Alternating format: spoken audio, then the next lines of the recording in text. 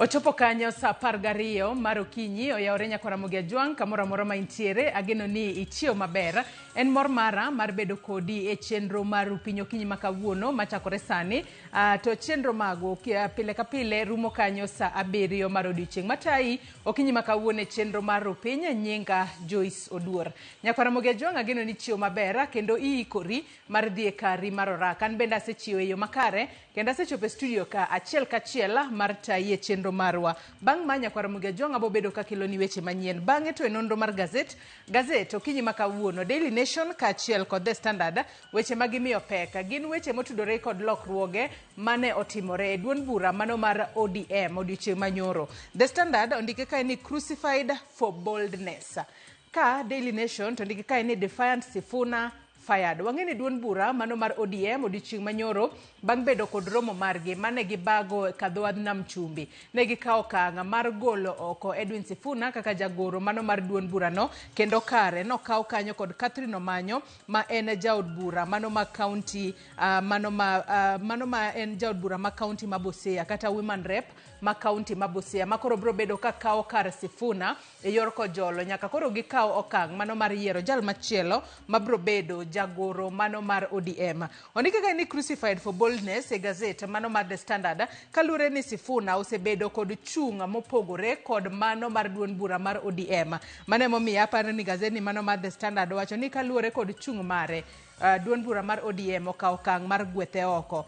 Daily Nation to ndike kae ni Defiant Sifuna fired bende kotudore kod chung' mare okosebedo kowinjore kod duond bura mano mar ODM ahinya nyako tudore kod kaka ODM dwa donjo e winjruok kod UDA. Mane momiyo aneno ka gazede ariyo gi koro menyo mana weche ma otudore kod golo oko Edwin Sifuna kaka jagoro mano mar duond bura mar ODM. Kopogore kod mano, gazet mano mar Daily Nation bende koro menyo wechego mag oro makoro ndike kae ni oro ka achiel kod nok mar chiemo. Sani koro miyo moko kuom jopuonjre ok dhi e skunde gwenge mamoko mapacho kae mane counties ma Baringo, Turkana, Uasin Gishu, Mombasa ka achiel kod Kilifi. Mage moko kuom counties ma koro oro ng'enye ahinya. Gino momiyo moko kuom jopuonjre ok dhi e skunde e counties makamago. Nyakora Mugia Jwang mago duto abo bedo ka lidho ni e gazet kochakore sa 12:30 nyaka sa 1 mar okinyi. Kochopo kanyo sa 1 nyawadwa Sharon Ong'ao bro bedo ka tayi e twak mokwongo e chenro mar Upenya. ODM yueyo odgi kalore ni nyaka sani wang'eyo ni Edwin Sifuna ogweth oko. Mano nyiso nang'o to ODM seche moko gichano loso duond bura margi e yo machalo nade. Mano motelo ne donjo e winjruok kod duond bura mar UDA. Parni bende odiochieng' manyoro ne giwacho ni gibro bedo ka giwuok ayanga e riwruok mano mar Azimio. Mano nyiso nang'o twak makamano Sharon Ong'ao bro bedo godo kod welo kochakore sa 1 nyaka sa 2:30. Bang'e tibo bedo kiyudo chenro mano mar pogore kaito kango chopo kanyo sa 4 mar okinyi chenro mar mbako romo okinyi ma kawuono ibo bed ka itayo kod Lydia Okeyo. Omiyo chak tudri kodwa nambwa mar ote machuok 2-600. Facebook ibiro yudo achiel kachiel Ramogi TV, YouTube Ramogi TV Kenya. Kan bende nyalo tudri koda e Facebook page mara ibiro yuda Joyce Oduor, mbui mara mar X ibiro yuda @JoyceOduor_ machiegni kendo magi e thuond weche manyien. Having deliberated on matters relating to the conduct of the Secretary General, Senator Edwin Sifuna, the NEC resolved to remove him from office with immediate effect in accordance with the party constitution.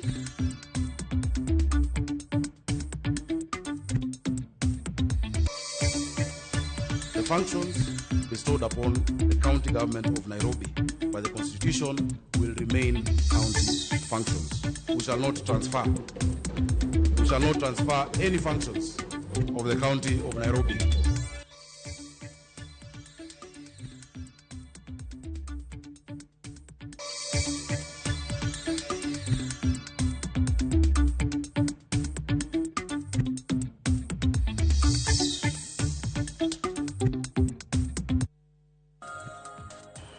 Nyakora Mugia Jwang machiegni eneno weche manyien okinyi ma kawuono. Gikone to koro kuku mar duond bura mar ODM ogwetho oko Edwin Sifuna kaka jagoro mar duond bura no kendo chiwo thuolo no ne Catherine Omanyo mabiro bedo e komno kaka jagoro ma kojolo. Okang' makama Gikoni gikao kaluore kod ng'ura mosebedo bang' Sifuna bedo ng'ala manyime e rocho kendo dhi ataro gi moko kuom chike manochuogi mag tayo duond burano. Jafambo marwa George Aoko gi ler mathoth kowuok Mombasa. Bang' lorore e yot e thuolo moheo seche 6 magawa moro e kaunti ma Mombasa, kuku mar duond buch ODM ne ong'ado gi dhok achiel mar gwetho oko Edwin Sifuna e lemo mar jagoro mar duond buch ODM. E yoteno mane osom gi Catherine Omanyo men jalup jagoro e duond burano, okang' ma kamano ne gikawo bang' Sifuna wuok oko apiaya kendo dhi ataro gi moko kuom chike mosebedo katayo duond burano. Thuolo no koro ochiw ne Catherine Omanyo ma en jaod bura ma Busia mabiro taye kaka jagoro ma Kojolo nyaka chieng' tim yiero. Having deliberated on matters relating to the conduct of the Secretary General, Senator Edwin Sifuna, the NEC resolved to remove him from office with immediate effect in accordance with the party constitution and applicable laws. Effectively, the Deputy Secretary General, Honorable yours truly, Catherine Omanyo, will act in this position until a substantive holder of the position is elected. Eromono, winjruok mabende ne gibedo godo en chako chenro mar wuok oko ayanga e riwruok mane okelo kanyakla duond buche mag siasa e bwo tipo mar Azimio la Umoja One Kenya. Okang' ma kamagi kawo mana ndalo machuok bang' riwruogno walo jatend duond buch Wiper Kalonzo Musyoka kaka ogai mar riwruogno thuolo manoriko Maki kod mosenindo migosi Raila Odinga. NEC expressed grave concern over the rising levels of indiscipline within the party, particularly at the senior leadership level. The committee underscored that ODM is governed by its constitution, the rule of law, and collective decision-making through its duly constituted organs. Gikoni dwaro bende nitiere mar keto e tim winjruoge 10 manokelo kanyakla duond buch ODM kaachiel kod mano mar UDA, ka jaod bura Masuna Junet Mohamed bende omi thuolo mar tayo chenro mar neno ni omenda maromo shillings bilion 450 ma idwano ochwal e tend counties ma pacho ka oketie budget ma Kojolo. Wach machielo mabende ne olosi e winjruok makamano en sundo piny owacho mondo mi ochul anyuola kaachiel kod jogo mayudo hinyruok e masiche mag ng'anyo mosebed kibago e pacho ka. Kuku mar duond burano bende okone gi chano bago romo madhi kelo kanyakla wajumbe mag duond burano tarik 27 dwe mar adek higani e boma ma Nairobi, kuma thor wach dhi bedo fuono chenro mag duond burano ka giikore ne yiero mar higa 2027. The NEC reaffirmed ODM's commitment to democratic governance, constitutionalism, social justice, and the pursuit for a broad-based, inclusive, and reform-oriented government that reflects the will and aspirations of the Kenyan people. George Aoko, Ramogi TV, Mombasa. Riwruok mar Governors koro lando ayanga nyinge senators magi ywak ni osebedo ka sandogi ahinya to e komiti mar rango kaka counties tiyo gi omenda. Governors ywak ni senators go koto gi omenda kendo keto gi liet ma ok owinjore. Governors ka okalo e riwruok margi ochwalo barua ne speaker mar od bura mar Senate Amason Kingi ka yango senators 4 magi tudo gi timbe mibadhi e komiti. Kanyo oriwo Edwin Sifuna ma en senator ma Nairobi, Moses Kajwang ma en jakom komiti no kendo senator ma Homa Bay, Samson Cherargei ma en senator ma Nandi kod Johnson Mwaura ma Taita Taveta. Ewi mano, Governors oramo ni ok gibi chopo e nyim komiti mar Senate ka ok olos wechegi machandogi. Bende gidwaro ni tim lokruok e komiti mag Senate kendo senators go thich oko e lemo maggi. Bende gidwaro ni tudruok obed kod lalruok madhi reso kaka itayo loch gwenge.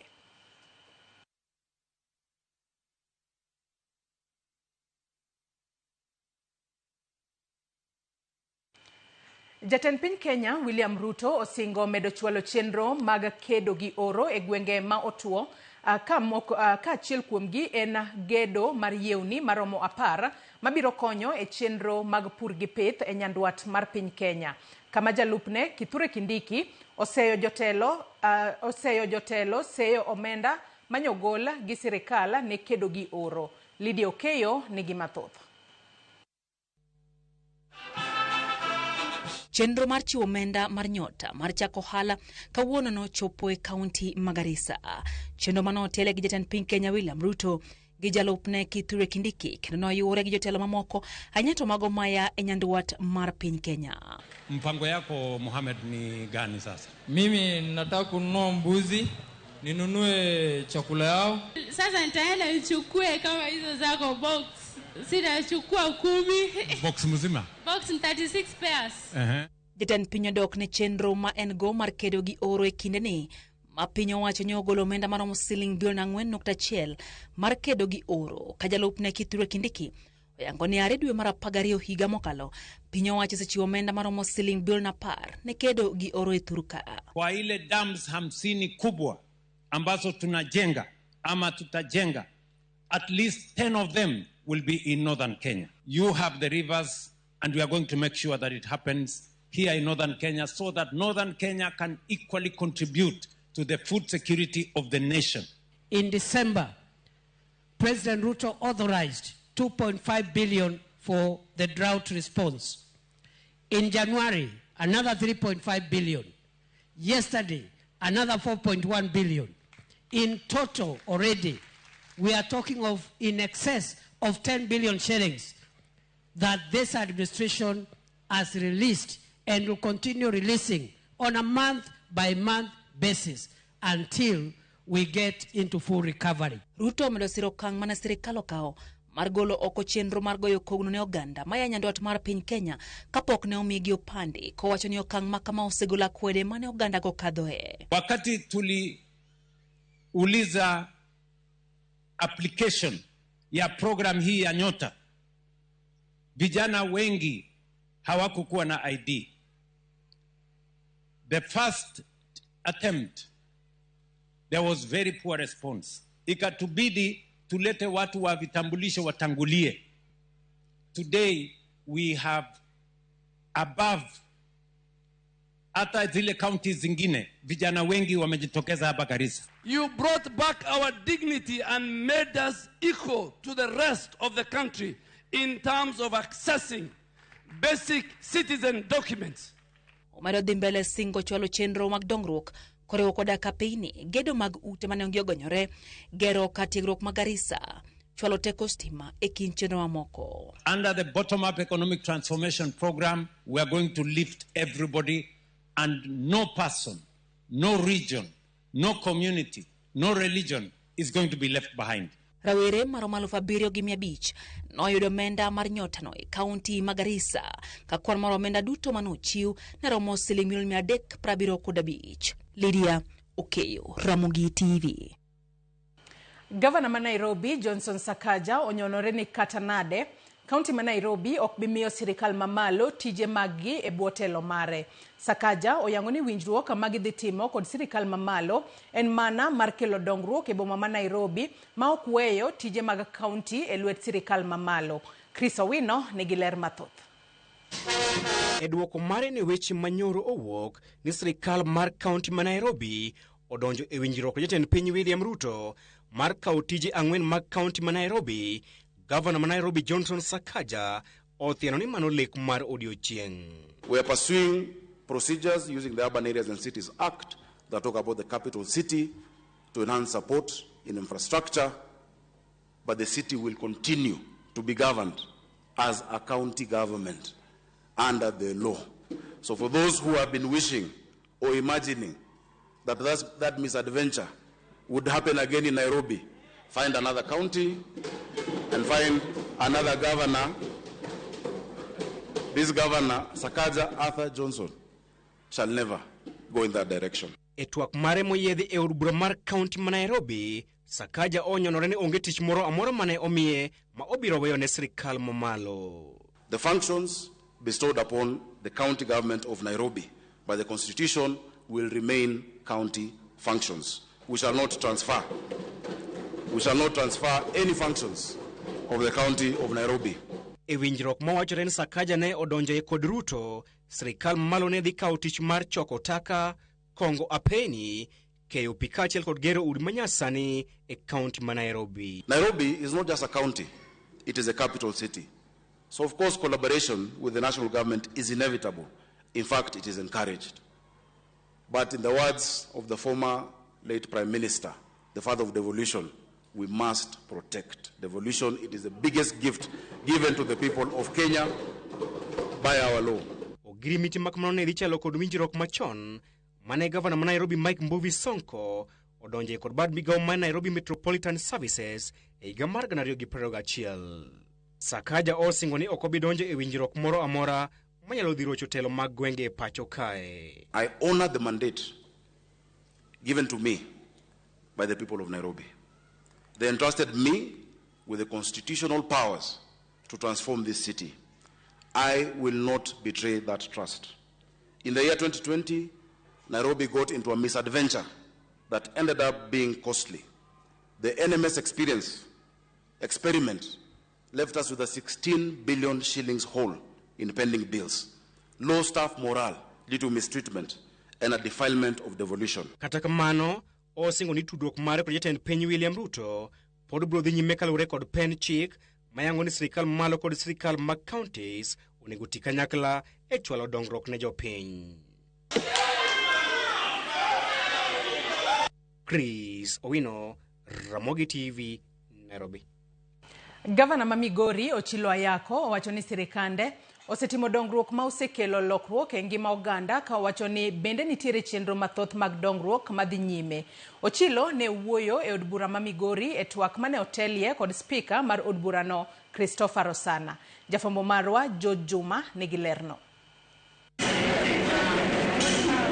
E twak mare ma okwongo higa ne obono ma Migori, gavana ma Migori Ochilo Ayako mane ni sirikal mare osetimo dongruok manenore, ne olero chenro mag dongruok ma osetimo nyaka ni odonje pis e higa mar 2022. We have implemented projects that have directly improved the lives of our people. E sekta math vichiro ne tendo stimo mathoth, kabinde nitie mathoth, mabende koro pod dhi nyime, ma oting'o malo, hospital maduong' ma Migori kowuok e kidieny mar 4 kata level 4 nyaka kidieny mar 5, mabende ong'ere kaka level 5, ka itikore mene maromo milion 500.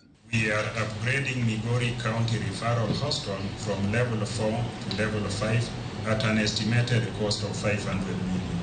This upgrade will expand integrated and specialized services, including the intensive care unit, high dependency unit, cancer center. Bende ne wan osiptende madongo mag sub-counties maromo 8 bende iting'o malo nyaka kidieny mar 4 kata level 4 ka itiyo kod omenda maromo milion 450. Additionally, we are upgrading 8 existing hospitals across the county to level 4 status at a cost of 450 million. E migawo mar omenda gavana ma Migori ne wacho ni gope duto ma kaunti ma Migori nitiere godo maromo milion 600 mag jogoeko mane otimo rak bende koro dhi chul duto ka dwe mar 6 mar higani koro pok orumo. 5 paid Kenya shillings 280,578,000. This has reduced the outstanding pending bills to Kenya shillings 618,469,537 shillings. Report manogol kod gavana ma Migori noyango ni piny owacho ma kaunti ma Migori oketo omenda maromo milion 52 ma idhi tigo e gero klesego mag ECD maromo 114 e kaunti ma Migori mangima. In 2022-2023 financial year, we implemented the construction of 140 ECD projects at a cost of 77 million, while in a 24-25 financial year, we supported 203 community ECD projects worth 93 million. This financial year, we have allocated 52 million for 114 additional ECD. Gavana ma Migori ne wanegi sekongo apeini maromo kilometers 1,500 nyaka ne donji e telo. In the last financial year alone, approximately 1,500 kilometers of major roads were constructed or maintained. The 14-kilometer Awendo Kanyimachi Junction Road is being upgraded to bitumen standard, and we expect to have it completed by June 2026 at a cost of 920 million. Oganda kaunti ma Migori ne ogolo paro mopogore opogore ka otende kod yo ma gavana ma Migori osetiyo godo kaachiel kod MCS Edward Mamigori. Luwore gi gik manyocha MCS osingonwa gisetiyo kendo gitiyo maber mana ni gimoinyo MCS nitie wach maro manobet noningo bed ni sirikal miyogi pesa mar ward management to jogi onge ward management. Sani jogi nyalo tiyo gi pesa mar county government kendo gidhi magikwa gavana migi nyaka pesa magitim go gimoro achiel ariyo. Pod wan gi expectation kaka gavana marwa no promise otije moko kaka wan ma youth in terms of employment wagombo kabisa kendo youths gombo ni mondo migi ondik gi tije. Mar ariyo MCS ok nyal timo social audit kata mana ok nyal timo audit ne county ne executive kech gi fear ni in case ni gidhi gi expose kata giwacho weche moko achiel ariyo adek to gidhi bedo rebels. George Juma, Ramogi TV, Migori.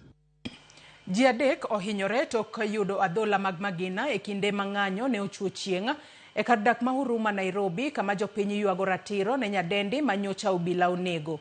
Ji adek go kama oting'o chuo ariyo gi miyo achiel ne ohinyore bang' magina chwado gi apoya kendo ne oring kodgi e kar thieth ma Kenyatta.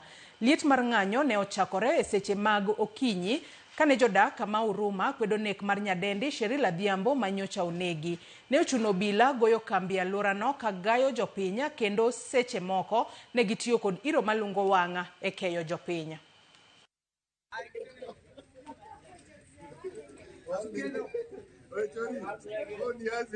Zui ni madam ni negligence yake ama zui ni nini ili happen akafaya bunduki ikaweza kugonga watu wawili hapo, watu watatu, wawili wanaume wenye walileta huyo vijana na madam mmoja anasikia ameshtua mkono.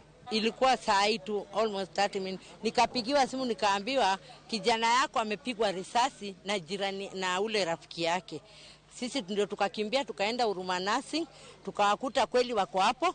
Kuna askari walikuwa wanajaribu kutusaidia, wanasema wanaita OCS, tusaidiane tupeleke hospitali.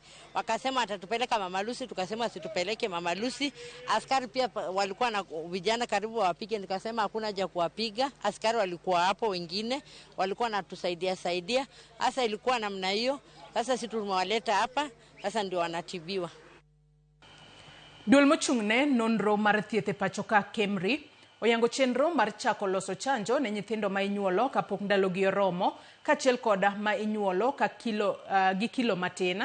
Nyithindogo mathothne yudo kute makelo athung'a mar pneumonia. Jafumbo marwa Judith Omondi nigi lerno. Fuong'ruok nyalo neno ne jonyuol mag nyithindo ma inyuolo kapok ndalogi oromo kata ma inyuolo kod kilo matin.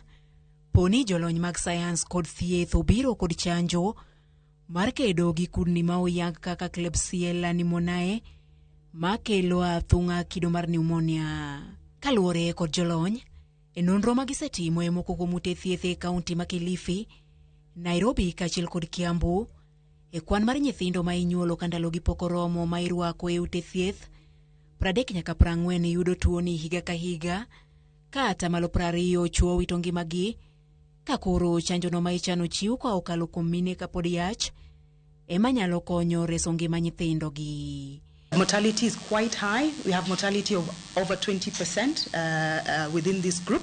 Vaccine is an option for them, but remember they are neonates. They get their immunity from the mothers. My work is trying to see which Klebsiella pneumoniae types that are within causing infections within these babies in hospital. So the idea we are having currently now is to develop a vaccine that we give to the mothers.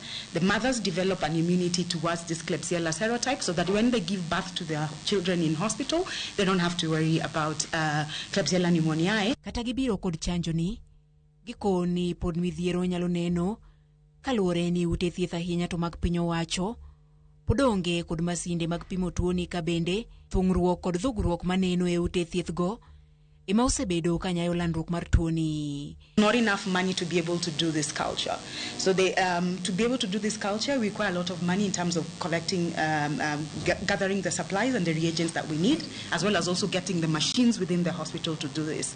So most of the public health hospitals don't have, they have a lab, but they don't have a lot of these instruments or reagents to be able to do this, and their expertise also in terms of building them up to be able to do this. Gino majatatije mar duol marango lek ma higa 2030 Vision 2030 Kennedy Mwige Olosie kendo siemie counties. There's a call out to all county governments and the national government as well. Our hospitals can no longer continue to be overcrowded, poorly ventilated, and have patients sharing beds. There is no excuse for it. Government has enough money to make sure that patients in hospitals are sleeping in their own bed and the hospitals are clean. So if this is not happening, it is a misapplication of funds in whichever place it is happening. And this needs to be arrested. E kwan mar nyithindo mani piny mar higni 5 mawito ngimagi e pacho ka higa, nyithindo ma inyuolo kapok ndalogi oromo kata ma inyuolo kod kilo matin, okawo namba mamalo, kendo gichanjo ni geno nitie ni kwan nyalo dok piny. Judith Omondi, Ramogi TV. Kweth jopuonjre manitiere kod ng'ol kata mani kod ng'ol masomo Nyaburi Integrated School e kar chung' od bura ma Karachuonyo e kaunti ma Homa Bay ma osebedo gi pek e chenro mag wuoth koro yudo fuong'ruok bang' riwruok moro ma ok mar piny owacho chiwo negi ndigni makonyo ji manigi ng'ol kata wheelchair. Jonyuol mag nyithindogo mani kod ng'ol bende ogolo ywak ewi midhiero magineno kaluwore gi chala mag nyithindgigo. Riwruok mok mar piny owacho ma ong'ere ni Jonathan Reis Ovop komakore gi osiptal mar Liten AIC osebedo ka siro nyithindo mane kod ng'ol mopogore mondo gibed kod yot e chenro mag skunde mag some. Achiel kuom chenro mag timo en chiwo wheelchair ne jopuonjre mane kod ng'ol mopogore e skunde mopogore mag some e kaunti ma Homa Bay. Ka jatije maduong' e riwruogno Caroline Kisuge mane loso e kinde mane gichiwo wheelchair ne moko kuom jopuonjre masomo e skund nyithindo mane kod ng'ol ma Nyaburi e kar chung' od bura ma Karachuonyo. Wachni thoth nyithindo makamago neno pek e sombgi nikech onge mag gigo manyalo konyogi e chenro mag wuoth e skunde ma gisome. Watudore gi joma moko bende matimo kedo ne ratiro ne nyithindo modak gi ng'ol mondo wanyis jo community ni nyithindo modak gi ng'ol bende gin ji to kendo nego migi thuolo maromre kod nyithindo mamoko. Kelo wheelchair atimo mondo nyithindo ma pok odhi e skul oyud thuolo ma ginyalo dhi godo e skul. Jopuonj bende mapuonjo nyithindo gi e skul bende winjo matek nikech ka nyathi obiro maonge wheelchair iting'e, ikete e kom, ikete e mesa kama ondike, igole, kitere e choo, iduoge, koro jopuonj bende hinyore. Kisuge wacho ni thoth skunde ma jopuonjre mane kod dwaro makende some ni kod rem mathoth kendo jopuonjre ma kamago neno matek nikech onge mag gigo manyalo konyogi e chenro magi mapile. Miyo dwaro nitie mondo ket maino e bero chal mag skunde go eko. Gi primary schools mang'eny kabisa to kendo gin well established. To special school to wich wil godo. King'iyo kata mana buildings man kaendi ok giromo nyithindo. Ma en skul maduong' kendo en a national school onego bed ni kawo nyithindo mang'eny. To ok ginyal kawo nikech facilities gitin godo. Wakwayo MPs wa woman rep kod jogo man gi pesa mag jopiny ma itiyo godo e konyo jopiny mondo gimiye special school mondo gimigi gik madwarore mondo wakonyo nyithindewa. Kama kuom jonyuol ma nyithindgi ni kod ng'ol mopogore ywak gi pek magineno rito nyithindo ma kamago kendo ne ok ginyal pando morgi bang' kane giseyudo sir. An gi nyathi mong'ol ma ok nyal wuotho, ok nyal wuoyo, ok onyal winjo to en sani jahigni 15 koro olosore kar bedo pek nitie mar mondo nyiew pampas pile ka pile. Yudo ka seche moko bedo mapek ahinya nyathi ka inano kidwa dhi kata kamoro iduro ne ot kore kiwuok nikech kiweye to nitie kaka gineno ni ok en ng'amoro ibed kata e kind ji. Koro kawuono ka Nyasaye omiye timo nang'o na yudo wheelchair nyalo weyego kata ketege e dhot oko kanyo gonero kamano. Kawuono adhi wako tielo manyien mondo awuothe kaka ji wuotho nikech mostly wan gi pek nikech kwa be kuonde ma ji nitie to wayudo ka ok wabed accepted maber. Koro kwa bedo gi tielo ni kaka wuono da kawe ni koro abiro nenora ni an bende ok abed stigmatized. Ji neno ni kare abende an dhano nyalo wuotho. Alia Beach, Ramogi TV, Homa Bay. Nyakwara Mugiajwang gi report mar Alia Beach kowuok e kaunti ma Homa Bay ema dwani wakaw godo yweyo mokwongo e weche ma e chenro marwa mar Piny Okinyi ma kawuono. Kata kamano chenro podi iye lach. Akaw mana yweyo madundo gi sani bang'e taduogo kod nonro mar gazet. Kik idhi mabor.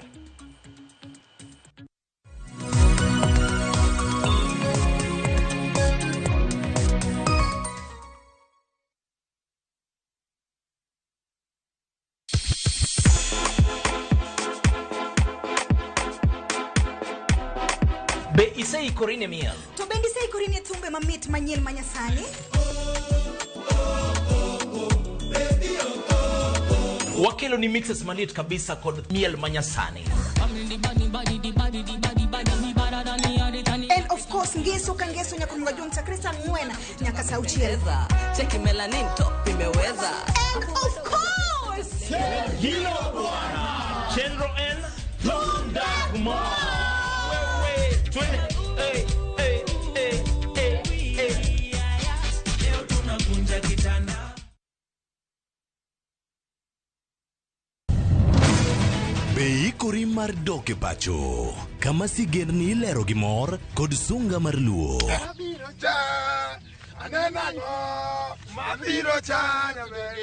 Chakre weche hera mamulo chuny, anyuola, timbe machon, nyaka sigendni madongo mag kit anyuolawa mapakowa. Magi ok gin mana sinema, magi gin sigendni magwa. Ka oko mana chikni emomiyo koro sani wabedo kaka familia kar nyamerwa.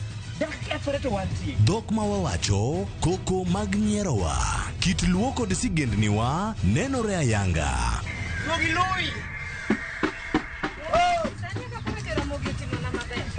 Winam Cinema, Jumapil ka Jumapil, saa 2 kod saa 4 mar otieno, mana e Ramogi TV.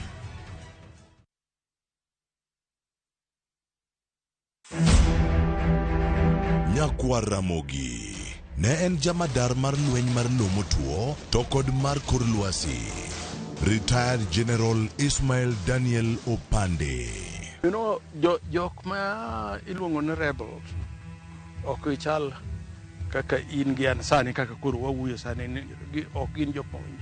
Eketo kwe ne orakore kod jolweny mobalo e piny Sierra Leone, Liberia, Mozambique kod Nigeria. You know, your people misbehaved again. Today you have lost even your rank.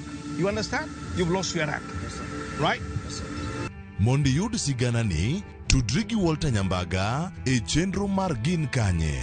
Chieng' Tich Abich, saa 3 otieno. Kik bai.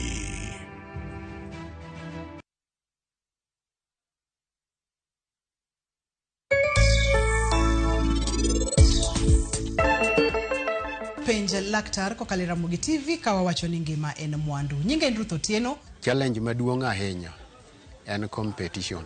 Iyudo ka ji mang'eny koro donjo e ohala ni.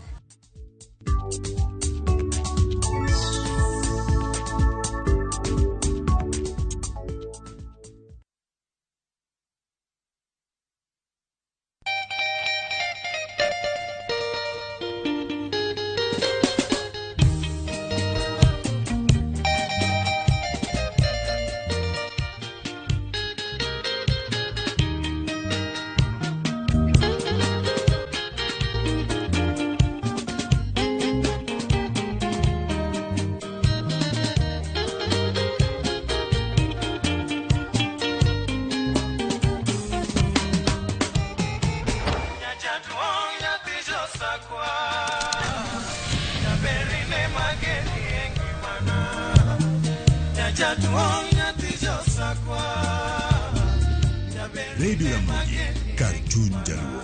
Radio Ramogi.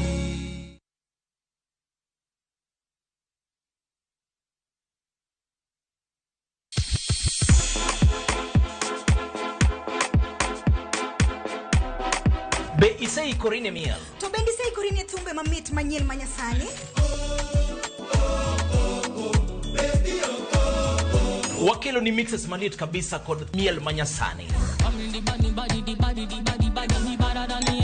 And of course ngeso kangeso nyakunga jonta Krista Ngwena nyaka sauchiel.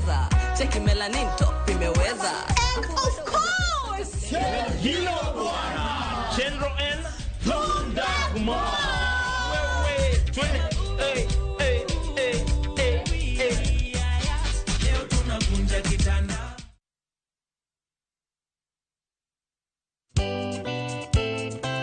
Ngeso kangeso, saa 11 mamidhiambo.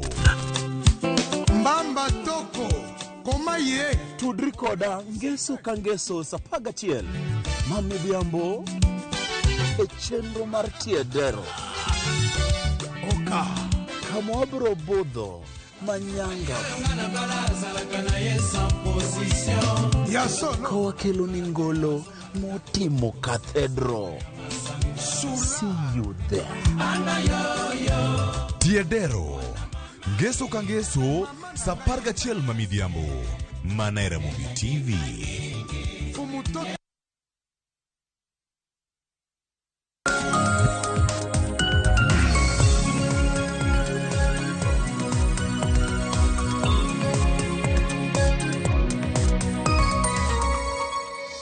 Nyakwara Mugejuang dakika en 35 tok sa 12 mar okinyi machiegni e nonro mar gazet. Antiere kae ko jafombo wadwa Barak Oduor mar mondo mi wanyisi gigo manitiere e gazet. Weche manitiere e it gazet mokwongo asenyisi. Gazet kawuono omenyo ondamo maduon bura mar ODM ne okawo odiochieng' manyoro mano mar golo oko Edwin Sifuna kaka jagoro mano mar duon burano kendo kare ok makanyo kod jaod bura county ma Busia kata women rep e county ma Busia mano Catherine Omanyo makoro bro bedo ka mako lemo mano mar jagoro mar ODM e yor kojolo nyaka chieng' gibed piny gi yiera jagoro mar gimanyieno. Yaore Barak ichio nade?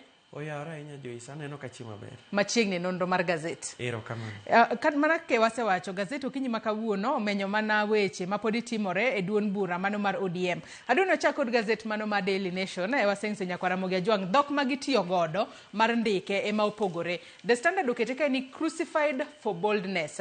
Gazet mar Daily Nation to okete ka ni defiant Sifuna fired mano kotudore kod kaka Sifuna osebedo kod chung mopogore kod moko kuom jogo manitiere e duon bura mar ODM gino makoro nomiyo odiochieng' manyoro bang' romo margi e county mano ma Mombasa ne gikawo ondamo mano mar golo oko Edwin Sifuna. To wang'eyo ni ok en mano ondamo ni kende kwang'iyo it gazet mokwongo kae mano mar gazet mano mar Daily Nation Barak inno ka bende nitiere moko kuom gigo ma duon bura mar ODM chano timo mano ko chieng' tarik 27 dwe mar adek mano mahigani wang'eyo ni ODM bro bedo kod National Delegates Conference ma en romo ma en mano mar koro chako goyo ondamo mano mar donjo e winjruok kod duon bura mano mar UDA. Kopogore kod mano bende ne giwacho odiochieng' manyoro ne gidwa chako chenro ayanga kaluwore kod chike ma pacho kae owuok e riwruok mano mar Azimio kakoro nyaka sani ne gikwedo kang' mane jatend piny Kenya machon Uhuru Kenyatta okawo mar yango Kalonzo Musyoka kaka ogai mar Azimio. Kopogore kod mano wasewacho kanyo ni Catherine Omanyo ema koro mako kar Sifuna e yor kojolo. Wach makamano aneno komiye peke it gazet mar 4 kaachiel kod mar 5 mano mar gazeti mar Daily Nation. Kodhi it gazet mar 4 kaachiel kod mar 5 kanyo Baraka no kondiki kanyo ni ODM kicks out Sifuna, target Uhuru and Kalonzo allies in house purge. Matende ni podi nitiere yuarruok moro ma podi seche moko wanyalo neno mbele kanyo. Barak. Mana kaka isewacho Joyce gini chalo ni koro awayo ojogore gi lak nikech bura manyo otimore nyoro bura mar manyo luongo gi jodito mar chama mar ODM mano kadho wadhnam chumbi Mombasa no kalo weche mathoth ahinya to weche wach maduong' manyo wuok mana kaka isewacho en ni ne giketo tenge kata ne giketo oko jagoro maduong' margi mano Edwin Sifuna kane giwacho ni Sifuna kosebedo kaluwo dwaro kata tim kaka gidwani mondo chamano oringi nikech Sifuna osebedo ka timo gik ma opogore gi kaka chamano dhi. Mar ariyo ne giwacho ni nikech weche koro thoth e chama giluongo bura maduong' iluongo ni NDC bura moting'o delegates duto te mag chamano madhi bedo dwe mar gine madhi bedo dwe manyien madhi bedo dwe manyien tarik 27 to wach machielo kendo Joyce en ni giwacho ni duon bura mamoko mane gin go e riwruok maduong' mar Azimio ok nyal buogogi ka gone gi koko ni gigologi e gineno e riwruogno. Giwacho ni koro gidhi wuok ayanga ka giwacho ni neno ka ogai mar duon bura mar ODM mano migosi oburo gi ngane wacho ni be Azimio en riwruok mano osetho ma kik ng'ato bed ni dwa buogogi. To mara 4 ma dhi timore mbele ka en ni nitiere jodito moko kendo mag duon burano ma bende nyalo wito kombegi nikech gisebedo ka giwuotho gi Sifuna mago kumoting'o joma chalo kaka Ososi gini ma pod iwacho ni pod nigi kombegi. Kopogore kod mano, wang'eyo odiochieng' manyoro e kinde makoro duond bura mano mar ODM ne nitiere kod romo mano mar kuku mar tend ODM kadho wadh nam chumbi odiochieng' manyoro. Iwacho ni kapok ne gilando ayanga Edwin Sifuna ni koro gole oko kaka jagoro mano mar ODM. Iwacho ka ni ne en twak ma iye tek ahinya nikech kuom ranyisi owach kanyo ni jaod bura e kaunti ma Kisumu kata women rep e kaunti ma Kisumu Ruth Odinga ma en achiel kuom jokanyo mago mag kuku mar ODM kata neka. En achiel kuom jogo mosebedo ka chung' motegno e tek Edwin Sifuna. Kendo iwacho kanyo ni ne en twak ma iye tek ahinya kalure ni jogo mane ok dwar no gol oko Sifuna. Gin ne gidwaro mar mondo mi ong'iya ne chike ma pacho kae. Mano king'iyo kanyo article 74 mano mar pede chike ma pacho kae oyango kanyo makare kaka winjo bed ni igolo jatelo e apisi. Kuom ranyisi Sifuna ne omako lemo mano mar jagoro mano mar ODM. Kata kamano ne en ywaruok kata kinde mathoth iwacho ni ywaruok ma kamano kobedo to wacho ni majority rules. Matinde ni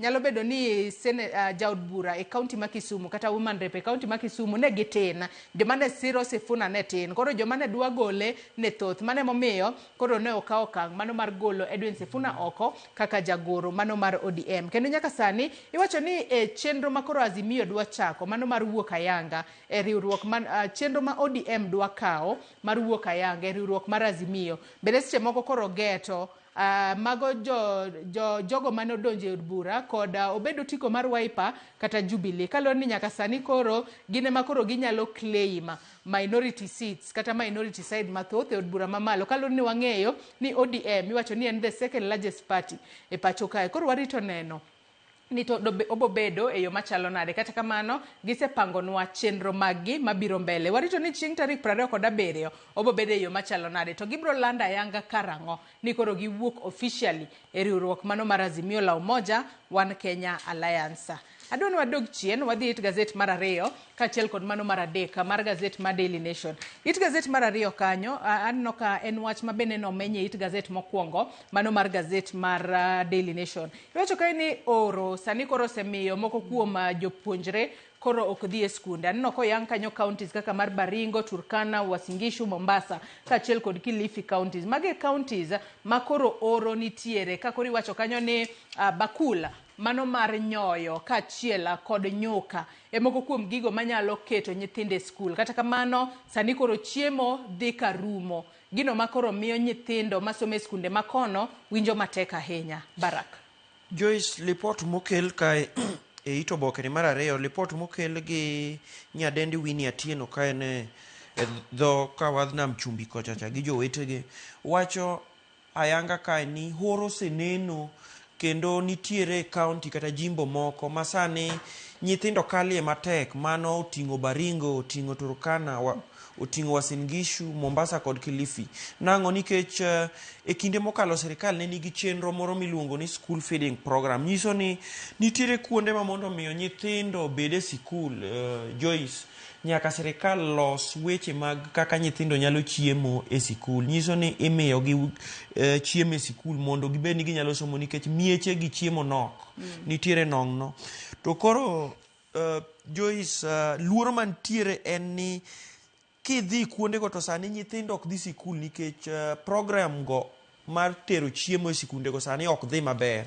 Nitiere kuonde moko ma klas mangima nigi nyithindo ma ok chop 20.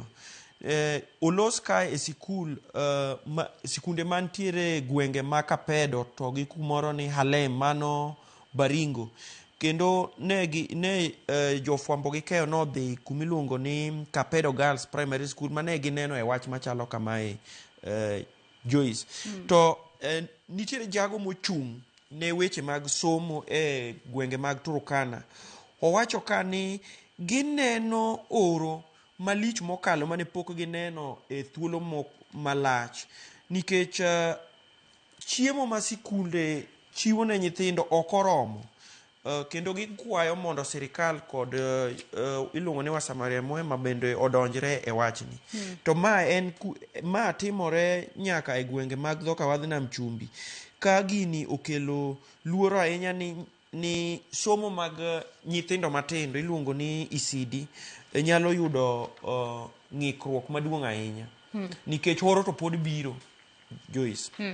Kopogore kod mano bende koro aneno ka chiemo makoro seche moko imiyo jopuonjre skunde ema koro iwacho ni mano moko kuom gigo makoro bende miyo jopuonjre bedo kod siso mano mar dhi e skul. Kuom ranyisi, owach ka ni skul primary mano mar Jela Primary and Junior Secondary School, japuonj maduong' mano mar skul no mano Samson Kahindi nyaka sani koro wacho ni kaluwore kod program mano mar miyo jopuonjre chiemo e skunde ka koro nyaka sani imiyo gi nyuka, imiyo gi break time, kaito imiyo gi nyoyo mano samigago. Gino koro semiyo kwan mag jopuonjre 910 ondikore mano mar dhi e skul makamano. Mar mondo mi ka gidhi e skul kure magintiere kod geno ni ango madhe nyuka kochopo kanyo gimoro saa 5 to kango chopo samigago ango yude nyoyo moro ma omuodo. To magi duto ikelo kod koth mok no chue makare ahinya nyate giko higa mokalo. Kata kamano wageno ni sirikal biro medo keto maino neno ni jopuonjre madhi e skunde obedo kod chiemo moromo mar mondo mi nyathi moro amora kik kos dhi e skul. Kalore ni kodhi e skul bende no ni onge chiemo, kobedo dala koni bende koro no ni onge chiemo, koro onge motivation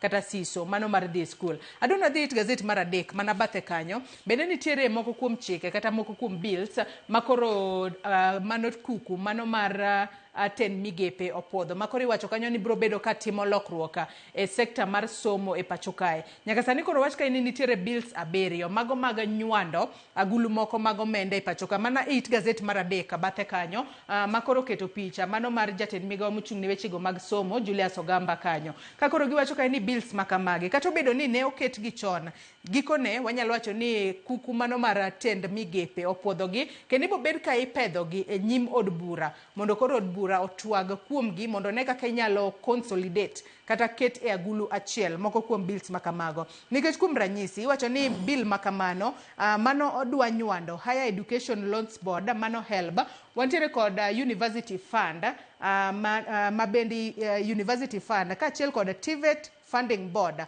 kaachiel kod mano mar Kenya University and College Central Placement Services KUPS makoro sani idwa nywandgi mondo gibed kumoro achiel kaka Tertiary Education Funding Authority. Barak magi ng'eni chike mane nolosi higa mar 2024 ng'eni dwaro mar sirikal motelne gi migosi William Ruto en ni gidwa ni mondo giket weche mag somo obed maber zaidi pacho kae.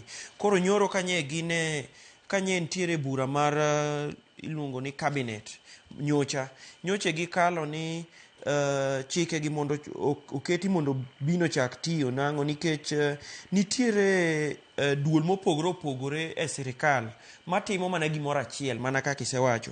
Wan gi duol ma chiwo hola ne nyithi sikul kata ne nyithi mbalariany to gi nyithindo masomo e gine e colleges mopogore opogore. Ne gineno ni gikaw duol ni to giriw gimoro miluongo ni the Universities Fund kendo gichak giriwe gimoro miluongo ni TVET Funding Board and the Kenya Universities and Colleges Central Placement Services. Mae nowachi gi migosi Julius Ogamba ni biro miyo tiyo ne jopiny, biro miyo sirikal tiyo ne jopiny e yo motimre nade, e yo ma oyanga kendo yo maler kendo yo mapiyo moloyo ni ka wan gi migepe mag sirikal modhuro to gitimo mana gimoro achiel. Joyce. Kopogore kod mano kotudore kod weche mag somo nyakora Muge Jwang inyalo somo it gazet mar 2 kaachiel kod mano mar 3. Adonwa dhi it gazet mar 6 mar gazet mar Daily Nation kama jatend piny Kenya William Ruto notemo dok ne chenro mage nyato mago mosetero e gwenge mago mag nyanduat mar Kenya. Wang'eni jatend piny Kenya William Ruto odiochieng' manyoro ne entiere nyanduat mar piny Kenya kata Northern Kenya e kinde ma koro ne opogo omenda maderoma $63 ne rawere mago mohewa 2,500 omenda mabro bedo ka konyogi e jolo chenro mag gimo pogore opogore ahinya nyato mago mag ohala. Bende koro ne okwedo ahinya nyato mane en jalup ne Rigathi Gachagua mosebedo ka seyo chenro mage. Barak.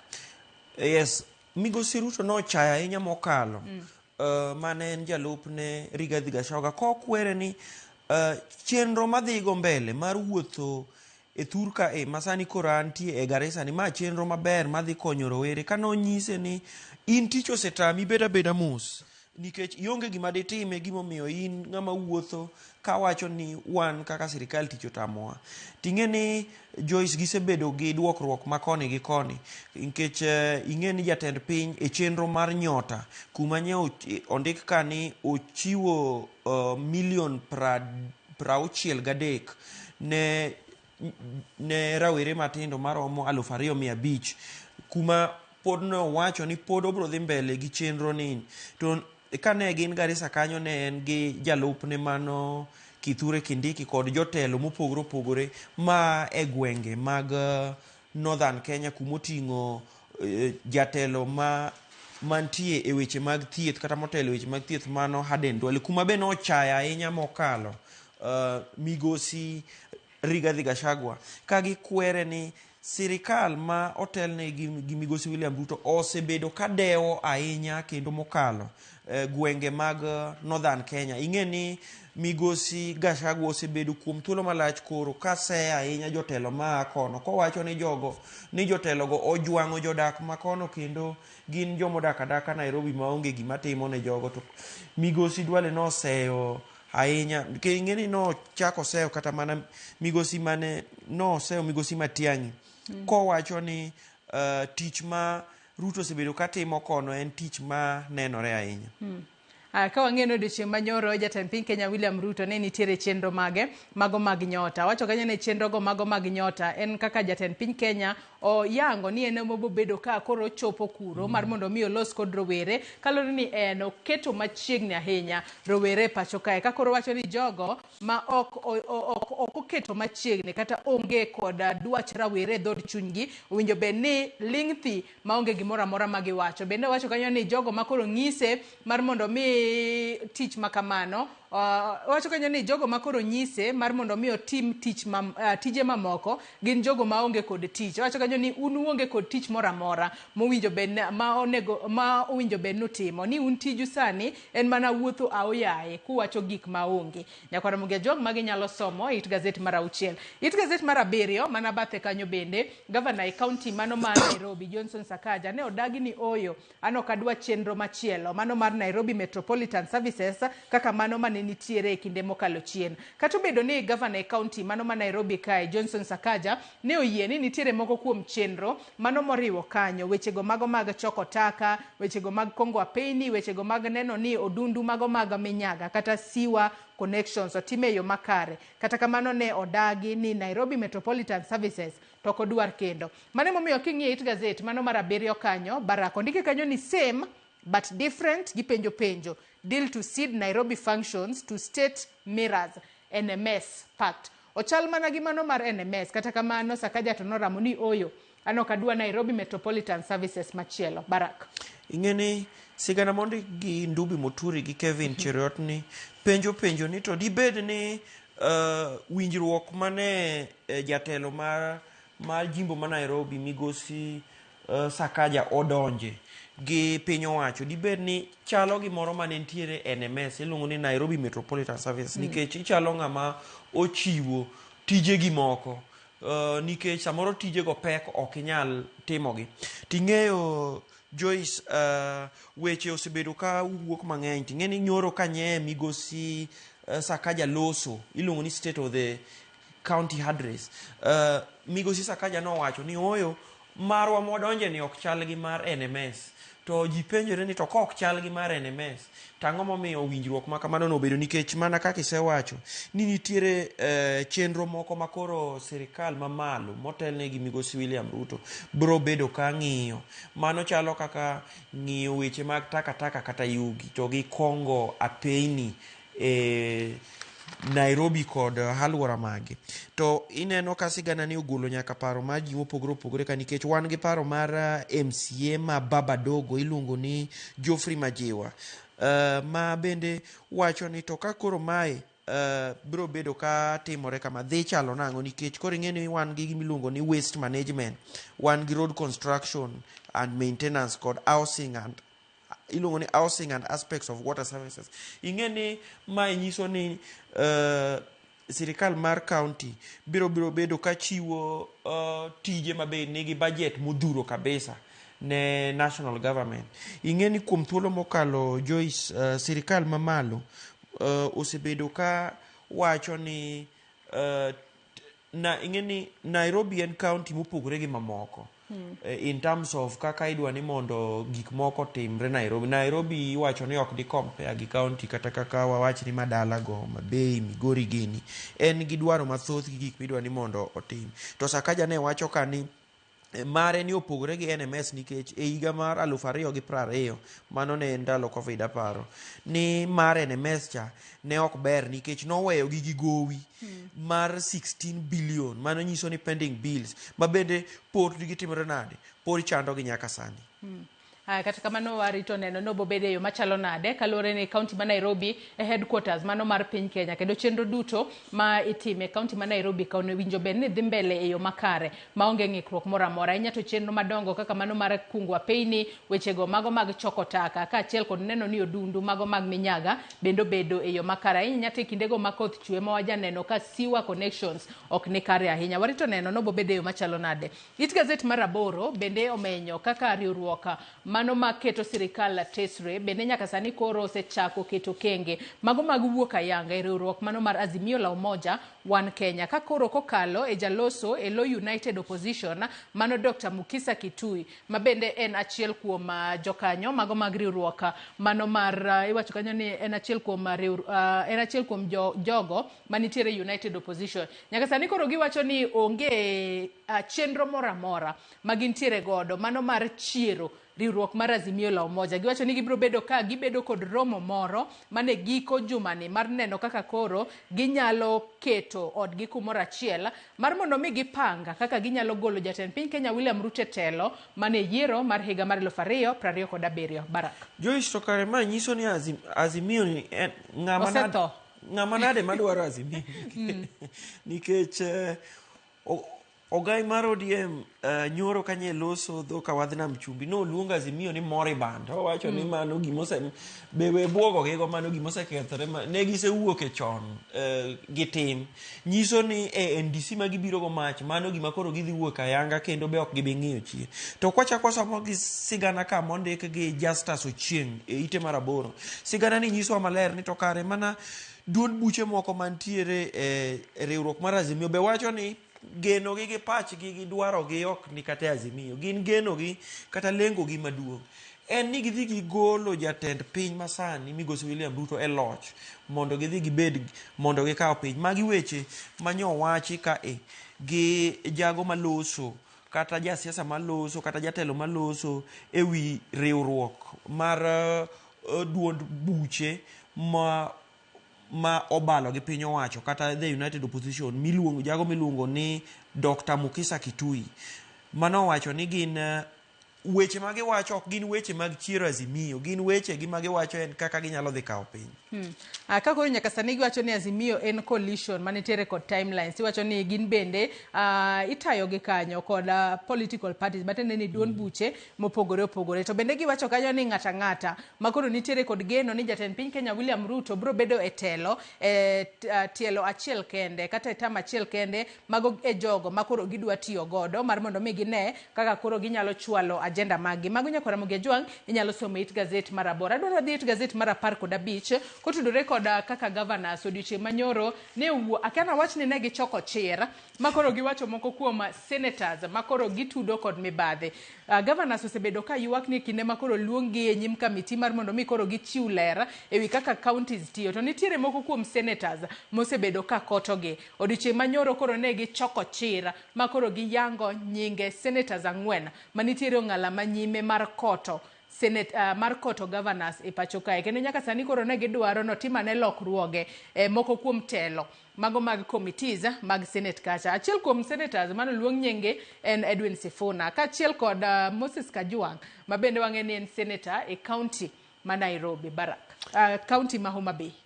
Ng'eni wach mar governors yuare gi senators nikech senators magi yuarego gin senators mane committee ma kichik obed ni onego bed ni dayo dhoggi kaka gitiyo gi omenda jopiny jimbo ma gintiere go. Nye giwacho ni jogi senators gi timo tim makoch nikech sama gibiro mondo oda dhoggi to senators gi dwaro asoya kendo nyisogi ni miwa gimoro matin ma ka ok imiyowa to wadhi keto ni piny bedo ni mana matek. Koro ni governors gi be nowuok ni jothurwa wating'o badwa malo, ok wane maber nikech kwadhi kanyo ni mondo wawach kaka watiyo to ni idwaro kuomwa asoya. Mano ne gisiemo jakom mar kamitino mano seneta ma Homa Bay migosi Moses Kajwang', to nye gisiemo seneta ma Nairobi mano iluongo ni Edwin Sifuna, to gi ariyo mamoko. Ing'eyo Joyce, ywaruok mantie ka en ni dhi miyo weche bedo matek nikech ni neno ka senators go be nyo loso kata mana Kajwang' be nyocho wacho ni ok inyal bedo ni biro e mbele wa kwa penjo matek kaka itiyo gi pesa jopiny tichako wacho ni wadwaro kuomi pesa. Weche osebedo mathoth kan nikech kata king'iyo to en wach manyaka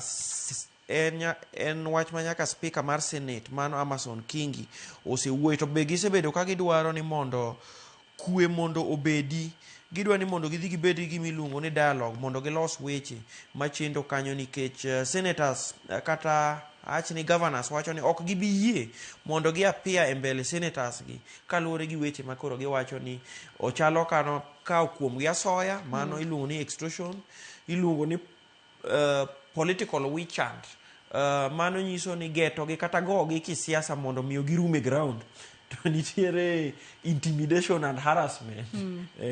En wach mang'eni pod dhi kelo liet mbele kae Joyce. Kata kamano wang'eni pod en ywaruok ma pod dhi mbele kind senators kachiel kod governors. Kata kamano wang'eyo ni senators bende timo mana tijgi mar neno ka counties tie yo makare kata oyo. Wach makamano nyakora Muge Jwang' inyalo somo it gazet mar 15. Adwani wang'e ane machinglo manitiere it gazet mar 17. Machinglo makamano kang'eye to en mana machinglo mano motudore kod gigo matimore e county ma Nairobi kae. Mano kotudore kod gino mane governor e county ma Nairobi Johnson Sakaja wacho diche manyoro kakoro wacho ni oyo ano kadwa NMS moro. Mano ma ket kod mano los kanyo e higa mar 2020. To king'iyo machinglo makamae Barak, inakia ni nyalo pimo gi wiyi e yo machalo nade nikech kang'iye taneno sura mar ng'ato machalo mane jatend piny Kenya mano osedhi e rutaya Uhuru Kenyatta to chalo ng'ama deyo ng'ama chielo mar mondo mi sign NMS, to piny koni bende nitiere joma moko. Barak. Machinglo ni gala manade ni aneno ka ma tipo mana kaka wacho mar jatend piny mano osedhi e rutaya kata yweyo, ochalo ng'ama ochuno ng'ato kae gi ndiko gimoro e wi mesa mondik ni NMS. Ma chalo na mana Sonko mano gavana machon mar mondo mi oket sei ne kanyo ichune gi thuon. Taneno kae ni koro Sonko no wacho ka ni the option is usually sign or sign. Nyiso ni tek ni sebedo gavana ma Nairobi biro chopo kinde ma koro dhi chuni ni nyaka keti mondo sign mondo tije gi moko kawo. Chalo ka gima koro Sonko nyiso, taneno Sakaja ka Sonko nyise ni gini kama e kako chal nyaka bed ni kosechopo nitie sama koro kosechopo to tije gi moko nyaka kawo. Nyakora Muge Jwang' imbi nyalo pongo gi wi kanyo nikech piny kanyo benano ka sura mano mar jago machalo jatend piny Kenya masani oting'o kalam kanyo. En bende koro seche moko koro keto en gi kalam manyiso ni kalam ne odwa miyo ng'ato mar mondo mi en bende ochuo koke e NMS mano Nairobi Metropolitan Services. Kata kamano governor county ma Nairobi kae Johnson Sakaja en osewacho ni oyo ano kadwa gima ket kod mana. Adwa dhi gazet mar The Standard mar mondo mi wang'e ane weche mag gazet mar The Standard omiyo peko kinyi makawuono kapok atieko nonro mar gazet. Anno kanyo ka saa 1 osechopo kendo winjo be ne wachiwo thuolo ne twak mokwongo e chenro mar opiny. Gazet mar The Standard oketo mana weche maket kod mago manitiere gazet mano ma Daily Nation mak mana ni dhok magitiyo godo makoro pure gindike kanyo ni crucified for boldness. Giketo picha mano mar koro sani luonge ni jagoro mar ODM machon mano Edwin Sifuna makoro kaluwore kod kako sebedo ko chung motegno e kit kako sebedo ko kwedo moko kuom chenro mag ODM moko dwar mane momiyo sani koro no kawo kang mano mar gole oko kaka jagoro mano mar ODM. Barak. Aneno oboke mar Standard wach malich ahinya kata wach maduong' magiketo ka en giwacho ni crucified for boldness. Mano gi dholuo kaka nyalo ken ni ogure kuom chir.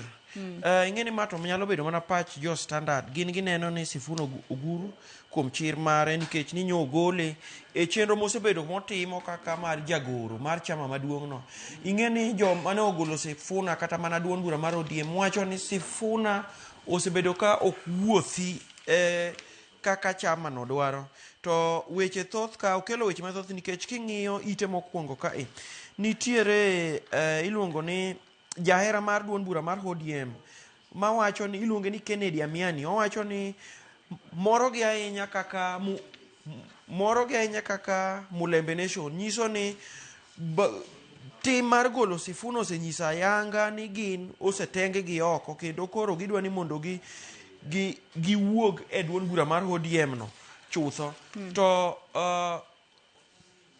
king'iyo ite mar ang'wen ma sigana mondik gi Harold Odhiambo kod Brian Kisanji en ni ODM ok osebedo ka dwa ni mondo kaw iluongo nang'o ODM ok osebedo ka dwa ni mondo pinge kaka otiyo duond bura telo mar ODM. To ni neno ka duond bura mar ODM nowacho ni Sifuna ok osebedo ka wuotho gi chama e yo makare. Joyce kendo kapok awe loso kidhi e ite mar abich pod en mana weche mag chama. Iwacho ni bura manyo gol godo Sifuna oko ne en bura maliet mokalo. En e bura maduong' bura mar ODM nyo bedo godo maliet nyaka ne giwito gai margi migosi Raila Amolo Odinga nikech e bura ni nitie joma nye neno ne Sifuna Oruma mane wacho ni oyo kar mondo mi wagol Sifuna wakuong walosi wanyiso ni wabed gi dialogue okamano wamiye siem. Mano kuma nyo oting'o jaod bura ma otelo ne weche mag mine e Kisumu kocha mano Ruth Odinga manye wacho ni jogi ne wacho ni wakungo bed gi dialogue to kata kamano iluongo ni the majority rules no wacho ni Sifuna koro osebedo nyaka wuoga Sifuna koro nyaka wuoga temo otimore.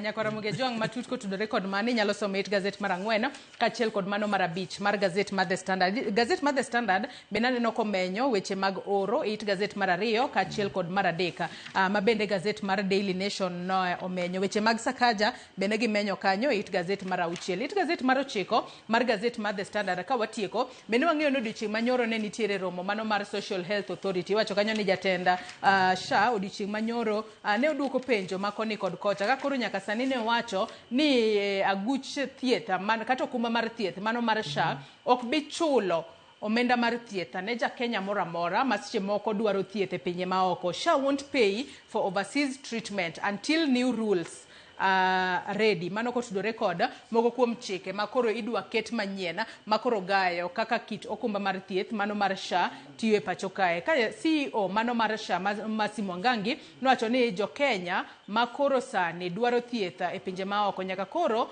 ne kaka ginyalo yudo pesa makamano kowuok e ofukgi nyaka koro chike makamago obed kare kendo ketgi motegno.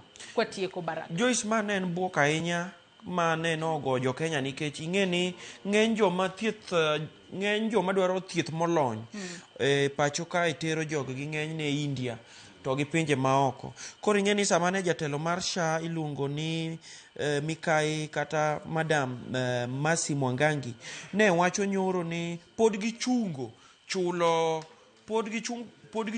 bills ne joma dhi thieth oko e yo mar SHA kata okumba mar thieth mar piny.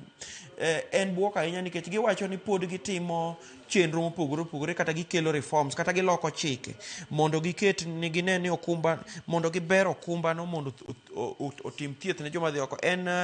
En gima no okawo ji gi buok ahinya nikech joma nitie mathoth turka madhi e thieth mag kansa ang'ogi ni chemotherapy ng'eny gi ng'e ni dhi gande India. Wachni mogik Barak waloro nonro mar gazet okinyi makawuono. Erokamano Joyce, wachna mogik en ni aneno ka Nyasaye oritowa maber. En ni oro osebedo to koth be aneno ka chwe kaluo matin tin. Waketuru gimoro e lo mondo wabed gi chiemo to wagen kuom Nyasaye seche duto. Aero kamana enya Baraka Oduor kuom kawo thuolo mar okinyi makawuono mar bedo kode nonro mar gazet Nyakwaramogi Ajwang', gazet momori e kind The Standard kod Daily Nation. Inyalo dhi nyiewo tibedo pinya isomo e yo makare. Akawo mana yueyo madundo gi sani, nyawadwa Sharon Ong'ao oseikore e yo makare mar tayi e twak mokwongo e chenro mar piny. Oriti masani, nyinga Joyce Oduor.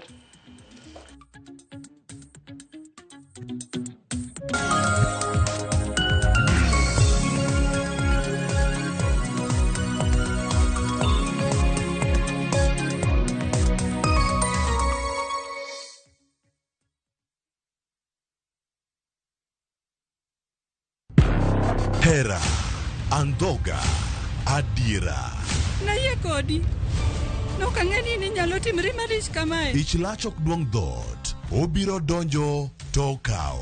Nyaka sani podi nikia gimoro amora mantiere pacha.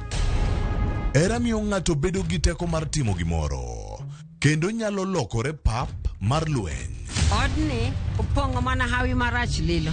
Makruok gi ng'ato nigi nengo mare. Ing'eyo gimarach kodi en ni onge ng'ata piny kama bedo gi wat kodi. Oromoniti. Remo biro yiero bedo korka ng'a. Kata kapo ni wan jokor gi nyako, mano ok onyiso ni wan waonge ratiro mekwa, omiyo an abiro chung' kode. Onge gima siko kopondo nyaka chieng'. Sama dera chiegni, gik moko duto wang'. Sanju gi Rajiv en ng'at achiel. Wae donga wache dier. Parineti. Wuok tich nyaka ngeso. Saa 2:15 otieno.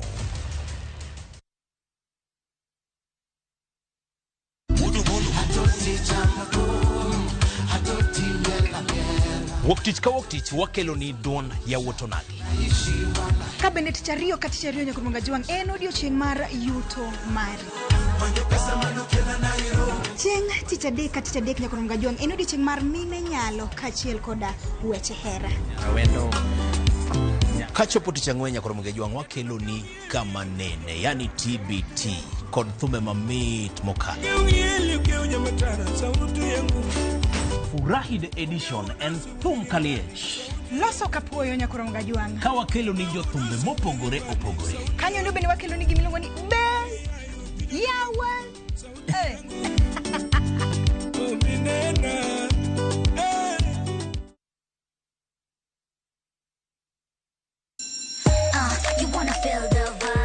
Ngeso ka ngeso, wakelo ni gik mamit makelo mor.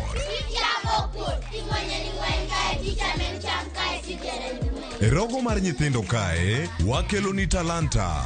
Loso gi lwedo, wapuonji tedo be. Gi moko mamit.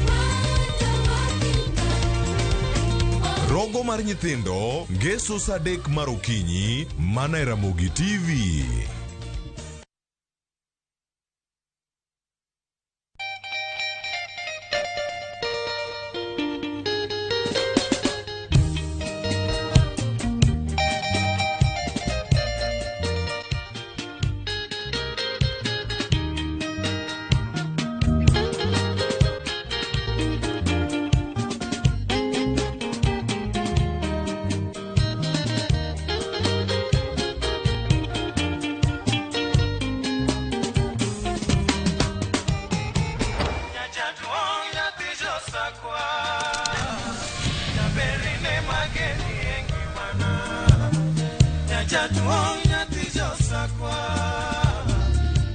Radio Ramogi, kar chuny jaluo.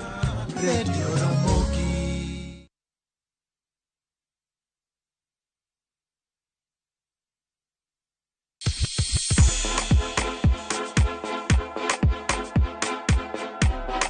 Be iseikori ne miel? To bende iseikori ne thumbe mamit manyien manyasani? Wakelo ni mixes manit kabisa kod miel manyasani. And of course ngeso ka ngeso Nyakwaramogi Ajwang' chakre saa 4 nyaka saa 6. Cheki melanin top imeweza. And of course Hilo bwana. Chenro en Thundagmo. Wewe twende. Leo tunakunja kitanda.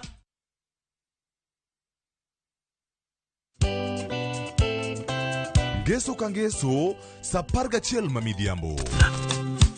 Mbamba toko, koma ye tudri koda ngeso ka ngeso sa 11 ma midhiambo e chenro mar tiedero oka kama wabro budho manyanga kowa kelo ni ngolo motimo cathedral. See you there. Tiedero ngeso ka ngeso sa 11 ma midhiambo mana e Ramogi TV.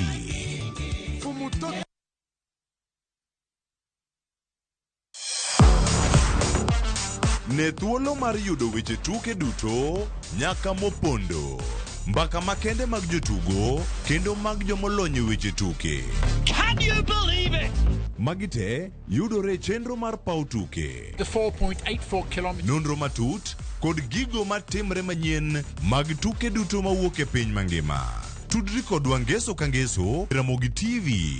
Kochakore sa 8 odiechieng' ka wami gik motimore pau tuke.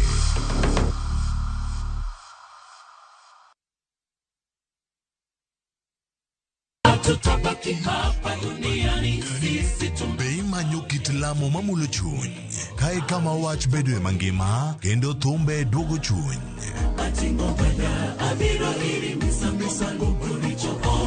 Wariure kanyakla mondo wakelni adiera, geno kod ote mar kinde ma wadakiegi. Wachak wadog ir wuon wach ma en Nyasachwa. Wachak wapenj Nyasaye wach, Nyasaye be wuodho adhi maber. Biblos wacho niya, Yesu noloyo teko jachien e msalaba. En wach mar yie, dwaro kod yudo kari e sigande Nyasaye.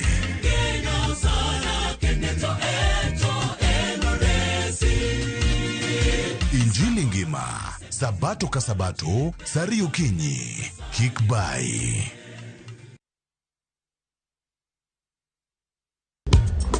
Ticha beach kocha kore saa 4 otieno nyaka saa 6. Lakini ni mixes maliet kabisa mag Luo rumba, Luo benga kachiel kora jao maliet.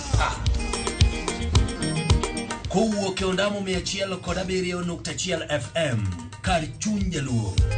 Kapela nako ni wang'ne ka wadok kocha.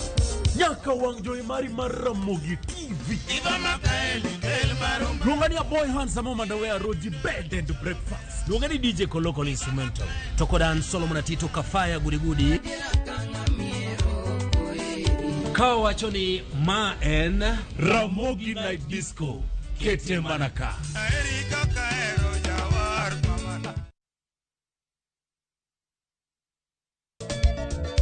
Machigni nyakoro monga juange chenro mar ngoma owake.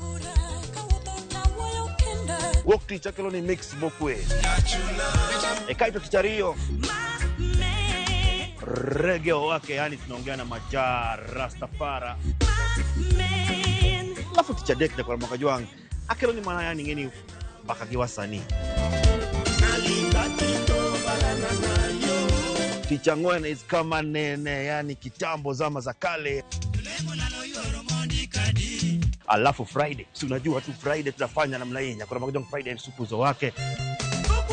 Sapara kidaka paga beach nyaka sapaga Rio kod Ann PDG Papa Vic, yani ukipenda mzee kijana.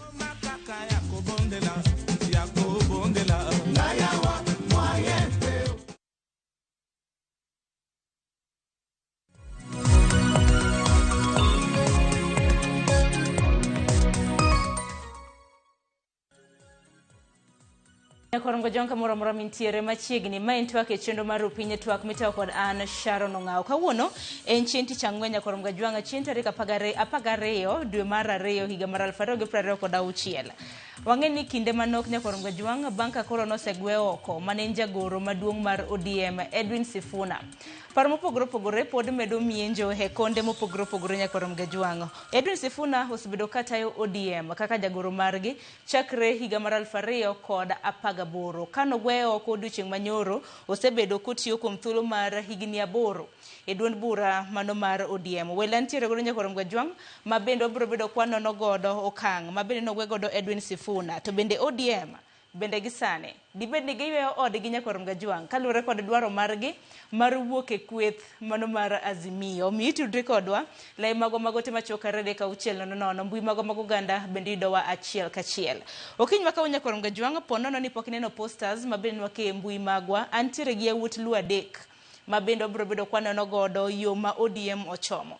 Achaka nyogi mwalimu Odoyo Wide, mwalimu Hamusi ni oyawre gino mara ni Chiyo Makare. Nyasaye nono ting'na imalo gi mwandu ni kod kothi. Chiyo Makare? Chiyo Makare kendo amoso oganda Luo kamoro mora magintie magiwinjo wa twak makawuono kendo ginenowa. Erokamano ahinya. Kopogore gi mwalimu Odoyo Wide Nyakorom Gajwang' bende wantiere ka gi Kennedy Ondiek. Ondiek in bende Hamusi ni oyawre gino mara ni Chiyo Makare. Oyawre ahinya Sharon kendo ne nyikora mogi duto oyawre ahinya kendo amor ni Nyasaye oyawonwa piny kendo e kor gwenge ne kor gweng' nyoro koth osechako chwe. Aneno ka jowa koro dwa chako komo purore. En kare jowa ni mondo wang'iuru yore go mwanyalo tego go pith kod pur e kor gwenge magwa. Erokamano ahinya. Kopogore gi Ondiek Nyakorom Gajwang' antiere ka gi Albert Okong'o. Kong'in mena Hamusi ni misawa gino mara ni Chiyo Makare. Oyawre ahinya Sharon, Chiyo Makare kendo ruoth oritowa.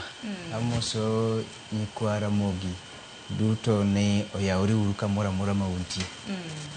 Mana kama Nyakorom Gajwang' magi wile mabende antiere godo odiochieng' manyoro kuku mano mar duond bura mar ODM to koro nothicho oko manen jagoro margi Edwin Sifuna. Ma en report mabende daro mar mondo mi wawinji report mabende notimnwa gi aoko e kaunti man ma Mombasa.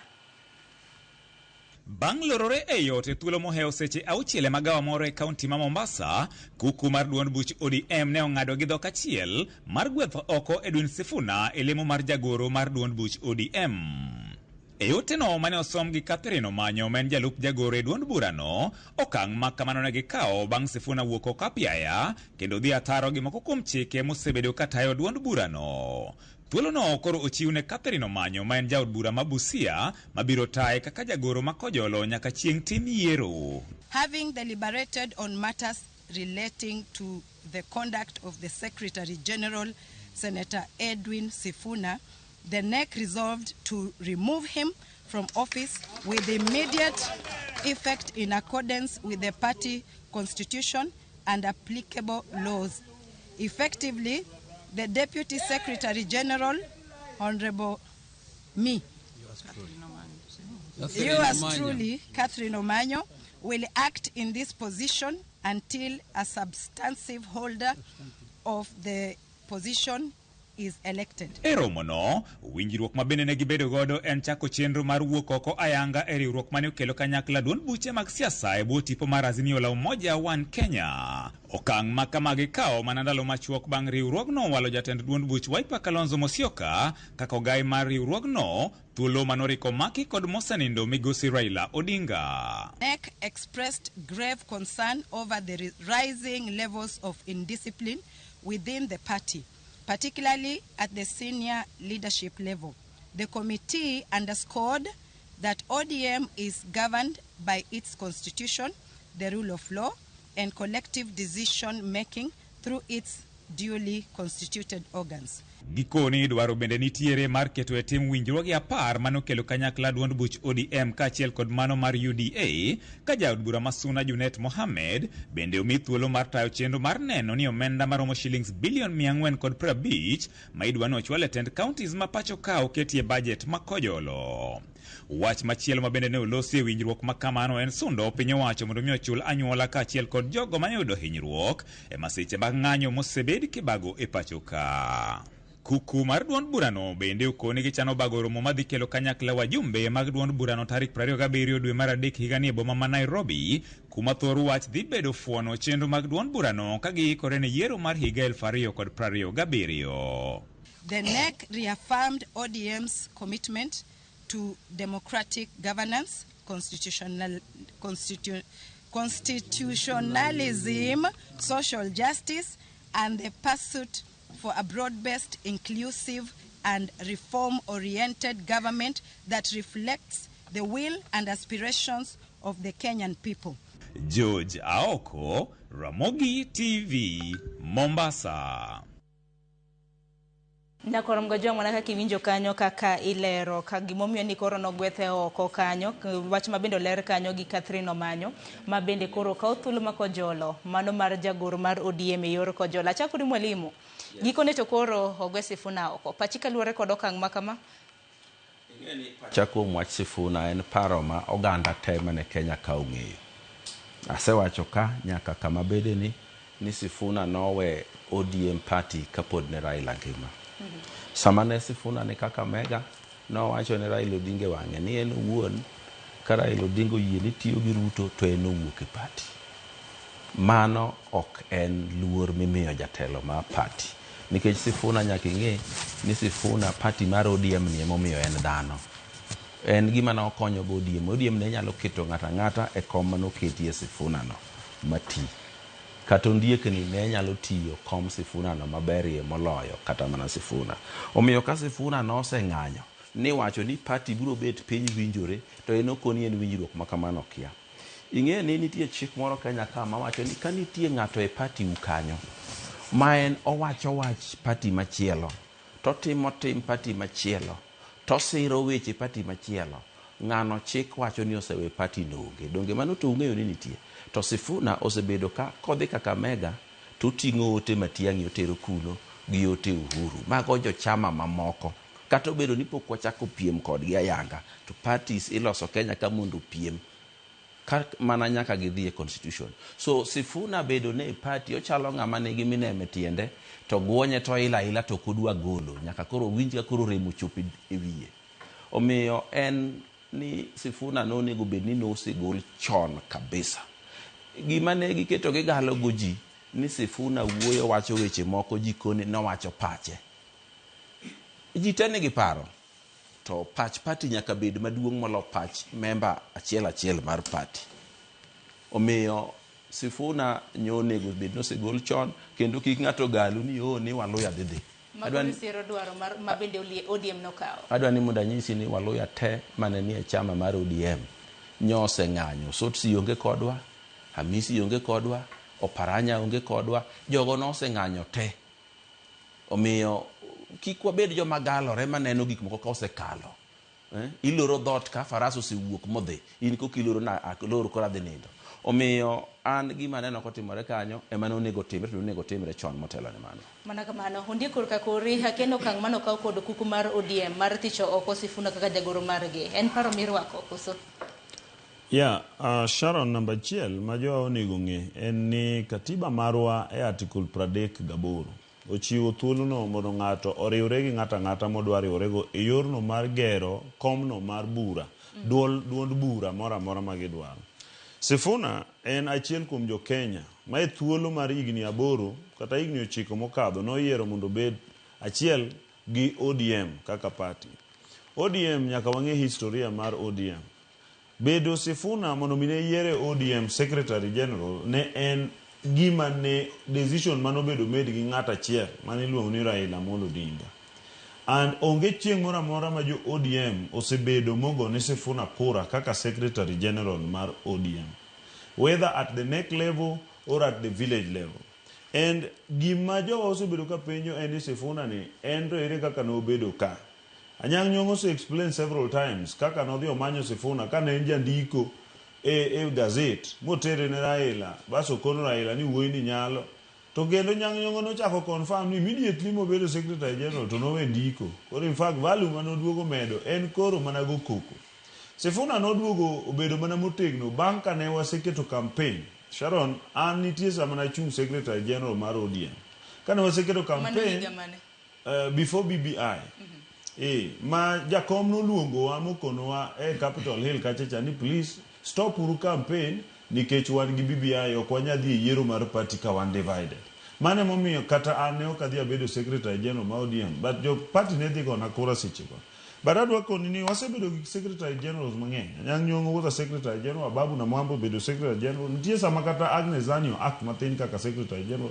But the thing en niya position ma Secretary General has been a position ma en preserve for persons mar capable manya wuoyo motegno e lo chama. But yana abinie gimoro achiel ma oganda wanyaka understand about what Sifuna an kik buogwa. 1994 ka Jaramogi Oginga Odinga tho, Raila Odinga ne nie Ford Kenya. But intention mar jowa miwacho ni the western people, gi believe ni gi Raila en margi, because gi believe ni Raila en jakorgi. And nineno kata kaka giywago Raila traditionally, gi believe ni gige Raila go should be mekegi. And one of them en chama mora mora ma Joko Odinga loso. Jaramogi kano loso Ford Kenya, konindo tineno ka Wamalwa kijana, although ne nitie issues moko mane kelo Wamalwa kijana on board, mano exempt Raila. But Raila no fight for the Luo community. Man wadong as a people. Man wa end up ni wadhi wa form our own NDP. Maendi emane dwa timore at this stage. Masama ne jakomo nindo. Tineno ka Sifuna wuok to vocal nikeche no feel no nyalo bedo gi mandate kendo kata mar decide ng'ama bedo party leader. And gimomedo chwanyo gi ahinya en ni Oburu Odinga no dhi okaw ket party leader mar ODM. Negi believe ni gini should be girgi wan winjo be ni wagero negi kwasegero negi to wagero gigo. Kwasegero gigo to wawenegi. Because Sifuna mana kaka jaduong' Odoyo video wacho. Sifuna was a mayor lawyer moro ma was just writing on the Gazette. Now can somebody so serious because he has never been elected anyway. Another time chunya kakandui turimo yombe. So ODM made him Sifuna who he is, especially samane wasichung kode motegno. Mane wadwa yombe ema jakom kono kono ni ochungi yero, but you must now step up bang kanyo after BBI ka Sifuna bedo motegno vocal mineno Sifuna. So I'm saying ni Sifuna onge gi right moro minyawacho ni en gi mandate of the people of ODM. I am in fact Golo Sifuna was long overdue. How do I conclude that point kawacho ne jawani? Sifuna okosebedo ka wacho gik makata jakom ne dwaro. Emomiyo jakom no umia kiko ngondo were. No wacho ni awe Sifuna bowuo. But jakom nyalo support ye public kan. Jakom no sewere gi Sifuna chon. And Sifuna no seng'eyo ni jakom no sewere kode. An adwa kone jo ODM gi jodala ni ha. Maendi en kama koro ywe yot. Nitiere okinyal bede yot ka ti ifuongo iketho yamo ka andidwa ni mondo isik kipaki ka. Sifuna ne ketho yambo ODM owewa kaka oganda nikech gik sama koro ng'ati kwane dhodgi katek to dhi kwane kucho. After all okoriemb jo abandu o kata nyako muketi ni nyarabandu. So it means ni pod wa maintain the national image of the party nikech waketo the current lady to be the secretary general. Kik ng'ato par. And mogik adwa konia nitie in law gimwacho ni conduct mari is enough to indicate ni in kun mane. Then nitie gimitimo expressly. Sifuna ne nigi chance mar lando expressly no we ODM. Kata chance mar nyiso gi timne no we ODM. No choose yo mar nyiso gi timne no we ODM ma ok olando. Koro ODM bende no konia kidwa wuok to dhote choweni nono. And odhiyo koro wang'ia ne Sifuna ma en Sifuna ma senator ma Nairobi ma be komno bende wadwa dhi ma immediately biro konyal yombi because ODM no miye and ODM ne mogole. Ang'eni dito to bro bedo kwatu wake kata kamano okongo banka koro no sethiche oko kuku mar ODM kado sethiche oko Sifuna. Paro mopogore no mienjo gima na migosi Raila Odinga ne owacho e kinde iwacho ni rombe make mogike kinyalo funda mana paro kana wacho ni Sifuna ni mtiere koda pache ODM en party mantiere koda demokrasia kin mamoko nikech thicho mare koro nyoyo paro mopogore nitie jok masiro nitie jok makweda keni ni chung komane. Mokwongo wa Sharon wakwonga wachi ni Sifuna nyoriembore kende. Ing'eni party ka endi nitiere nyakibede ng'ama loyal, fidelity, loyalty and faithfulness. To nyo sechopo kuma koro mago nyo ongego. Ka ine party, mama party mi serve as the secretary general. To gimi wacho ka kiwuok kucho tidhigo rally. Mopogore gi gima chik wacho, nyo golore kende. Kenda ago erokamano ne jonek manyo neno ni mondo ket Sifuna oywe tenge nikech embe gino nyoserome. Mar ariyo, wach miwacho mar jakomne, ing'eni nitie jakomne jaumo weche Sharon. Jakomne en ng'ama nonyuol gi wisdom. Kane nitiere weche moko mawuok to nitiere kaka nonyalo harmonize wechego. Niwinjo ka seche moko Sifuna wacho ma to jakom biro wacho ni maendi Sifuna wacho pache. Sama ne pod jakom nitie e sama ne Sifuna nochako gwenyore gi party leader ma so many instances nwaneno kowacho ma ka party leader nitiere to an secretary ok onego bed na contradict gima party leader wacho. Omiyo Sifuna wan wagone mana ni bye bye kumodhieno, bye bye, nikech nich waseneno rallies moloso makato dhiye yudo ko en gi opponents moko. To gima late Sharon ni e ODM waka Sifuna ne achiel kuom joma nochuo koke e agirimiti mane Ker William Ruto kaachiel gi migosi Raila Amolo Odinga mosedhi yweyo noketo. To e agirimiti manokete kokeni en bochako wuok to wacho mare pap. Omiyo nyi waneno kaka party ni oko deserve mondo dhi mbele mondo kethnwa chama. Waweye mondo koro go koko oko mondo wan warie chama ni kaka chama ni gobedi. To bende karamna kiwacho ne ogo koko nyakorom ga jwang bende wageni Sifuna bende nosindike mbuin mare ni entiere koda romo mar tipo ma bende bro bede gwenge ma bende bro bedo ko bage gwenge ma Kitengela Bure Nairobi ka mano chieng Jumapil. Akini mwalimu Doyo Wede kalure koda kaka inja siasa pacho ka dano siasa pacho kai. Dina bedni migosi Raila Mulonge magisane. Iparo no kang mane madino kaone Sifuna hinya kalure kod seyo ma bende bione gisane. Okang' manokawone Margaret Langat, okang' manokawone Babuna Mwamba, mane manodong'. Raila Odinga ne en ng'ama riek kabisa. Ong'ama nong'eyo ni ng'ama tiye jikondi chieng' midwa riembe tich okinyise. Kendo chieng' monindo ni dwa riembe kokihere malo kakihere pile. Nikech Sifuna owuon ne rito kalatese madongo sana mag party. Omiyo en kiriembe tiriembe ga with immediate effect. Maonge samodogo kati office kaw document. Omiyo kikupani Raila ne en ng'ama ofuwo. Sama ne jipingo Margaret Langat en nopake kabisa. To chieng' manong'ado bura nodhi gole. Odhi adhiya to gole modhi oko kata noyudo mana simbe manowe mesa. Ibu materne bang'e. Mane kaka igolo ng'ama obet kama ngima ji yweyogo. Omiyo dine Raila Odinga bedi Sifuna dino osegolo ok do rito nyaka kawuono. Luoro mane jogi nigo ni kigole to ji dhigo koko. Nikech ok ging'eyo ni Sifuna tiyo ne wasikgi. Sifuna tiyo ne jokocha. Sifuna ne tiyo ne opposition. Onge chieng' mane seyudo ka Sifuna wacho ODM e raligo owache wach one term.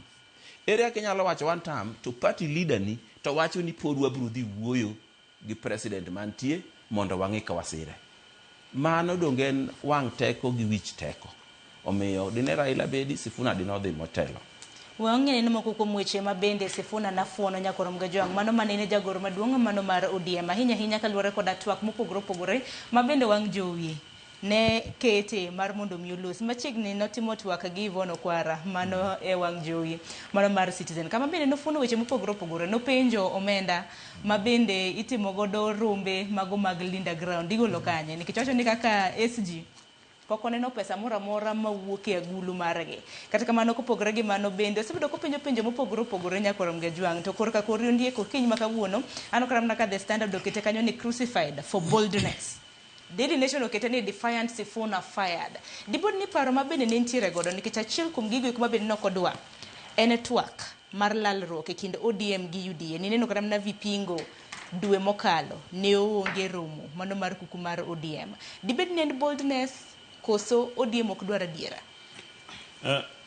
Sharon adwa wacho ni Sifuna ok obedo fired for boldness, obedo fired for misbehavior. Ingeni bedo bold gi misbehavior mago are two different things. An nyocha nabire Ramogi ka kata sama ne pod ok adoke ODM kana wacho wach UDA ka gi wach President William Ruto na wache boldly to noka wache within discipline. Sifuna ong'eyo the rules governing the organization mowuoyo for ma en ODM. Bedo ni nonyalo dhi mowuo ataro mar gima ODM dwaro while ong'eyo ni ok owinjo dhi kamano maniluongo ni misbehavior. School kane wantie kideko ne school tiwacho ni mano misbehavior nikech ing'eni owinjo bed ni donjo school achiel. Gima timore ni onge boldness in Sifuna. Ena misbehavior ma total to misconduct ma is enough for firing or otherwise dismissal. Masifuna dismissal mare was long overdue. Jakom was only tolerating him to mana nikech Raila en gik moko adek. Jaduong' Odoyo Widi biro nyisi. Jaduong' moro nofuono na tie Raila Odinga. Gimiluongo ni rawo miwinjo ni. En Raila, Amolo, Odinga. Ji adek go eko ni ei Raila. Ing'e Raila ne onge gi nying, by the way. Raila wuon gi nokawo nying kwerene to kikone. Koro gin kwere mane nigi pachgi mopogore opogore to ne gigo bura. Gimomiyo ni inyalo yudo ng'ato yombe nomination mar ODM. To dhi iro Amolo to Raila odagi. He end up ni ongo tiko nikech Amolo nogo bura gi Odinga gi Raila to gidagi. In one person, igi niluonge na Gwambo. You could not understand him. Emomiyo Sifuna gini are people manoko understand Raila Odinga. Ema magerela ng'at ne paro no ng'ama lich ahinya chama. Chieng' mane wadhi wating'e wiwa to wating'e under instruction of Jacob. Ma gimetho go 10 minutes ago. Chieng' ma Kalonzo go bura moro ka moro miyalo weche manono. Dong Jacob gin go to Jacob pusore ni to dong irodhe ka. It is because Agwambo is Agwambo. Sifuna and some people didn't understand him. And wawach ni gimoro ka. Onge boldness in Sifuna if it is not the position he was sitting on mar ODM. What wangi ane Sifuna koro beda ne bold going forward tomorrow.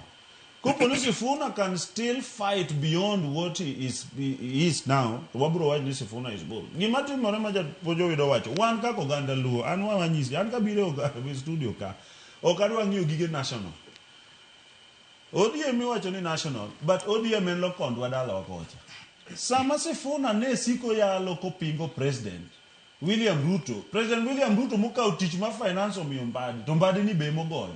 President William Ruto muka utich mar sitima omiyo Wandai ni mogoyo. To President Ruto ni achielo ka utich omiyo Paranya mar cooperative to kogo Paranya.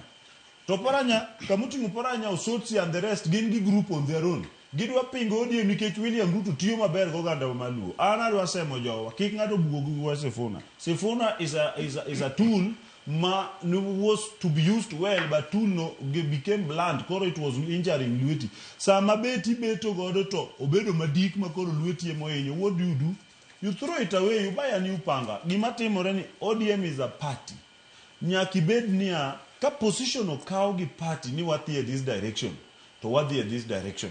Ka in it was the another direction to you move to a different party. An ka ne poda feel ni adwa ni mondo joluo odhi tigi sirikal ka jo ODM ne poko biro tiyo gi sirikal na wuka chunkor UDA kalando kaluongo joluo mondo timango mondo bie sirikal. Sama joluo no sebire sirikal te eka neno ni ajowa koro thoth to ODM ni marwa mwang'enye wadoga nyon koma jowa thothie nikech ka koro nyawuo kama ji mang'eny tie momiyo nadoke ODM. Sifuna ka feel ni nitie jomoko mang'eny maloyo jo ODM manyalo support kata bedo senator Nairobi kata support agenda ge modwa pingo godo William Ruto to dhi oriwre kodgi but wan owewa ka wan William Ruto kama wantie two term ni ema wantie. Kopo ni party leader woburu dinge emobiro yalo gi President William Ruto ma pogruok moro bede kindgi tibiro land no ayanga to obiro ng'eni pogruok obedo ka koro ok wago tuta. But so far so good makata wan oganda obiro kono party leader ni dhi kodwa maber kata kidwa difa kode to difa mus odhi kodwa maber. Mano is the position moganda nyaka kaw nikech king'iyo gik matimore thurwa samo wuoyo kodi ni gin gik manyaka wapaki, gin gik manyaka wadembi, gin gik manyaka wasungi nikech gik ma waonge ga go. To in ka Sifuna kuwuok mbatwa ni emogoyo ni mbadi hi Sifuna kochiyo to wandachwa ni emogoyo wandai hi odhi simple wading'io kata nyako mwamiyo ni be kopo ni obage ni okodhi timo gik midwaro to kata makojolo no bende kopo no obage to bwakawo ng'ato moma serious katek to kata dawa wabeda secretary kata naromo bedo secretary era ni sani chairperson wuok Homabay County Gladys Wanga wan koro wapako Wanga 100%. Ng'amo nyono tie Gladys mwabiro nyonore go omundu komundu korka kori nitiere ga ngero moro ni anguro chelore gi moye akeni neno ka ODM medo chelore gi moye nikech romo mopogore kinde mosekado ODM jawacho ga mano kokalo kuom jakom mar ODM gi ogai margi gijawacho ni ok obigolo ng'ata e duond bura mano mar ODM ochopo nade ma koro gol Sifuna dibo ni gichelore gi moye to ng'abro bedo karwako wuoche mano mar Sifuna. Mokwongo adwa nanyisi Sharon ni ODM ok chelre gi moye.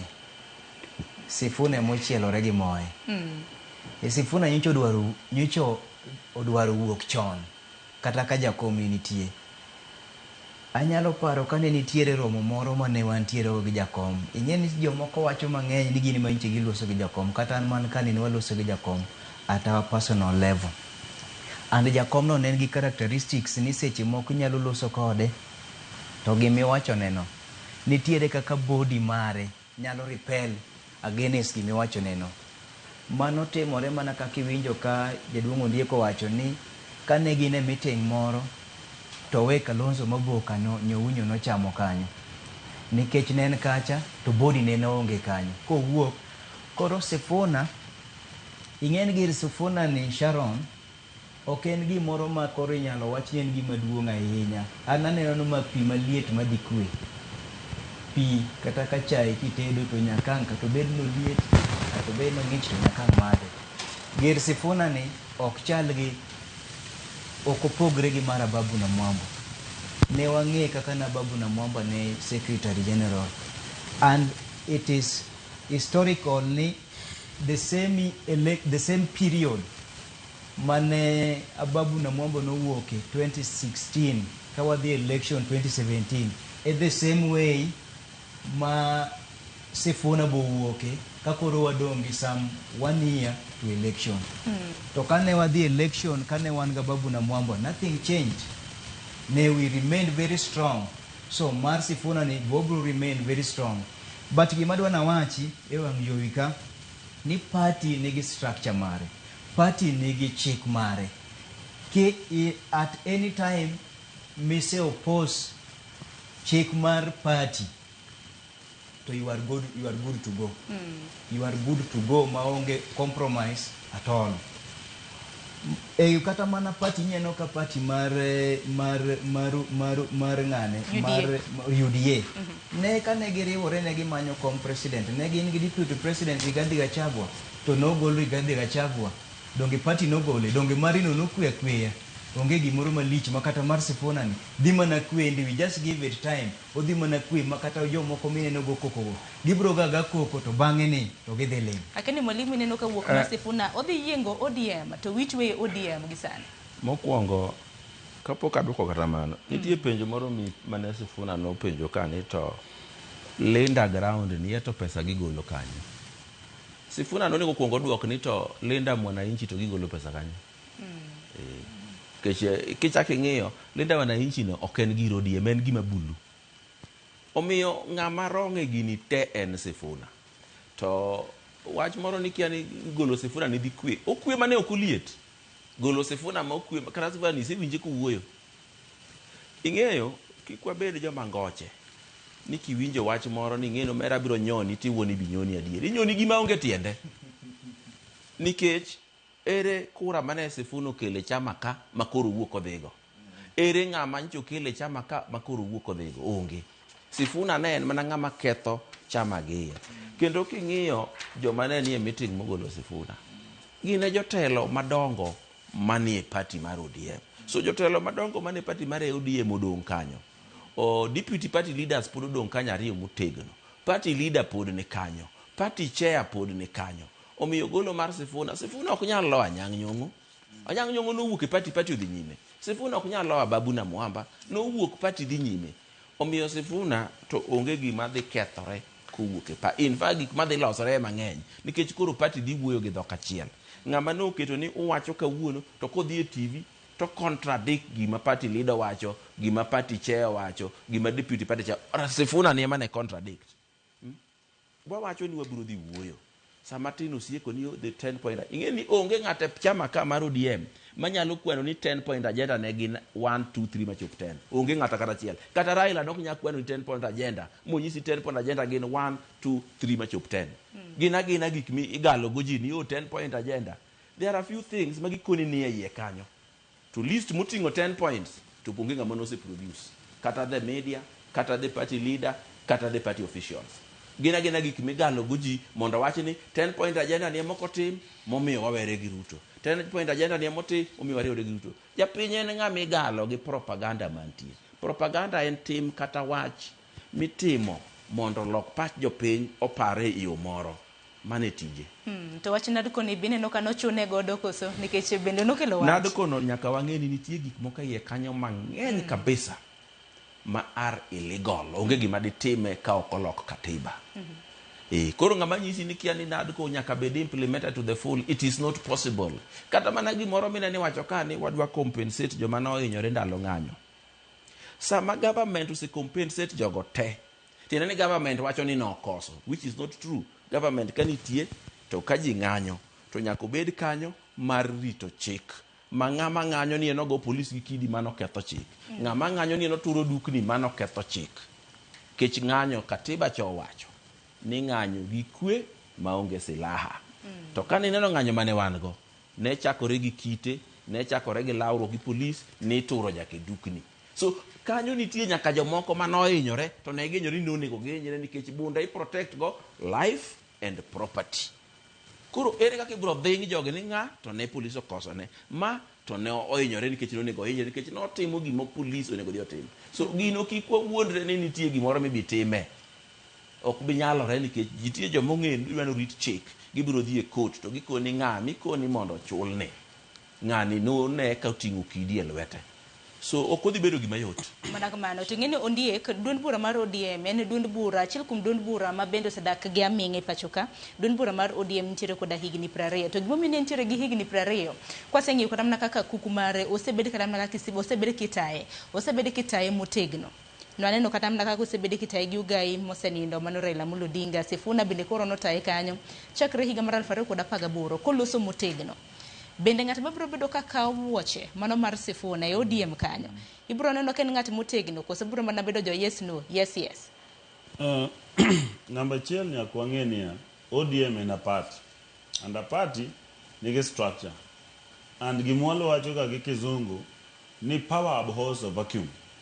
Onge vacuum mar ng'at manyalo wuoyo, onge vacuum mar ng'at manyalo ng'anyo, onge vacuum mar ng'at manyalo dhi e court defend chama. Orengo for example gin gisebedo ni wan wa defend chama.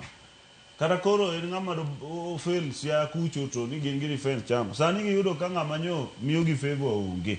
Adwa koni ni ya Sharon. E Kiswahili an ga japuonj Kiswahili. Nowacho ga ni mgema akisifiwa tembo hulitia maji.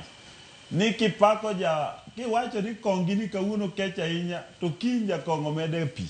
Mane gima Sifuna thought. Ndikane opake ni nowuoyo maber e lo ODM. Then Jacomo odhi embrace, jo party odhi embrace, koro odhi okete excess, ma koro kethre. Mane miluongo gimo machielo wachawa ni tamaa mbele mauti nyuma. Sama koro tamaa mari osebedo mbele, ma ebo paro ni koro nyalo telo ne party, o disrespect Oburu Odinga kaka party leader, koro nyaka mauti bi. Ma ndiye mauti makoro nika. Then iwacho bugik ni ng'ama onge gi e wang' ji. Mare bende onge. Asiyekuwepo machoni na lake halipo. Sani endi onge mar Sifuna manie ODM. To nikech Sifuna no believe ni Jakom no value so much, mo wacho ni onge kama inyalo riembe this 8 years, ema koro wacho Jakom sani koro onge, kendo koro onge machoni na lake pia halipo. Kik Sifuna par ni ka nitie favors mane timone gi Jakom to koro nego timni. Adwa kelie wach mar ODM gi UDA nikech mane momiyo Sifuna dhi dala. Sifuna ka jowa monagi nosebire sirikal oyie tiyo gi William Ruto kaka ne wakwayo wan gi jaduong' Odoyo Wede, jowa odonje sirikal. Ka jowa osedonje sirikal to realize niya, ODM is working closely with UDA, manyiso ni gima notene motegno Uhuru Kenyatta ne konyogie maniluongo ni Azimio koro serumo ni neno ka Azimio gidhi kako dhicha. Sifuna pesa mako Uhuru pod ne mitne. And I'm telling you, gik mineno ne gitimo kia Linda Mwananchi go. Weg pesa, ana nigi right mar go mi kaka. Weg pesa, adwa wacho ni kuma pesa wuoke. Sama gin gidwa Linda Mwananchi kucho, to wan wadwa Linda ground ku, nikech ground wa waneno kadhi maber, to gin gidwa ketho. To ber ni Linda Mwananchi ni jowa mno riembo gi makata Kisumu ne ogi Linda e Mwananchi. Mwananchi lindore ken gi nikech ground ber, nikech wayudo development mwadwaro. Emo mi adwa koni sama ODM gi UDA wuok ni koro dwano wuoth kanyakla mondo wambe kako oganda wayud thuolo mar bede sirikal to gigowa, gipingowa, ok gidwarwa. Nyiso niya, kata gima ni wacho ni BBI cha ne gitego kata Kalonzo gini ne tego mana ni mondo BBI okel gimiluongo ni gine ng'anyo cha nodhi okelo gimiluongo ni NADCO. Kalonzo gini ne tego mna position e NADCO kacha. ka koro yudre position ok bi to jowa moyudo position through Gen Z movement wayudo ministries ma ok jomoko believe no winjo bedi jaluo bede mae aginga makoro wan go emomiyo oganda wanyaka wabed careful kendo wabed sure ni decision mobedo taken gi organ mar party kotelne gi party leader Oburu Odinga to gi chairperson Gladys Wanga is a position ma is perfect and jowa should embrace it because after all be wasetingo misigo moromo. Is enough. Erokamano Sharon, adwa yiena monda awache gima jaduong' Odoyo Wide owacho ni ne onge 10 points kar agreement mar jakom gi ker. Adwa nanyisi ni ne nitie 10 points agenda. Ini nenoge. Kendo kata king'iyo kata kigoogle kanyo kata wang' de jowi kwende gi mwalimu na wacho ni onge oboke moseyange ni makore manogo picha achiel gima nitiere they are nowhere 10 ng'ato biro wacho adek to dogo ling gin 10 ema ni jomoko manyalo focus ng'ato nyalo wacho adek mayot ne to gin tiere 10 achiel kuomgi en inclusivity in the government. If you can't count 10, don't say. I want 10. Inclusivity in the government. Okay. One miluongo ni uphold integrity and leadership. One tiegi raise, manage the resources. Raising and management of resources. Managing the resources. One tiegi protect sovereignty of the people. Mano marang'wen. Iwinjo. One gi economic investment of the youth. Machiel kuom gi meno ka koro ker sani timo milongo ni nyota cha. It is for the youth mana for landa kanyo. One gi audit and reduce national debts. One tiere kanyo. One gi fighting corruption.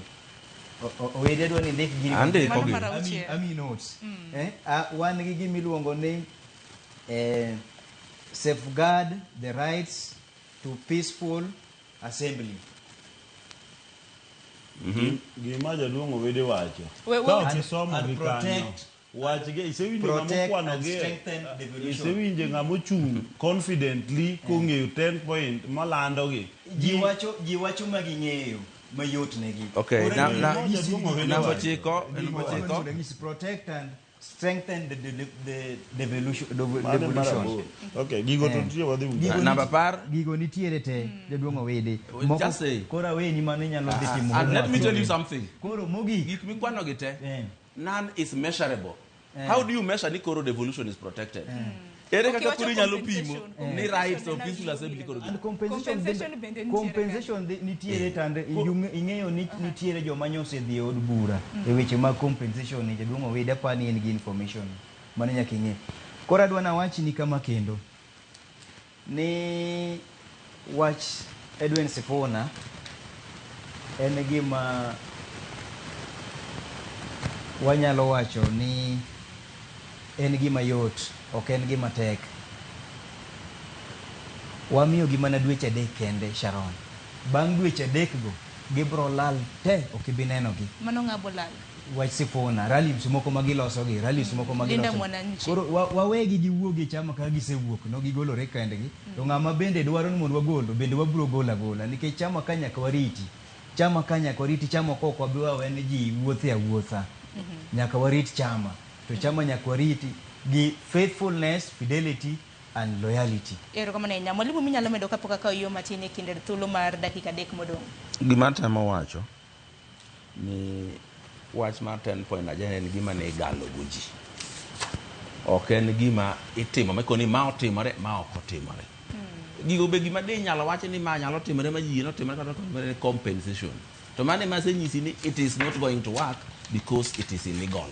Ok inyal compensate ng'ama nye police ogoyo noturo duka ng'ato. Okay, kaka idhi separate joma nyogo noturo duka gi gomo go agano yudo ka wuotho be onge.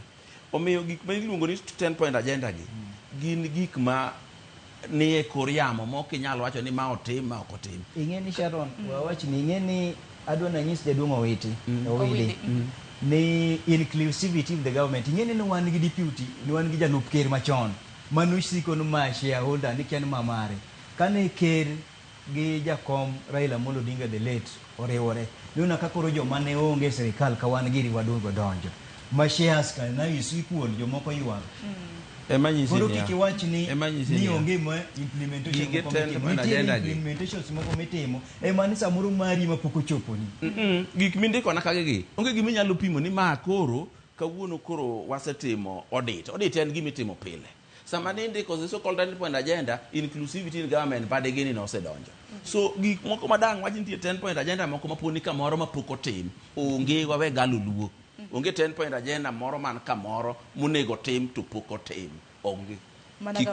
Adoro mar mondo meko yony matinya korom ga jwang paro mopogore opogore ma bende uchwalo bende aneno ka thoth bende siro dwaro mano mar wuok ODM mano mar riembo Sifuna. Nitiere jal manyisa owino nyaka tingi wacho ni riembo Sifuna yath mar thiedho ODM. Babu no riembi emomiyo en bende noyiere. Aya nitiere Mary Obewa iwuok East Kanyamkago hin bende wacho ni ODM gima nek nyong'ado ni girembo Sifuna ber mogik nikech Sifuna osemako osiep gi wasikwa koro ne onyalo tero siri wa kono. Paro mopogore opogore ma bende pod yore nyakorom ga jonga ka ne yo matin ka duogo to bende koro walosane na kotenre kod ikruok mano mar NDC. ODM chano romo margi mano mar NDC chieng' tarik 27 dwe mar adek mano mar higani. Kinde ma kamago nyakorom ga jwang bende ema gibiro bedo ka gichiwo thuolo makende mano mar koro yiero jagoro maduong' margi ka bende thuolo makojolo maksani otelne kanyo kod Busia Women Rep mano jaod bura e kaunti ma Busia mong'ere kaka Catherine Omanyo. Bende gidwaro bende mar wuok e kweth mano mar Azimio. Nwaneno kanyo lokruok mabende notim e Azimio Council. Duto te wabiro bedo kwa loso e okang' mar ariyo kik dhi mabor.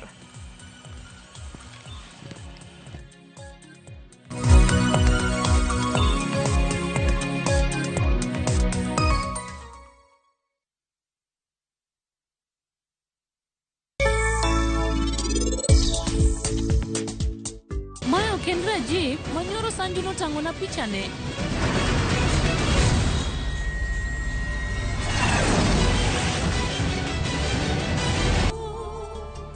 Nyako ma wiye tek ni ok winj ga ng'ata ng'ata. Nyalo bedo ni en osiep pari. Kata kamano an aneno kokomora kata matin. Seche moko riche jayudrega. To mano konyiso ni nyiere mbele ji. In diparo wachno mokwongo. To nikech koro ayudo thuolono, in ok idwa ni mondo anyieri.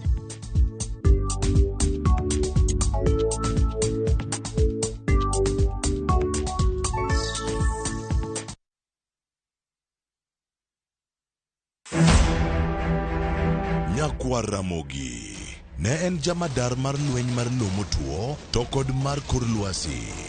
Retired General Ismail Daniel Opande. You know, jok ma iluongo ni rebels ok ichal kaka in gi an sani kaka koro wawuoyo sani ok gin jomonj. Eketo kwe ne orakore kod jolweny mobalo e piny Sierra Leone, Liberia, Mozambique kod Nigeria. You know, your people misbehaved again. Today you have lost even your rank. You understand? You've lost your rank. Yes, sir. Right? Yes, sir. Mondi yud sigana ni tudri gi Walter Nyambaga e chenro mar Gin Kanye. Chieng' tich abich saa 3 otieno. Kik bai.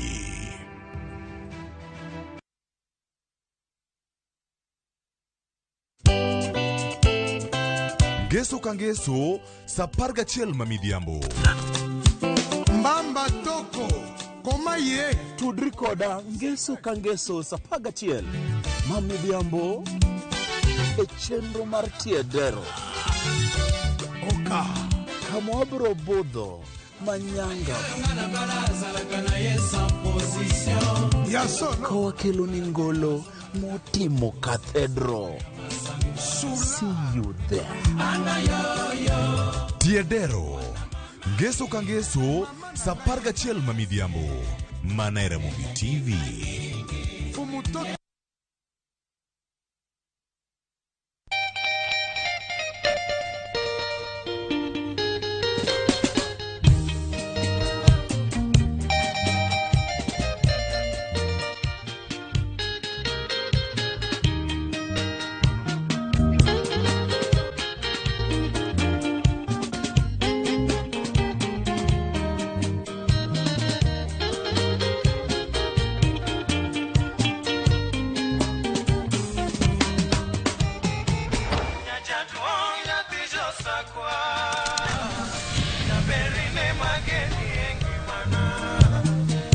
Radio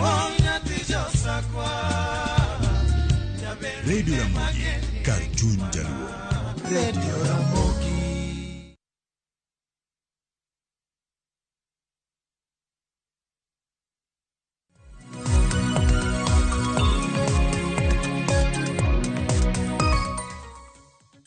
Nyakorongo jwang dakika na ng'wen tok saa ariyo mar okinyi wadhi nyime kod twak marwa e chenro mano mar piny okinyi ma kawuono waloso kotenre kod lokruoge mopogore opogore ma bende neno e duond bura mar ODM bang' kane osethich oko jagoro margi maduong' mano Edwin Sifuna. Momiyo koro wapenjore ni dibed ni ODM giluoko odegi koso wuoyo. Ote abiro bedo kasome kin thuolo mar dakika 30 ma bende wadong' godo. E okang' mar ariyo Nyakorongo jwang bende odiochieng' manyoro kuku mar tend ODM bende nowacho ayanga ni koro gichano wuok ayanga e kweth mano mar Azimio. To ndie kweth mar Azimio bende nwanno ka lokruok notim, lokruok ma bende notim chieng' tarik 5 dwe mar 2 mano mar higani. Sani koro ODM wacho ni koro kaluwore kod constitutional provisions pende chike ma bende gayo kaka kweth coalitions gin bende koro gichano wuok e Azimio. To bende wang'e ni kuku kamar kaka Azimio bende kotelnegi kanyo kod jakom margi bende nitiere changes mana giketo kanyo. Kwa ng'iyo Elections Act wa allow ni parties samwa chomo yiero nyalo bedo kaka individual party to gidhi e yiero kata gibedo coalition of parties to gibedo a coalition party kata obedo beda coalition. Kenya Kwanza for example ne en coalition but ne party manochungo president ne en UDA. ODM to gi other parties noriwore gimiluongo ni Azimio mane gi form gimiluongo ni Azimio coalition. Miyudo ni the presidential candidate ne en mar Azimio, ne ok en mar ODM. Koro yudo niya Uhuru Kenyatta secheka emano yier chairman mar Azimio coalition. Koro sani being ni the party there was no party leader. In fact it was like the chairperson and man in charge of that. Koro kotimo changes magitimo at their own choice. ODM kaka party nigi right mar bedo kanyo kata mar wuok kanyo. To nikech en tool ma itiyo godo towards election. Makara kinyo Elections Act en a tool midhi godo e yiero. Ok en tool ma itiyo go for eternity. Manyaka chieng. Egini yudo niya Kenya Kwanza be kanosedhi yiero to bang'e nochako combine the other parties. Ema koro form gi post election coalition. Koro ema wan gi pre-election pact or pre-election coalition or post election coalition. ODM as a party ni thuolo mar move from one coalition to another depending on the need. The need en niya and my mommy wawacho adwa kelie point mar why William Ruto and ODM. Why William Ruto and ODM? ODM otelo noganda wa e yono mar dwaro teko mar rito Kenya. Ma okwaseyudo directly through our party leader mosebedo godo over 20 years. Koro nyaka wa calculate ni to kwadwa bede leadership mar Kenya, part of it, ere kaka wanyalo donjo. Emomiyo wacho ni gimomiyo William Ruto and ODM en inclusivity in government. Masani nyalo dhi e cabinet ni yudo face mar oganda wa. Inyalo dhi e government management levels yudo faces mag oganda wa. Nying wa koro ok ben nying ma problem samidwa ndiki e tich. Inclusivity in government. Mana chiel. Number 2, why William Ruto and you ODM nikech mae kuma wachomo momiyo kwa wuoke Azimio to wang'eni wawere gi Azimio nikech okoterwa government wadwaro riwruok machielo mwachomo go yiero manya bedo pre-election coalition matero mondo mi wabed gi miluongo ni development. Gigo matimore thurwa emwasekoso. Tie gwenge makidhi to lamo ger madieke maninde to wan karwa pod lami gomba makata migero nwa gi pod okoromo wadwaro mang'eny mondo med bedo. Emane mama ido wacho ni nyidho manyidho ni wakom godo en ma nyidho mwanyidho mwakomo godo samowuoni kako ganda emomiyo why William Ruto and ODM development. Mar adek, important initiatives ma president and the government timo.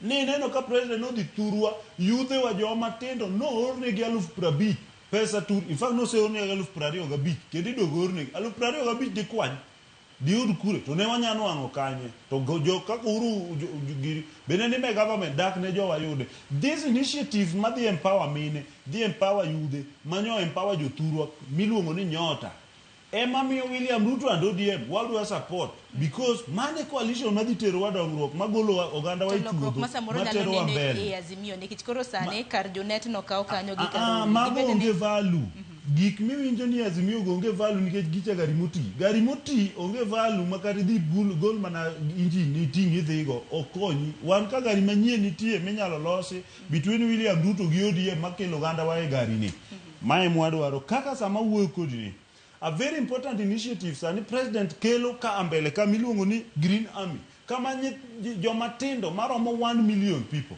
idhi bedo involved e choko yugi kwanyo yugi pidho yien rito environment pango kaka yweyo aochwa kaka mondo wa avoid soil erosion mondo avoid dilapidation sani wan gi climate works climate works no mai kori luongo ni the green champions makoro dhi ensure ni all parts kata chirni wa wadhi tero gige choko takataka idhi kaw takataka iwetu nitie chirni wa makata kidhi tero takataka opong'o ndara mae gik ma president William Ruto dwa timo koburo dinga party leader owacho ni mondo wariwre gi president gibedo gi party chairperson wagiwacho ni nyaka wariwre gi president mondo mi wadonje yiero kwa dhi decide ka wadwa ni gigi odhi mbele kata gigo dong chien idwa ni mawe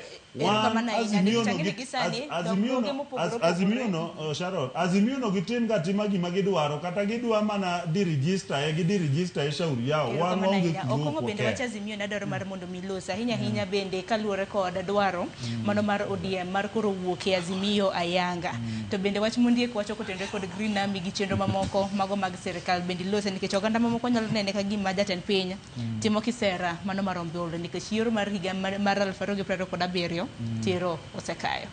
Erokamano Sharon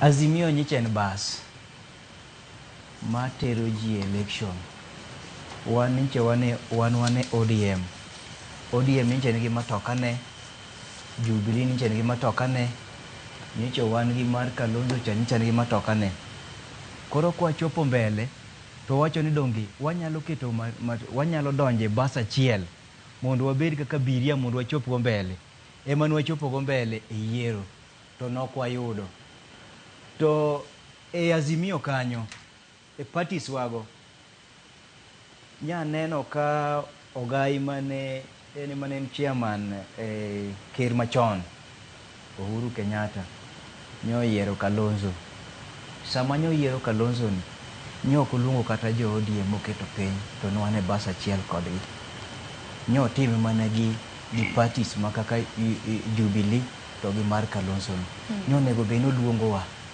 oluongowa through our elected through our the NEC officials kata chairman marwa mar party Mama Gladys Wanga kata party leader wa mawantiere go jaduong' Daktari Oburu nyoko timo mano ne nyiso na chaya nyiso ni nitiere kaka gidwa dhi kaka gini magiparo omiyo girgino pod wawachane null and void gi kisungu wawachane null and void nyaka gibi giluongo ma giwachno kaka ODM wadwa nwa move together to wawacho ni gin wanto gima wadwaro gi sani en wadwaro ni mondo wadonje government kata wadhi mbele gi gima government timo nikech kane wadwaro piny to ne wadwaro mondo wabed government to kaluore kod winjruok ma bende noketi e Azimio lokruok ma bende sani koro nonendo kaka Rolo Mondi koro noseket kacha mano mar kawo Junet Mohammed bende noke kinde mabiro kapo nono ni ODM biro wuok koro Karoli ma samoro nyalo bedo minority leader ing'eni Karoli opogore gi Junet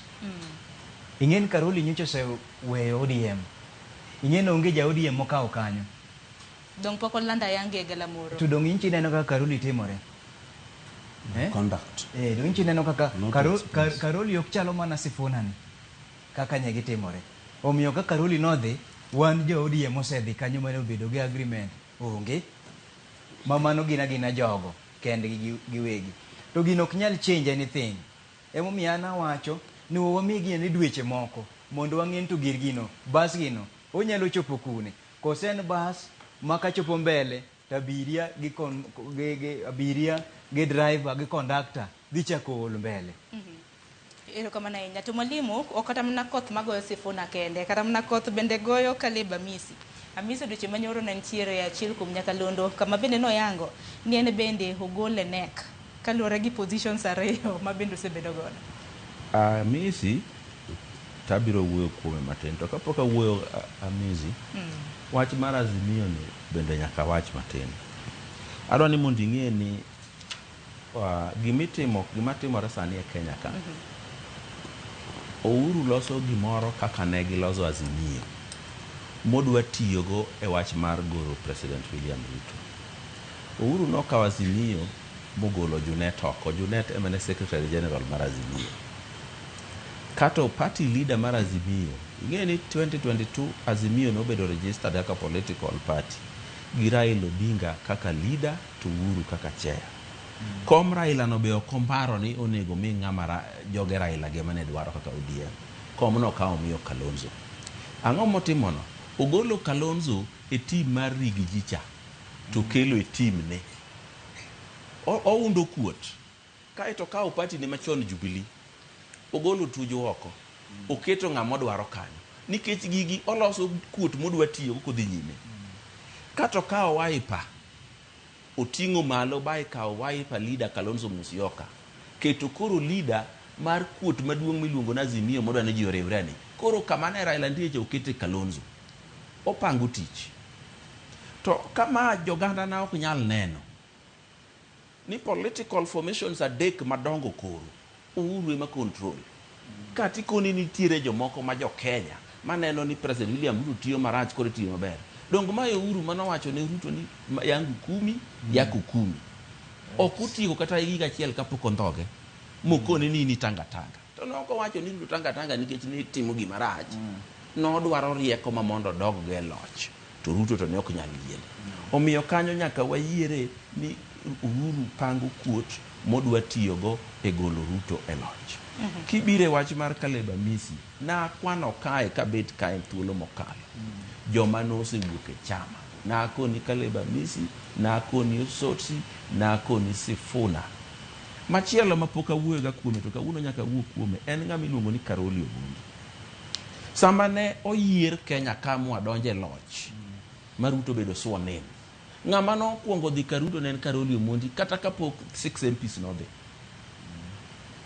Ubedo kuro to kaji mosore amosa ni pa ochako wuok kanyo koro ochomo ko Uhuru. Gima timore gi Karoli ok nyal bet kama Mbadi nitie. Nango. Sama ne Mbadi ni opposition ODM gi Raila. Karoli no yiera gi ODM ne to dhi tiyo gi Ruto. To kane Raila odhi Karuto kendo biro gi Mbate. Ochako wuok kanyo odhi ku Uhuru. Kune ma entie. Kiromo kode kata kamoro to wuondi ni ng'eyo anan gi party na moro madwa ni mondo watige onge party ma en go.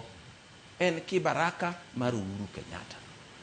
Mane momiyo no kawe mukete secretary general. Ng'ama nigi party ne nyalo kawo mikete secretary general mar party machielo.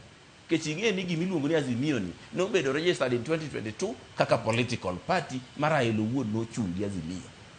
So kiyude ko wuondi ni en gi party ne moro ki odhi ka moro ko dhi chungi ODM. Ok odhi chungi ODM nikech odhi chungi party Uhuru wachone. Koro kik galwa joluo gin jomigaloga kata jolemo gi moro biro na teru we polo direct gi gach mach jaluo donje gino te kata riambo. Omiyo waikre uru ni wang' ni ok wabiye galwa. No nyaka wach ing'e ni mondo akony oganda nani nyaka wach ne gi wach adier. An ing'e na dieri ni tawacho makati gura. Yesu no gur na dieri to be pod awinjo ni pod ongima. Koro wawacha adier ni kik wawe ne galawa. E chon luo kitgi gi timbegi jatelo mani winjo. To joluo tindo biro ma ng'ata riek. Kata ng'ama ne yudo nono e klas. Otuo ni en orieko windi no fuo wacho weche manono. Ochuo no ndiek no fuo wacho weche manono. To no yudo nono e klas. Nyake siari, nyake history, nyake geography. To ito koro kawuono tuo ni fuo. Ifuo nikech ipogori gi pache. Ing'e ni fuo nyalo miyo ok ine ng'ama riek. Fuo tami neno ng'ama riek. Koro ituo ni ng'ama riek ne mofuo. Kare ine mifuo miyo kinya neno rieko ne. Omiyo wawinjere kaka oganda luo. Ni gima duong' mwadwaro sani ok en presidency nikech waonge candidate. Gima duong' mwadwaro sani en dongruok. Dongruok ni akanye. To ng'ato ing'e gi kite.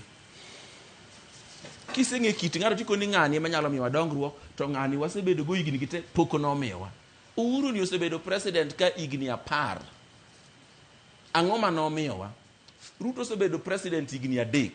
Ang'o mosemiyowa? Dong ing'e ng'ato kite kamano. Tiyudo ni mama ma jaluo ni gi jaduong' ma jaluo ni ka wuodi odonjo gi nyathi ma nyako tong'i ang'iya kaka wuotho kende to siko ni nyako no kite rach. Ni to jasiasa ni to tame neno ma kite rach. Jasiasa timo ne timbe maricho to kone kite. Mana minyalo medo kapok adhiero Sharon wapenja ne jaduong' wacho ni waonge gi president ng'ama chung president e ODM kose e luo nikech aparo wan go walu kacha to wan gi ng'ane owale moseyango iwinjo osiepa ka ng'ato chung president chieng' molando to wachako ng'iyo wuodhe ka wuodhe no waneno kochomo presidency adier to wachako luwe chieng' no kata no walo no ng'ama osekonya kabisa ka nitiere jasiasa Kenya ka mosekonya moloyo siasa gi te en Eliud Owalo ng'ama ber kabisa. Koro kwa neno ka teko ne nitero wa State House ane wuone mabiro telo mbele ka kampeni mondo wadi. Ma in pok ineno teko ne? Aya makara rally achiel pok oluongo. Okose luongo to wadonja. Sharon adwa kwayo mondo yere panel ka ide muyini penjo wa penjo. Jo panel ok penjo. Ondiek si wacho maber ka. Ini kipenjo widi penjo mang'eny. Adwa wacho ni weche wacho kipenjo chiwo pachi kalure gi gima debed penjo mane idwano penjo. An adwa koni Sharon. Kako ganda wa adieri mandu. Samore wacho niya wawe wuondore kendwa to adiera onge ang'owa. Ewa. Kama wabede kawuono kako ganda mar luo. Wate wang'eyo kaka idwaro kom mar president. Wate wang'eyo kaka igo kura mar president. Wate wang'eyo kaka waseywa kecho seche mang'eny. Wate wang'eyo kaka waseyombo nyadi ng'eny to pok olandwa mwabede State House. Wate wang'eyo gimomiyo wan oko mar government sama ne wantie. Ante wate wang'eyo gimomiyo sani wasore ei government ma wan godo ni.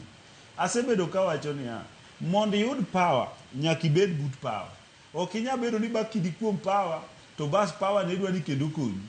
Anyisi niya kata wan samoro mineno gi revolution samoro isebedo ni revolt. Ma samoro donjo kamoro kata in kamoro ma ji para ni ng'ani nyalo bedo ni en mana jakoko manyogocha. Ma gik makara mondo mi bed trusted with by a system bedo very difficult. Emomiyo ka chieng' mane Uhuru Kenyatta wato wuondo jowa ni dhi miyo wa presidency to Buru Dingo wacho ni koro wan gi deep state wan gi system ni neno kama ne presidency ochako wewago because ne wasebedo joma rebellious ma wan ong'ewa ni tijwa en bakidi ma ok wanyade bede boardroom wayal gik mitimo. Emomiyo ne pok wayudo positions ma important kaka Attorney General, pok wayudo position kaka KDF, ne pok wayudo position kaka Minister ma Finance. Ng'ato achiel kende Kenya ka ema nodhi obedo kama obede mo trust jaluo mono understand jaluo manomiyo ka noyudo power kata obedo jaluo nomiye kura mathin ma ok mata maladek to noluongo joluo e sirikande moyie bedo go piny. Kido miwinjo daduong' Odoyo widi wacho ni gi ng'ano mineno kite ni nyalo wuotho kodu kanyakla. Emomiyo wan sama wuoyo ni wanyiso ni jalno mosecheko kendo wafuono mwang'e oyie kendo bedo gi jaluo mondo konywa. Mago walo gini goeko wabro winjo kaka dhi but ng'ama nya bedo president e piny luo kama nya piem sani gi William Ruto mayombe ka en e sirikal masecha to noyombo ka nyo onge to onge. Mane matemo wacho ka wacho ringo to wacho Amisi ni diwach nang'o nikech Amisi wacho ni en oyudo mana barua kinyise ni koro gole next nokoluwo kenge madwarore. Adwa tiyo kamoro ka wacho kani wan kaka oganda ok wabichiko itwa ne koko including koko mag Amisi ginigo. Dong chama to en ineno ya winyisi nyathiwa an jaluo ok an tribalist ka endi wawacho dholuo ka ok wawacho dho Kiswahili bok wawacho Luya bok wawacho Bandu ka wawacho weche mag luo Amisi odhi wacho weche gi kocha ma endi en ODM koponi ka Amisi wacho weche mopogore gi ma ODM wacho ODM wacho ni wadwaro dongruok kuom William Ruto. Makoro nyiso ni kintulu mabiro pod abiro bedo kwa neno oganda mathoth migole. Ng'ata ma ok dwa riwruok e kind ODM gi William Ruto ma ok dwa go two term mar William Ruto to dhi because wan ka ok wadwar ng'at madhi kiko itwa ni William Ruto yiegerowa William Ruto rwako jothurwa William Ruto wuotho kodwa basi wacho ni wawuogi nikech ineno ka jou ni kuma nitie. Jo para nyadong' nyocho sewe Ruto ka ng'ane dongo oseweyo gisedhi gin gidhi wan be giwe wang' ni wabede gisebede sirikal every time opara nyocha dwa mane mondo okete minister mar finance masama ODM nokete minister cooperative omiyo Mbadi finance ok kama chako jo to ndiki wacho ni jomoko to jomoko dong be nitiere e ODM kama bende ogwedore paro an wawuoyo gi joluo ka jaluo moro dwa luwo amisi kumodhi e luwe wachne what we are saying en William Ruto osenyiso thuolo mar gero ganda luo and kaka joluo ma jo ODM maluwo party leader Oburu Odinga maluwo chairperson Gladys Wanga wan wadhi wuotho gi William Ruto until jowagie makonwa ni ok wadhi gi William Ruto to ng'ama ok dwa William Ruto moyie gerowa moyie ting'o jowa moyie makowa morwakowa e sirikal kamichichega kodwa manyingwa bede gi miyalowago ok wadhi yiego ma kata ka en amisi no kata ka en osoksi no kata ka en sufuna no kata ka let them go kata ka jaluo ma en Karoli be feel ni William Ruto rachne odhi mondo we jo suba o decide kaluore gi kuma donc ka koro ndara masindi ga ritie kiketo lam igni amin poko bedo ka sani endi wan gi gima paya maduong' mabe osegero ket kacha Kabunde airport sano yaw malit ndege dwa chako donge nyaka Boeing kia 577 dhi Kabunde ikech William Ruto gi higa dekgi basi dwa kelo wadithi za bunwas erokamano ahinya okongo mana minyalo tieko godo kapok wadhi e thoro wach machielo Sharon anya wacho ni noganda luo kendo adwa nuoyo gima nyiche min piny kanon Betty Odinga nowacho ni nyidho ni emwakomgo nyidho mwaneno sani ni nyidho ni en ni osiep manwa loso gi ker William Ruto waseneno matunda ne nyocho wan gi migosi Uhuru Kenyatta mane rais oketowa man wabed gi geno mbele ber wabed gi geno wano kata mana gima nonyago konywa sama onego konywa nokwayudo to kane jakom Raila Amolo Odinga nomosore mobedo machiegni gi ker in history for the first time waneno jaluo mamama matoni general waneno jaluo mambadi minister mar pesa waneno jaluo mopiyo Wandai minister mar ang'owa waneno PS mawuok korgo wedika interior Dr. Molo mabetimo maber omiyo wan gima wanyalo wacho ni nyidhoni ema pod wadwa bede to maduong' en ni adwana kwa structure mar patiwa nyicha wacho ka wan Kisumu ka wan rally maduong' mar ODM ni wan gima wadwa timo ni agreement modhi bedo gi the partner modhi bedo go maka structure party osewacho ni wabro dwaro ni to kane wan gariyo donge dwa yude 5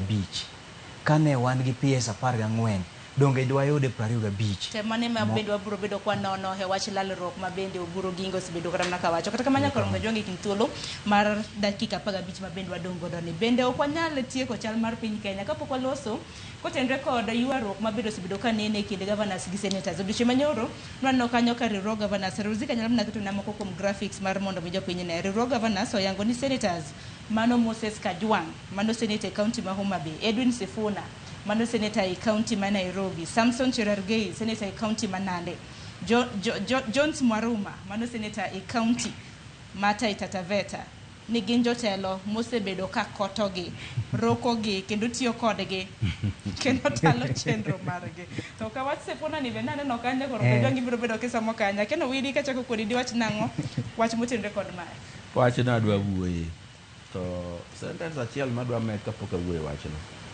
ng'ama penjo gimomiyo gol amisi onego bed nopenjo gimomiyo nogol Junet bende e Azimio gimomiyo nogol Tuju bende e Jubilee gi gik makamago kija ODM adier kwadhi e wachni adwa ne nyisi ni komiti ni en komiti ma chike mopuodho ni kanitie makosa mag gavana kata gima ok ler mar gavana ma Auditor General okelo to giluongo governors ok giluong governors ni ne gidhi gibede magawa moro to giparo ni koro waluong ng'ane wama giluongo kata wore gi report moa ka Auditor General to governor biro to lero ne gi wecheno ka in governor tiko ni jogo kwayi pesa ji 4 kende to in governor man gi ministers 10 to gi chief officers kiadi ni to governor moko 4 mobedo kacha cha oduogi ni tiko ni gi arasi gi mai pesa imiyo gi nango. Don't give them answer the question they're asking you. kata wach ni rumo gi kanyo. Omiyo gavana mawacho ni jogi ni magi pesa koro gibidhi e nyimgi. Gidwa nyisowa ni chieng' ma kata parliament osamon the president kik dhi. Koso gidwa nyiso ni chieng' ma parliament osamons minister to minister odwok gi ni we are being harassed. Onge ng'ama bedo harassed nikech governors ong'eyo ni gisekawo MCAs magidiyo maginywaso ma ok nyal pingogi. Koro dong gidhi gichomo senate tir. Senate be gidwa ni gidhi gibuog makoro kodhi e nyimgi to koro kulore mana ni. Governors ka ok wang'iyogi gibiro bedo dictators Kenya ka mok tal. Nyaka talgi nyaka penjgi nang'o momiyo ma auditor general wacho kama. To ok ginyal biro ni yawuoyi mano ketnegi motegno manyalo penjo gi penjo ni mago koro nyaka chairman. No, onge ng'ama nyalo wacho ni imaye pesa to pesa to chiwo kende. Kino Kajwang' okwayi pesa chom EACC konege ni kinyo nega bede mbele Otieno Kajwang' to kwaya pesa. Imiye pesa nikech ing'eni koso, idwa no dhi makosa ni. Ng'ama chielo be miye pesa nikech ong'eno koso, idwa dhi makosa ne. Kudhu gomba ke magati ni ambi ng'eni namiye, ambe namiye. Jogi mawa. Koro wuok no dhi ni mau koro kubidhi kuno.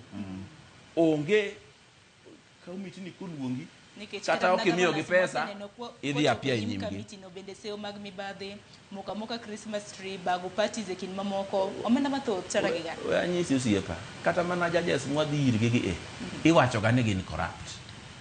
Dong mana tadier to in kidhi ire gimopenji e midwoko kai tu ya kanyo tidhi. Jogi onge kata mana jela magitere ng'ato. Onge gima gidhi gipenji ni auditor general owacho kama in paro ni kuom wach ni chal mane tidwoko tiya mano gimidhi miye ng'ato pesa. Koso giketo bonde e it governor ni gol pesa. Onge governors we gala wa bwana. Erokamano nyagi wach ni mogik mwalimu kwa tieko. Wach na mogik ne oganda luo madwa ni mondo anyisi gi kawuono. Gima wadwaro kaka oganda en somb nyithindwa, en ohala kaka nyalo dhi nyime, en dongruok kaka nyalo dhi nyime, en kaka inyalo ger gik moko e thurwa. Gimomiyo Kisumu thirno kawuono ni onge institution mora mora moger Kisumu, nyaka University of Nairobi branch manoger kanyo onge nyithinde iye. Kawuono awadwa no penjo Uhuru Kenyatta gi wuon mare gi Moi Gini gimomiyo Navy onge Kisumu to Lake Victoria nigi borders mang'eny molo Indian Ocean. Kendo wasikwa nyalo wa Victoria molo ang'o mionge nikech ok dwa ni oganda luo dongi. Omiyo ka ng'ato achiel obiro maparo ni piny Western Kenya bodongi, igero yo kadhi, igero airport man kuro, kendo iyawo port. Uhuru no wuondowa ka ne dhi yawo port ma Kisumu gi bilion 3. Ka gisemuko ute ji ma gikawo lo to giringo gilal. Omiyo jaluo kama intie ng'eni ng'amo yie tiyo kodwa timonwa gik madwaro en President William Ruto. Erokamano ahinya. Ondiek wach senators makoto seyo makamago gi wachni mogik dibed mana. Kendo kanyo tadwa pogora gi japuonjo widi kabisa. In a way ma odhi yien as a very good friend of mine. Wasebedo in several struggles together. Number 1 wangi constitution. Senate nigi secondary oversight over the county government. Senator is not the primary oversighting officer. Primary oversight body and county assembly mar Homa Bay. Makara kidwa petition a court, tibiro penji ni did you go to the county assembly? Governor onge gi power mar loro ne members ma county assembly duties maggi kaka jaduong' Owede wacho no gisedologi. Gine ma giyiero members ma county assembly mar ready mondo midolgi. Koro ka jopiny oseyiero members ma county assembly go magi mekgi, koro mekgi magitigo ema odio yanegi. But gima jowa timo e Senate be is not fair. Ayie ni gine maging'iyo kakitiyo gomenda. But nitiere questions ka gisepenji then koro gidhi ridicule. Iluongi governor ibedo ridicule. Nyichi neno ka nyaka officer moro mar county government iriembo from position e komo bedo. No, that is not your seat. Go away. While question tidwa no answer from away kuma no chore a committee no. So there is a lot of disrespect Macheral Geyo Simiso makatana the chairperson Senator Kajwang bende okosebedo very honest amoro in his questioning. Kata anema bed governor kata inimi bed governor tomorrow Sharon nitiere expenditure chieng' moro na explain ka to ne nyen moro paro na explain gik ma kwa dhi oko ka alero ne wan gi sido ka Nawachone ni questions mine no bedo raised gi Auditor General. Samoro moko bedo raised a time ma those accounting books ne poko chopo to the accounting officers. Koro yoro ni sama senator penjo moko, samoro penjo moko ma tu peti, ma king'iyo ni governor mangimo ka whole day in the Senate, ipenje gik manyaka county assembly no se penje, kendo en gi duoko gi. Nyaka wang'i, of course, ne Supreme Court rule, ni the Senate nigi power to summon. But the problem need the Supreme Court no could explain need to summon on which kind of matters and to summon in which manner or to question governor in which way. Ne omegi blank check koro gitiyo godo mar court of governors and waneno facts ka Council of Governors owacho niya gidhiro gi moko am twist gi mondo mi gigol pesa moro mondo mi eka yal gi yo moro and egima ne giwacho kanyo and I'm very happy for the first time Council of Governors obedo thuolo mowacho ni extortion is too much in the Senate. Mano will not be happening. And kaka Keno ndie kadwa kwayo jokanyana ni weche Senate go magoro tindo governors were doing a good job.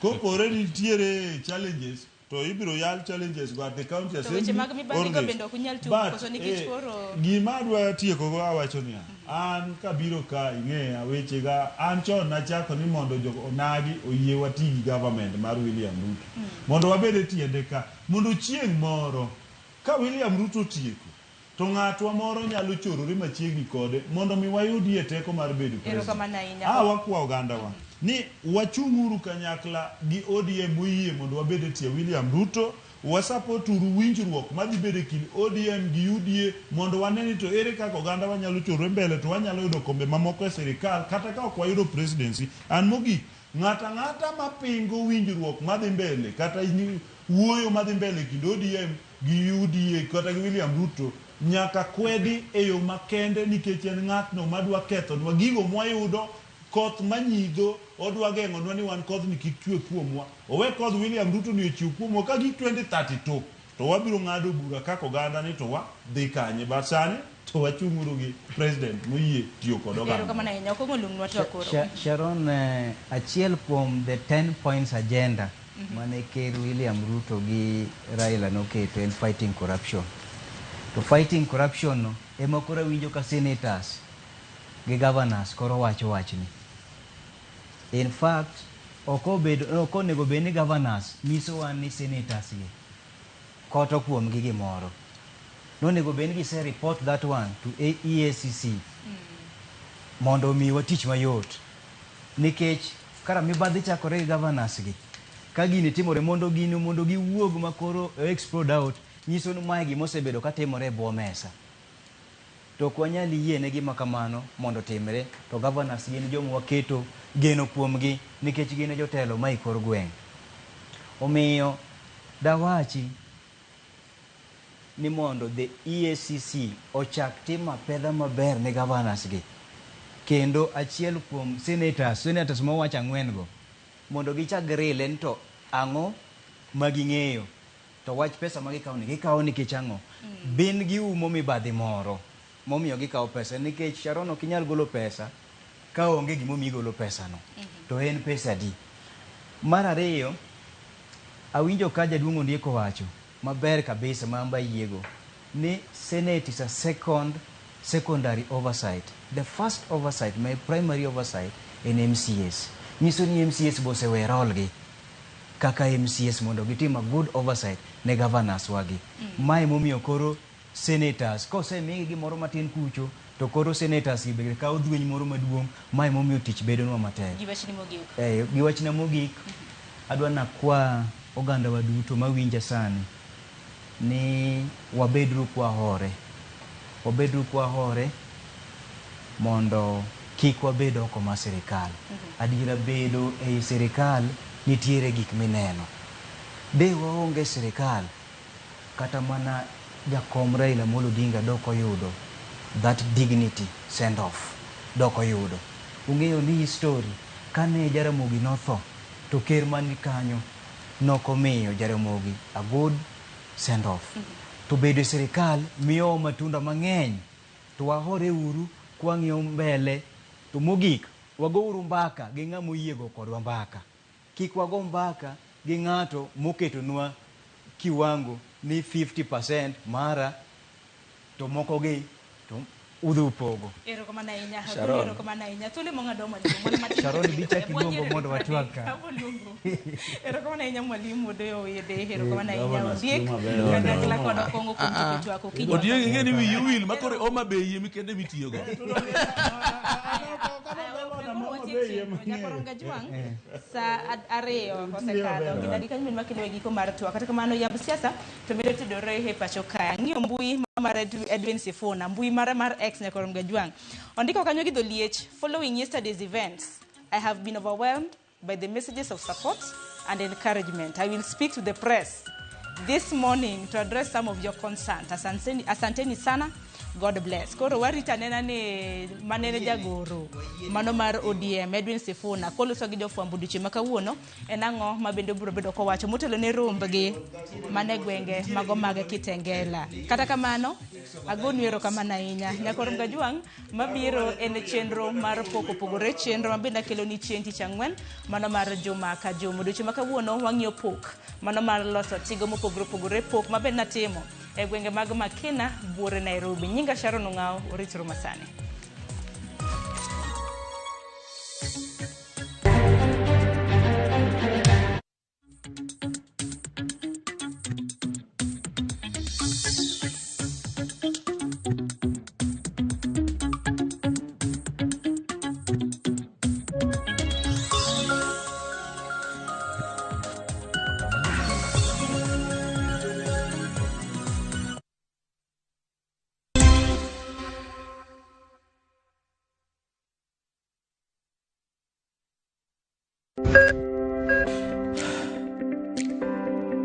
E chuny ogandawa, ngima mar del en mwandu maduong'ie moloyo.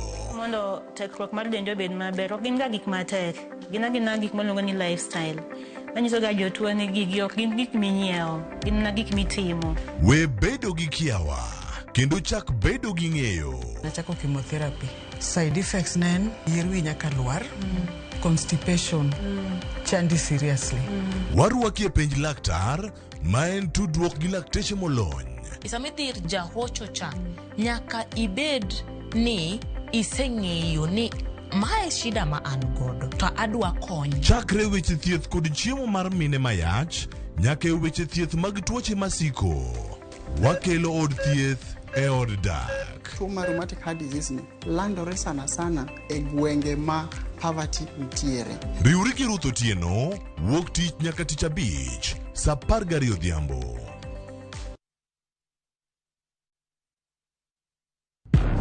Hera, andhoga, adiera. Nayie kodi. Nok ang'eni ni nyalo timre marich kamae. Ich lach ok duong' dhot, obiro donjo to kao. Nyaka sani podi nikia gimoro amora mantiere pacha. Hera miyo ng'ato bedo gi teko mar timo gimoro, kendo nyalo lokore pap mar lweny. Odni opong'o mana hawi marach lilo. Makruok gi ng'ato nigi nengo mare. Ing'eyo gimarach kodi en ni onge ng'ata ng'ata piny kama da bedo gi wat kodi. Oromoniti. Remo biro yiero bedo korka ng'a. Kata kapo ni wan jokor gi nyako, mano ok onyiso ni wan waonge ratiro mekwa, omiyo an abiro chung' kode. Onge gima siko kopondo nyaka chieng'. Sama dera chiegni, gik moko duto wang'.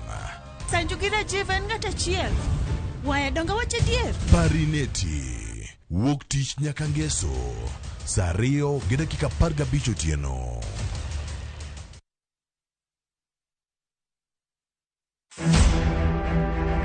Nyakwar Ramogi ne en jamadar mar lweny mar lomo tuo to kod mar kor lwasi. Retired General Ismail Daniel Opande. You know, jok ma iluongo ni rebels ok ichal kaka in gi an sani kaka koro wawuoyo sani ok gin jopuonj. E keto kwe, ne orakore kod jolweny mobalo e piny Sierra Leone, Liberia, Mozambique kod Nigeria. You know, your people misbehaved again. Today you have lost even your rank.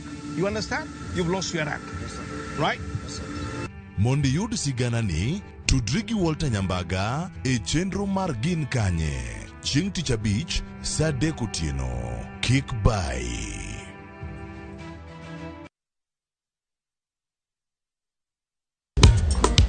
Tich abich ka tich abich kochakore saa 4 otieno nyaka saa 6. Lakini ni mixes maliet kabisa mag Luo Rumba, Luo Benga kaachiel kod jawa maliet. Kowuok e ondamo 107.1 FM kar chuny jaluo. Kapela nako ni wangne kawado kocha. Nyaka wang joy mari mar Ramogi TV. Lungani a boy handsome Mandawea Roji bed and breakfast. Lungani DJ Koloko instrumental. Tokodan Solomon Tito Kafaya gudi. Kawacho ni ma en Ramogi Night Disco. Kete manaka.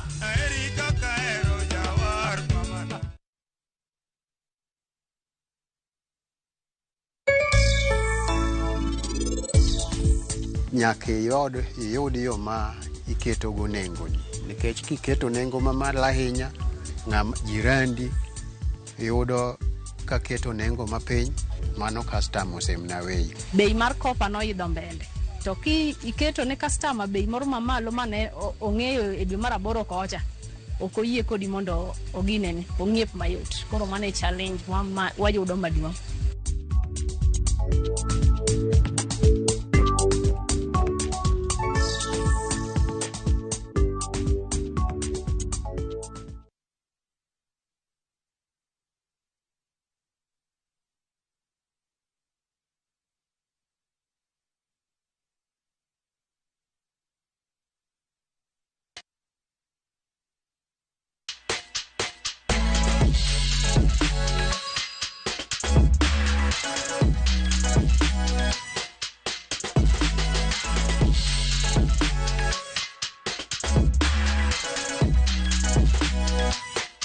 Nyakorom gajuanga chenro mar poko pogore okinyi makawuono akelo ni kantiere chiro Makina mantiere kar chungod bura mano Makibra.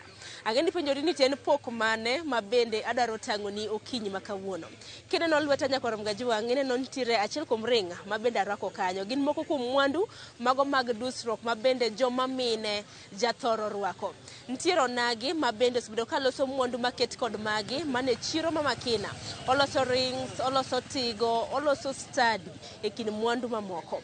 Mane kit pok mabende adaro mar mondo miatangno okinyi makawuono machiegni adaro mar mondo miadhi arom kode. Nyinge en Samuel Achayo. Kikwi wil gi nyinga Sharon Ong'ao machiegni.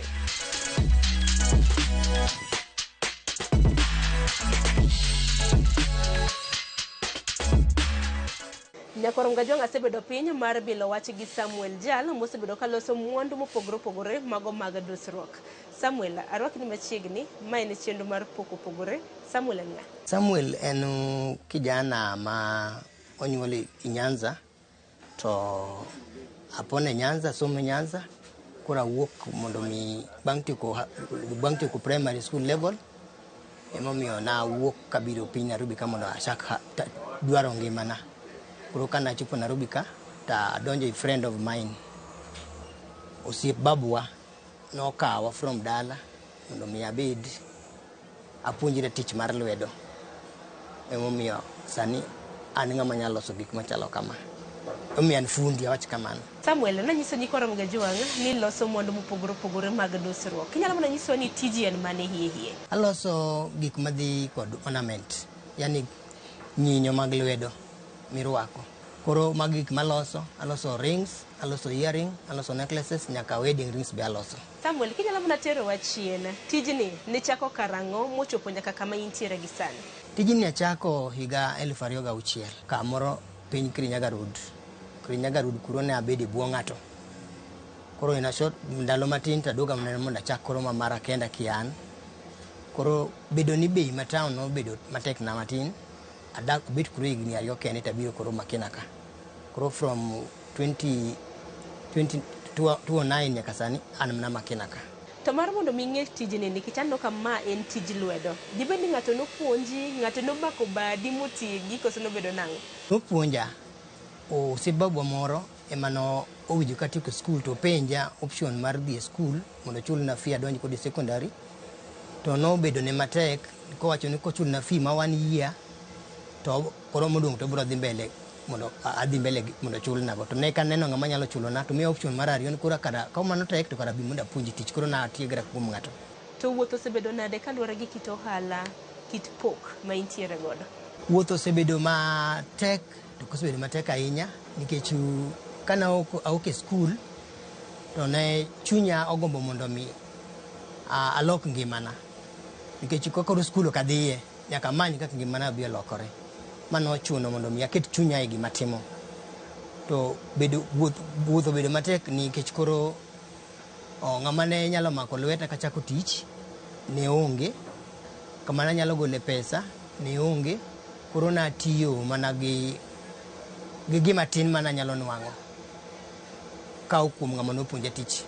To Samuel, inyise nyikwa Ramogi Ajwang' mwandu ma iloso, nikech an kang'iyo aneno study, aneno rings, dibed ni iloso mana mwandu mag mine kende, to kosa kata mana joma chuo, joma wuoro iloso negi mwandu? Mostly to gin mine, thothgi gin mine, to joma chuo be aloso ne moko. Nikech wedding rings nego ji ariyo marwako, to aloso negi. Nitie joma biro nyaka naloso nyaka bangles, bracelet mag lwedo mag joma chuo. Koro gibiro gi gik ma gidwa mondo los negi. Koro lakini mang'eny to loso ne joma mine, to joma chuo be aloso ne moko. To nang'o miyo ni mag mine ahinya ema jathoro los? I sector mar jewelry ni mostly joma mine ema odich kod gik miloso. Ke joma chuo en onyalo bedo gi ring to kata ring achiel for full year makoloko, to ng'ama miyo to ng'eni en odhi gi fashion kendo rango kata law samoro gima odwaro rwako lawe.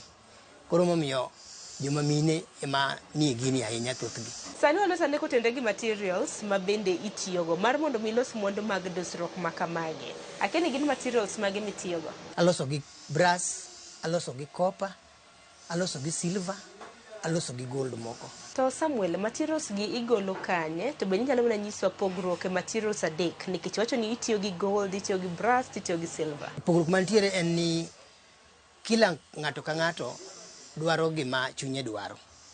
To pogruok mar bei mag gigo be nitie. Gold beche ni malo, to waluwe gi silver, to waluwe gi copper, then brass. Koro ing'eni ng'ato kobiro nodwaro gold nyaka owuok kode wach mar gold. Kodwaro silver, titiyo los ne silver. To kodwaro brass be nyaka los ne brass. Koro ing'eni gigi te gini kod bechgi. Ma samiloso gimoro to gino iloso gima ni kod beche. Bende kata mana kopogore gi brass, materials mopogore miloso godo mwandu mag dusruok, bende aneno kuom ranyisi kata mana ka antiere gi study makama. Donno ka intiere gi tigo ei, to tigo gi tigolo kanye tidoso gi godo nade? Material gi asosgi ka ogolo gi dukni, nikech asebedo industry ni ma ndalo mang'eny aseng'eyo jok ma import gi, dukni ma import gi, jok ma be kelo gi, ji ajia ma kelo gi, kod jok ma be tiyo kodgi, to gikelo gi excess mwanyalo nong'o kuom gi. Koro pogruok mantiere en nengo machon cha gi nengo masani pogruok nitie. Koro ka wawuoye ranyisi mar brass. Brass kila achiel nwanyiewo siling 500 chon. Sani wanyiewo siling 2,200. Silver nwanyiewo gram achiel siling 50. Sani gram achiel wanyiewo siling 300. Koro pogruok nitie. Copper nwanyiewo kila achiel siling 400. Sani wanyiewo siling 1,800 kila achiel. Koro pogruok nitie. Gold to ng'eni gold to nyiewe tek mang'eny, nyiewe mana matin kaka gram no. To gram achiel nwanyiewo by then nwanyiewo gram achiel siling 2,100. Sani gram achiel nwanyiewo siling 11,000. Koro pogruok nitie bei machon nyaka sani. Ji ohero gi kala. Kaka nawacho ni ahero product ng'eny nadhi kuom mine. Koro ing'eni ka keto kala go to samoro ng'ato kawo kalure kod samoro kaka odwar mondo orwakore. Momiya aduso gi apogo gi amiyo gi kala mopogore mondo ng'ato kobiro to kik okos gima onyalo dwaro e kala. Mane momiya aketo gi kala go kamano. To designs bende aneno kilony, intiere koda designs mopogore malombo wang'. Designs tigolo kani? Ng'eny gima timo kanigo an magi to ng'eny gin pacha. Adesign gimoro kenda. Kata ka nene internet gimoro to ka copy ka nene ka kete ka gima ka kete kaka intiere no. Aduga abedo gi pacha mondo alose gimoro mamara. Ma ng'ato konene to oneno gima nyien mapok oneno. Mane momiyo ng'eny gi tijni, ng'eny gima loso gin pacha. Ohala ko ohala, ang'eni nitiere jogweko ma bende timogi nikech geno mara kata mana i Makina ka okin kindi ma samoro loso mwandu mag dusruok. Piem chal nade i Makina, Bure, Nairobi ka mwandu miloso gi mwandu mopogore gi? Piem to nitie. Kendo ng'eny matek kabisa. Piem nitie mang'eny nikech samoro kaka an aloso gimoro, ng'ato biro neno gino, okia gauge maloso go, okia time makao, okia quality maketi gino, en onena na picha to kako neneno. Koro bro chuno ng'ano en konene e picha to odhi keti ipache. To odhi olose makong'e idea makalo gu process makalo kodo mondo mi alose kod quality malose kodo. Mano piem mantie mang'eny kabisa. Samuel kiwacho ni piem nitiere. Higni go duto te ke mae ohala mitimo ma kelo ni yuto kaka inyalo konyori e ngima mari mapile. Ng'anyalo penjo gi dho ngere ni what makes you stand out? Ang'o makiti oko kacha momiyo ohandi ni pod ochung' kar tiende? Asebedo ka arito quality mara. Then awinjo customer idea, pach janyiewo. Ng'eny janyiewo no kisewinjo pache to basi be irito quality ni to ibiro sika. Mane gima keto an mokwongo arango quality then customer kaka customer dwaro. Mane gima ng'iyo. Koro bro miyo koro customer no kodhiyo atimo dwache quality bende nwang'o maber. Koro miyo abiro sika. Target audience magi gin nga kapenye ni odiochieng' ma kawuono kiloso mwandu target ni kata target market mari en nga. Joma mine kod some organizations moko. Nikech joma mine to ng'e ni kinwang'o gi to gin joma nyalo kalo matin. To joma mine go be ber nikech gin kod osiepe mang'eny. To organization tinwang'o tich matin to inyalo nwang'o tich dichiel to en mang'eny dichiel. Koro ana customer bena gina aringo kanyo. E organization moko kod joma mine.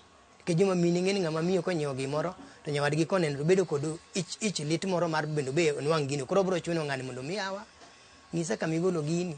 To mane kaka customers go abedo kodo. To bende Samuel dagomba kata nyikora mgijwang dagomba ng'eyo ni mwandu gi iuso gi kanye to bende marketing kitimo market yourself nade.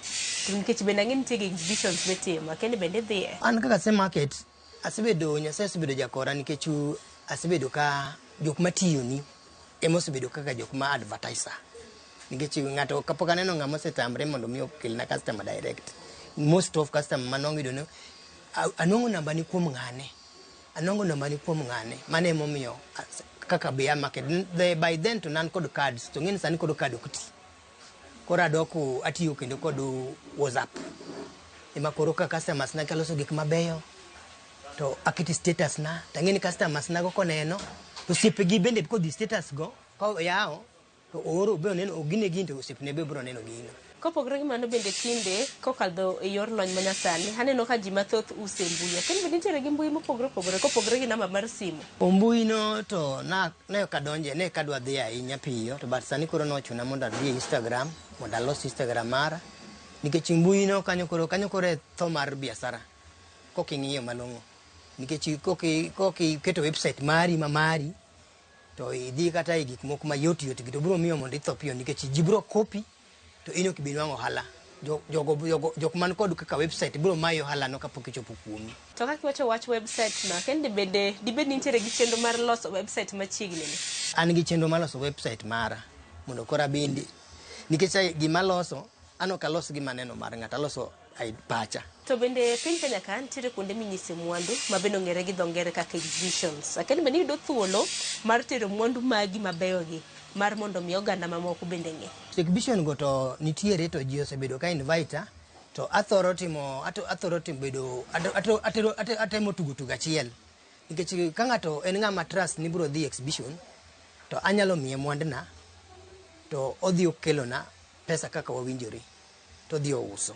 Koro ing'e ni gimomiyo atimo mano nikech kawe chien ka kama betie ni an kan ng'e an ma design to an ma arango quality mar gino kapok owuok. Koro kapona achako thoro dhiyo mang'eny exhibition nan manyaka dhiyo taneno kamano adhi wito chuny tich mara. Koro afadhali mondo jok mo client maga moyie ma neno ni product ni beto okonyiewe to dhi exhibition tang'ise ni kada dhi nagi ma to mostly gidiyo to giuso gikelna obede dagi pesa. To nengo mar Samuel rengo nade nikech ang'eni ka iuso ne jo retail jok ma donjo e duka ni to nyiewo to be nitiere jok ma nyiewo gi in bulk ka ging'eny retail gi wholesale. Nengo opogore.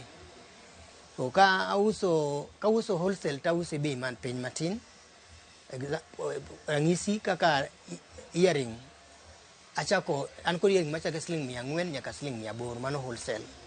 To ka obiro retail earring no to ochakre siling 1,000 nyaka 1,500 kuom achiel.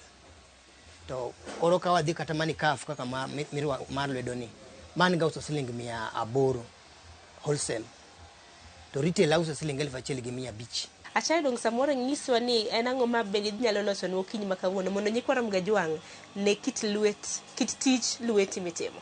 Abro loso ma mag earring, mag study, mag it. Abro loso ma to process mare akawo waya. Kase ikawo waya gauge milose kodono tang'ado sizes. Tadole, kase dologi, tadhi kodgi e machine kacha, ta shape, apimo sizes gigo. Then katieko pimo sizes gigo, tabiro kode gas kanyo, kamariwo gie. Then tawang'e kanyo, kase wang'e kanyo, tagole kanyo kendo, akete chemical moro kacha mondo gol chilo mawang'o kodo mach cha. Kase golo chilo no, tatere e machine kacha, ta ago sandpaper mondo bed smooth. Then adonjo e polishing mondo bed maler. Then koraka onyalo bedo product machalo kama. Koro korumo to en study maber kama. Mago process gi kan gi tigo no, to tigo ni makura a design go gima loso kaka koroma ni go kan gi tigo ni to akunga tweyo tigo no chase ma kamodhi donje no tigo ni mokunga dhi anyiewe duka anyo gi kala mopogore koro madwa loso achako tweyo kata kachiel ni atweyo chase ni mokuongo kaso chase ni barwake modonje kanyo tadhi awang'e kacha ma wang'ne chien mare ni monindi maber madhi ago e sandpaper kora ka bia los waya ni kendo kase loso waya ni taduga wang'e kanyo kase wang'e kanyo taduga wang'o ne kama dhi mako earring ni imako hukni be aloso ben mana waya mang'ado kuom wache man go matiyogo en waya matin koro ken waya maduong' kaka mapiny ni nikech koro it ng'ato ok nyal keto waya maduong' iketi waya matin mondo donje ite no koro mano kase lose batieke te tadhi ago e machine kucha koda kaduogo ayueye yakaduoga fito tigo ni kanyo tigo ni yaketo kakora sitieki makoro kase keto tigo ni kata ayueye to bedo gima koro ikre ma ng'ato nyalo rwako. Magi to te gin mana designs magi gin mana design malosa wuon kenda magu picha kaka Africa ni adhi cyber tagolo photocopy mar Africa ni kase golo photocopy ni tabira bawo e gauge mar mabat madwa ng'ado no tagolo African anyalo gole Africa man kod line mar Africa no amanyalo gole Africa man kod block man kod Africa ma block kama then kase gine kama tatucho taloso ne link mabro make e chain amanyalo bedo kata earring mirwake it picha no nyaka dhi agole cyber okecho kanyal gore mug maber kora dhi gole picha no e cyber tabira loso kodo gima dwa loso kajal mano yudo tiegruok e kit tich mitimo ne manyaka sani kelo ni yuto akeni in bende sire thuolo mar tiego oganda be nitiere yawa madwaro ng'eyo tij lwedo tij loso mwandu mag dusruok nitiere mise tiego jita an thuolo mar puonjo ng'at modwaro to kata moko ntima si puonjo ma kata last month dwe mokalo nyocha an kod nyako moro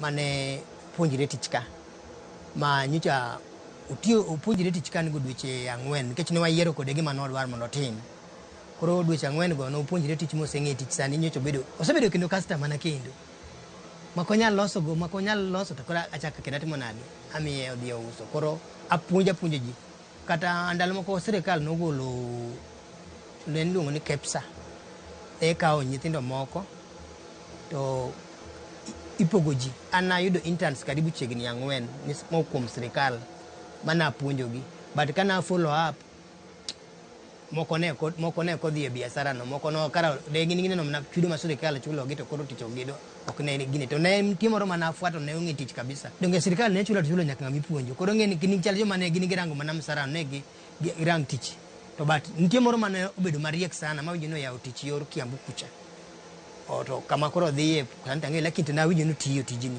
asipuonjo ji mang'eny moke lweta kata jok matiyo kodogi okagolo gi kama oka ging'e tich ana puonjo gi ka mondo ati kodgi to jok mantiere mabor ere kaka ginyalo yudo mwandu gi samoro jok madwa tiegruok bende ka ng'at madwa mondo mi apuonje tich kata ng'ama dwa mondo yud product na an kod namba an kod yore ariyo me yuda kodo namba na minwang'a kodo en 0722629140 iyo mar mbui minwang'a kodo en samuelachayo016@gmail.com to ni joma dwaro mondo mi apuonj kata tich wanyalo tudre kodgi kanyo nikech ing'eni ng'ato nyalo biro dwaro puonjre tich to odwaro o specify kama odwaro ama ng'ato dwaro mana area moro nitie joma dwaro full course to tich nitie nyaka chul nikech gik midhi ti kodo kagi inyiewogi mago nyaka chul koro nyaka winjre kode to bas then anyalo puonja ng'ato tich ni ng'ama dwaro gik minyiewo auso achiel ama nyalo uso mang'eny bulk auso mang'eny kata ka ng'ato nigi design mar gi product modano losne onyalo orona WhatsApp mara namba nano ma 0722 620 62940 then aneno then alosone then anyalo aoro nego to kama ntiere minwang'a en Makina Market Kibira kiwo gi town ka mtoka namba 32 Kenya Bus Railways namba 8 keli nyaka Makina Market stall mantiere i Makina ka and stall namba 409 Nikoro mga jongo seno mwandu mopogore tipo giseneno malombo wange ng'ato nyalo penjo ni to mwandu gi loso gi tools mage nikech mar mondo midus gi magibed nikoro ka gin ready made ready for the market tools mage mitiyo go dachayo tools matiyo go loso mwandu mabeyo gi an kod grinding machine mano mar polishing an kod gas matimo kodo mar oweng'o kod ariwo gi kodo an kod nyundo an gi plies an kod reru moro magoye kadwa pamo gimoro an kod plies gimopogre mang'eny nitiere an kata nyaka kod sizes ginene luongo size mar pimo gimoro ring ka ng'ato dwaro mago te an kod okanigo an nyaka kod machine madiyo na waya igej madwa loso kod ring malwedo kaka machine man chien cha mano tools man kod mago tools matiyo kod okanigo. Samuel kotiko chenro mar pogore dwa tieke gi wachni mogik ahinya ne rowere maneno wa jok ma samoro jaro tije lwedo jok ma tije lwedo sekonyo jok manigi talanta samoro nitiere janyuol oko kacha mantiere gi nyathi mantiere gi talanta jip mane madenegi gi wachni mogik. Wach man kod kuom siro tije lwedo ber kendo ng'ama nigi nyathi ok unidi nyaka som buk te tije lwedo ber nikech tije lwedo ni biro miyo ng'ato pache tiyo seche duto to ni nyithindo ma jonyuol man kod nyithindo nyathi otim gimoro mondo mi nyathi ngima mare olok kende janyuol ok nyal loko ngima nyathine nyathi loko ngima mare kende kendo tich ng'ato nyaka kete chunye ka dwaro tich gimotimo mondo mi kata ko tije lwedo ber nikech tije lwedo en gima nyalo yawo pach ng'ato nyalo miyo ng'ato neng'ere mang'eny nyalo miyo ng'ato dhi mabor. Samuel, mwandu miloso ber akeni dayier mana otama kata mana ma dayier nikech gibecho na te gin mwandu ma bende iloso iwacho ni moko bende iko loka moko bende nchiro mapacho ka to kawi thuolo bende matin donge kata kamano an agoni erokamano ahinya kuom nyisowa kit pok ma bende itimo odiochieng' ma kawuono Nikoro Mgajwang' oseneno tiego mopogore miloso nitiere study Nyakoro Mgajwang' nitiere iwacho ni rings aparo ni an mang'eny olombo wang'a Nyakoro Mgajwang' akeni dakaw mane mar mondo mi apimni mar mondo mi net kit tich ma bende Samuel loso men achiel kuom rings ma bende oloso mathoth omako wang'a Nyakoro Mgajwang' kawuono tine ng'wonna tego bende nitiere mopogore ma bende olombo wang' magin moko kuom mwandu ma bende Samuel loso Makina ka mano buore Nairobi designs mora bende ni nitiere gi design mane iwane mana tol mar mondo mi olosni oloso gi silver brass gold mora ma bende idwaro gino mara ni yudo chenro kata mana yudo puonj achiel ariyo adek ma be nyalo kawo kuom chenro marwa odiochieng' ma kawuono e chenro mar pogore chenro mar loso gige mwandu kata gige dusruok ineno kanyo kaka magi bende oduso lweta kanyo oritur masane wanere kendo e kit pok mopogore nyinga Sharon Ong'ao.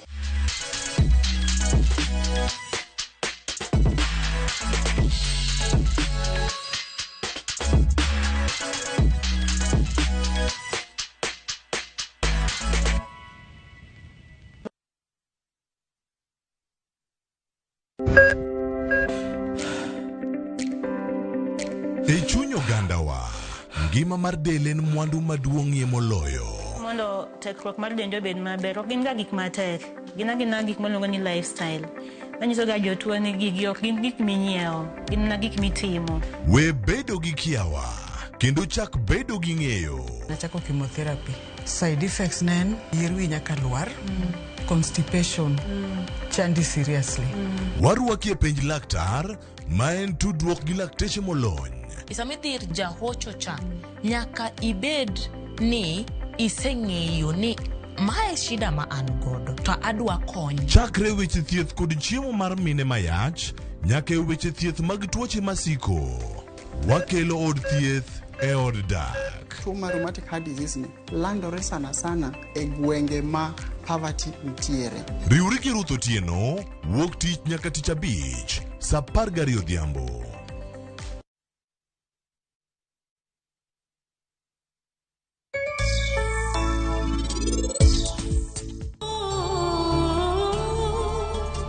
Nyako ma wiye tek ni ok winj ga ng'ata ng'ata. Nyalo bedo ni en osiep pari. Kata kamano an aneno kokomora kata matin. Refisha ushinde.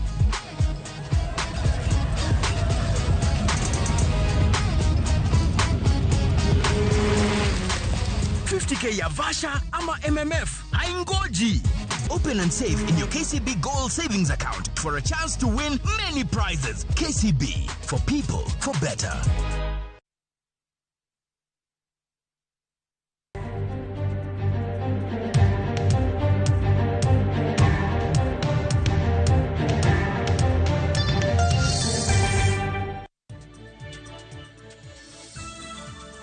Erokamano kuom keto Ramogi TV kaendi buch jopiny chakore sani. Wantiere ga wendo modhial Mheshimiwa Absalom Odhiambo Onyango ma en MCA ma Korogocho to gi Mheshimiwa Willis Otieno ma en jalup jatend Safina Party. Erokamano ahinya kuom miwa secheu. Willis, wachakane kodi. ODM koro chal ni oriembo Sifuna. Gin gima gitimo makare koso oyo? Yeo ni en ratiro mar chama neno kaka gidhi timo weche magi. To kadwa wuoyo ahinya weche mag ODM. To gima nyalo wacho mana kuom matin maseneno e mbui en ni bura no luongi to bura ng'ado ni mondo ogol Sifuna. To kaka ja okil nitie gimiluongo ni due process of the law, fair hearing. Debe didwa gol Sifuna kiluwo chik kaka ng'eye dino miye gima obedo accused of imane modonjne godo tiluonge ni biye bore burani mondo ibede chiwe duoko mondo onyili godo gi kasti winjo kako wacho kasti goli. To lakini awacho ni mano to en wach mar ODM. Yini mano od jomoko mano kodwa wan jo Safina. Koro ka ono no negiro wango gigi wan wabiro mana zima moto wachung mana gichien kwa po ni ngato ngima na dibet gi atarini to areso. To ka gipange yori kanyo no to mano osiepna Mheshimiwa emanyalo wuoye mang'eny kech gine jo ODM. Ineno ni golo Sifuna dhi wang'o ODM? To do higeni nitie consequences. Higeni gimoro amora ma kotimre to nyaka bediere gi consequences mage. Sifuna bende ne ng'ama gara weche migolo ne gin weche mowacho kaluwore kaka oneno gima jopiny nyise. To kod gik maneno kane Raila bende owacho. Kech Raila bende kane ngima onge gima nyien ma Sifuna osewacho sani mano ok owacho ka Raila ngima. To achiel no be mano wacho ni Sifuna e duondo ODM en spokesperson ma wuoyo ne chama hii. Koro ebe ni ratiro mare mar wacho gigo. To yo motime godo ni nyaka dibedo consequences. Tie mejo mantie ODM moko mor yako gol Sifuna. Tie jo moko bende omor yako gole. To jo moko mor gi nyalo wacho ni koro ambiwa kwedo gi ODM. Nyaka koro timo gi ji matekni en chama la misandi oklo ni wuo. To gibro kul to ginyamanyo ot machielo kata meli wane ginyalo biro gidonje. Kata Sifuna bende bona ne kaka jogo dil korani ok ber en bonya wacho no wuogi tebe mana gi joge manyalo luwe samo wuok no. Tije moko bende samoro onge ODM ma ok mora gi Sifuna. Koro ga ODM Sifuna gibocho ni wadonje ODM koro ga Sifuna onge. Koro consequences onyaka bedi. To gima duong' en ni kila ng'ato oikre dak kod consequences mag gik motimre kawuono. Mheshimiwa Absalom, ineno ka golo Sifuna ne nyalo baro ODM? Gimokwongo be gimotama ni penjo jasafina wach mar ODM to nyisi ni wach ODM no nyalo wacho to wache nikech wate wa jo ODM onge Safina ka Willis ja ODM an ja ODM. Koro gima timre ni ing'eni party mar ODM kikwa wuondri. Party mar ODM ok wach mogo mag wakili magang'o mago wach maonge ma chama mar ODM to kidhi against the party to nyaka itimang'o nyaka iwuogi we anyisi ok inyal bedo niya inigore odi tiwuok oko ichako gonduru to joma nitie od ni pok ibedo piny kod gibi wuoyo binyiso gi niya aneno kama inise wuok ichako gonduru oko kaga olawie odi tidhi chako wache moko maonge koro anadwa wacho niya jok moko wacho ni Sifuna owuok ni dhi affect ODM modiem ne nyaka gi William Ruto wotem ne nyaka gi Mudavadi giri ji no wuok kata babu na mama giri no wuok ji wacho ni ogol Sifuna dongo loki gi muloya kosema cha jaluo wawe siasa moko maonge party leader en Oburu Odinga mane mangamo otingo instrument of power mag ODM ka wacho miriambo to ji owachi siasa moko mag joluo mang'eny ma ji dwa keto siasa mang'eny wawerego wan sani gin wadwa focus ombija wadwa focus in development jaluo osebedo chien kabisa e wach mar maendeleo sani wadwa golo siasa moko mag maji ketonwa gi siasa mang'eny we are talking about development sani onge siasa moro mwadhi wacho apart for development to ji wacho ni Sifuna giri ne wacho mana paro nikech en jagoro mungirore mar chama ema wacho ni okuyie ne ji wacho paro no poko dhi e ot bo wacho gibedo goboru piny picha mano neno gi Sifuna nono ka gigoyo gi party leader e office moro matin ka giwuoyo kode dobiro bo wacho ni gini watimo kama okethore ananeno kama en obukre wuok oko to dongo wache lela koro ng'e gimo miyo oywak wache oywagango mokwongo wacho ni noko nego beni udonje chenro mar gombaka gi UDA sani uda monda ahinya nitiere 10 point agenda mapok otim monego beni timore Raila Odinga notho kowewe lwet William Ruto ne pas kata 10 point agenda Raila notho kowewe William Ruto negi winjire mane gitiyo kanyakla iwinja siasa moko mag pozigo ji owerego we wanwa focus olos nuorero mawuok Kisumo mawuok Nairobi nyaka Kisumo adwa relo moro maringo cha ok mar ndara mage manego gi mondo go wuoye wado mondo William Ruto losnwa kiwanja moko ma Migori mokwamoka wado mondo William Ruto mi wanda chini mo sani anyisi joka bimbegi kiwuokae kidhi dalagi gi ya opi sitima gin go wan sitima wan waongego wan pi wan waongego wan wadwa go mana korwa pile ni to development waongego anadwa wacho niya wadwa dhi Migori to wadwa loso Siaya mage county maluo mosedogo piny masani pod ninda we need development sani wadwa dhi mbele kawuono wadwa nyiso unia wan joluo wanyi kuma wadhiye nyaka Willis Wakindi wamakre wanyi kuma wadhiye it's not time for joke now wadwa agenda 1 development agenda 2 development agenda 3 ombija development ema wawuoye kaka joluo sani yes iwacho nang'o Willis e wach mar pogruok mar joluo e paro ni nikech mae be gimoro mosebedo ka jigoye mbaka ahinya ni to joluo gi dhi chomo komane to chomo kanyakla koso ng'ato dhi mana kore iyo ni joluo riwre dier wariwre e dier marwa to nitie joma tin mane kaluo ka gisani mowuoyni modak maber mawinjo maber ng'eny joluo to dier inyo nyithindo mang'eny ok odhi e sikul nikech capitation school fees gionge go ji mang'eny matuo ok dhi e hospital nikech gionge gi pesa shifsha ok ti ne gin koro dierwa emoriwowa gi sani to nitie joma tin e iwa mantie sirikand Ruto matinde kidhi kaluo chopa kila pahali to piny ka to kech to kayo ji koro wariwre dier tayari koro ka osiepna wacho ni gin giriwre ne development ne gero jopiny an ok adagi kaya ni manyo yo migero godo piny jopiny oyud ber an mano gima nayie to lakini riwruok ni koro udhi support Ruto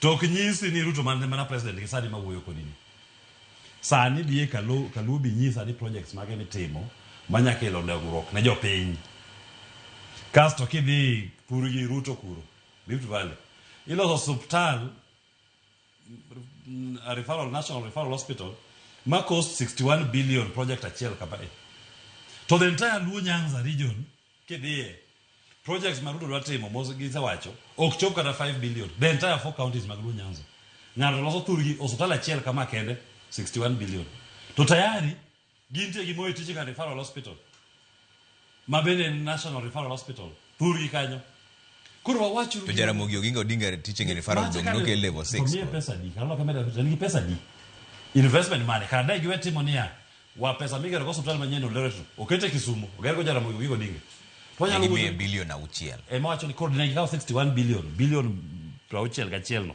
gikete Jaramogi mondo mobed the next National Referral Hospital kuro wabedi gi Kenyatta wabedi gi Moi Referral to wabedi gi Jaramogi iwacho ni maendi koro aneno kaka wach mar thieth ing'iyo wachni.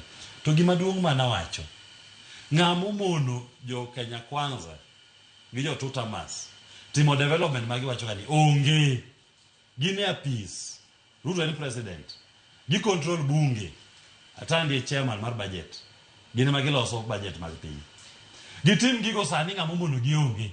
Jok mane opposition ka an Jasafina, wabiro bedo opposition wani, wawach weche mahinyo jo piny, wanyis jo piny ni onego bed ni timo mopogore. Ka gitiyo maber, ni ngima olokre ne jo piny, onge tabu, mane morna. Sani ki kanyis ni sani dhi e Kaluo, kaw gari ni wuok kata Lego Thurwa, Ng'ia, from Ng'ia, kidhi Wagai, bidhi Sagam, bidhi Luanda, bidhi Maseno, bidhi Lela, bidhi chop Kisumu, Kisiani, bichop Kisumu, bidhi Ahero, idhi Katito, idhi Kindu, ichop Thuru, ikal papo Nditi. Nitie gimoro ma is a common feature, libro neno. Rawere mang'eny matindo, mobet mane bath center go, maonge tich. To kipenjogi, kichungi penjogi, ng'ato nyisi anasomo, nyaka mbalariany, anasomo, timo college, timo course e college, tich monge godo. Joma nyalo yudo maybe koro tinde chon nene ka ne manamba mar gari. Tinde nyaka manamba mar boda. Meno koma na boda gogo trip achiel ariyo, oyud 300 ne moro kata 100 ne moro, onyiewo gimo dhi chamo godhiambo. Tene ng'amo somo nyaka nigi degree. Koro kwa nyalo bet no wacho gik madhi konyo nyithindo gi mondo yud tije. Ji owe bet ni bet e centers gi. Ji yudo tich malong'o. Economy tiyo ne jo piny duto. Madakini ukichopa ni malo kanyo, okwadagi, ringa. To lakini piny ka, jomane woga piko gi bende, yudo nafu, gintiere gi pesa, e mfuke gi. To kochopo thieth, wan Josafina wawacho. Ni thieth ma Kenya kao nego beni nono ne jite. Thieth kikao te, cost mar thieth Kenya ka te, en 158 billion kende. Ija wacho ni pesa mane serikal Kenya ka, majo Kenya choko. Daki gol 158 billion, bi kete thieth. Ni mondo ji tute, ngana hata katuo, gimipeje mana kitambulisho mare, to dhi e hospital, ti thiedhe nono. Ji mang'eny pod ke thieth minyalo thiedhi. Mheshimiwa wacho nang'e wachni. Mokwongo ineno ka gima dongruok kae nitiere ubaguzi moro kata kwede moro e dongruok kae. To ochuno mane nyaka ubed gi William Ruto mondo eko yud dongruok ni. Ing'eyo gima nyalo wacho mbija, wan kaka joluo, kata an anyalo wacho no kagone William Ruto kura, iwinja. An kucha nagoyo ne baba Isesri Raila Amolo Odinga. Kuma bete ni governor mara milongo ni Johnson Sakaja no kagone kura, iwinja. Koro kinyal dhi ir ng'ato, inse ni koro in odi ni asedonje adwa kama. Emomiyo jogi no wacho niya, gidwa kawo time mondo gidhi giwinjre gi parties moko kata Safina. Lakini koro ji mang'eny oseluor ni ODM osemakre gi William Ruto, iwinja. Jogo wacho niya, wanwobo biro wacho ni manifesto mari, to gi manifesto mari, gi mara, be donjre adier. Wabi mondo obed kanyakla mondo neka kao nyalo timo gi, wanyalo timo gini. Iwinjo mbija. Koro gigi ji owerego. Sani, wadonji 1 year and a half mondo wadhi e yiero. Pond wan kaka jojo moyierwa, ichando wa e ground maraj. To pod wan tie tich. Ini dwa chako manyo tich, in gi tich.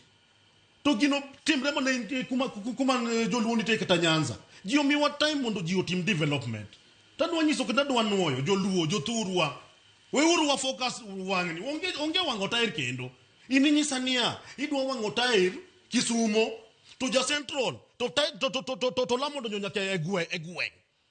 To korokle yawa jothurwa wadwa dhi kure. Sani wadwa wuoyo in terms of development kende. Wach moko ma ji wacho wa mang'eny okwadwa winjo kaka joluo. Joluo sebedo ka fight ne Kenya, Raila no mako ji, Raila no tero ji, ka jele wacho ni karach, ji ne wacho ni kaber. Omija ntienda no manwadhi maandamano. Yi wacho ni jogo ketho mwandowa, lakini jogi kino nobiro gi lokre. Koro gin meki ketho mwandogi. Iwinja. Koro gini ji around about. Omiyo jende ma wacho ni ginyalo dok e ng'anyo. Ng'anyo mane? Omija. Anadwa wacho kaka uono. Jaluo madok e ng'anyo manobadhi. Jaluo madok e ng'anyo ma anasebede maandamano mar Raila Amolo Odinga. Ichwado ji kaneno kunya wacho gima kia ni arwako tai. Anabila kani kecha arwako suit kecha matakwei. Lakini e ground nante gira ile ground. Ji nichwado research kaneno kama ngato nyalo wacho ni odhi maandamano kawuono. Okao nyathine mondo otero wach ni kiny analando maandamano maroda. Ok mari ji kisetero nyithindi gi minu gidani wan kinywa bobiro wan waol gi weche moko ma inego ji kwani rembo eme ipuko pile Ndiro jende ma wacho ni ntiere kaka pod gin gi ng'ur more chama kaka moting'o Edwin Sifuna, oting'o Caleb Amisi, oting'o Babu Oweno, oting'o Godfrey Osotsi. Jogo ineno nang'o nikech gimbe sani koro giwacho ni gin gi chenro margi mopogore gi maru. Unu timo Linda Ground, gin gitimo Linda Mwananchi. Mabe gichomo Kajiado. Emanyisi ni instrument of power ntie gi Oburu Odinga. He's the party leader. Elemente gi structure mar ODM. Anta dwanyiso yuwoto wa matindo. Kaka Babu Owino, Caleb Amisi gir kiki waber garaka. Ndalo wabiro. Ntie jamoro mantie mbele kae mara 2027 mamaji yuagoni. Korumo, morocha. Ojende madhirul Kenya ni. Koro kiki wabed gi ng'wech morocha. Ng'wech no nyalo ketho gik moko mang'eny. Wadong mana gi ndalo matin. Ntie jamoro matin mondo mondo wagoli 2027. After 2027 wadhi kanye? 2030?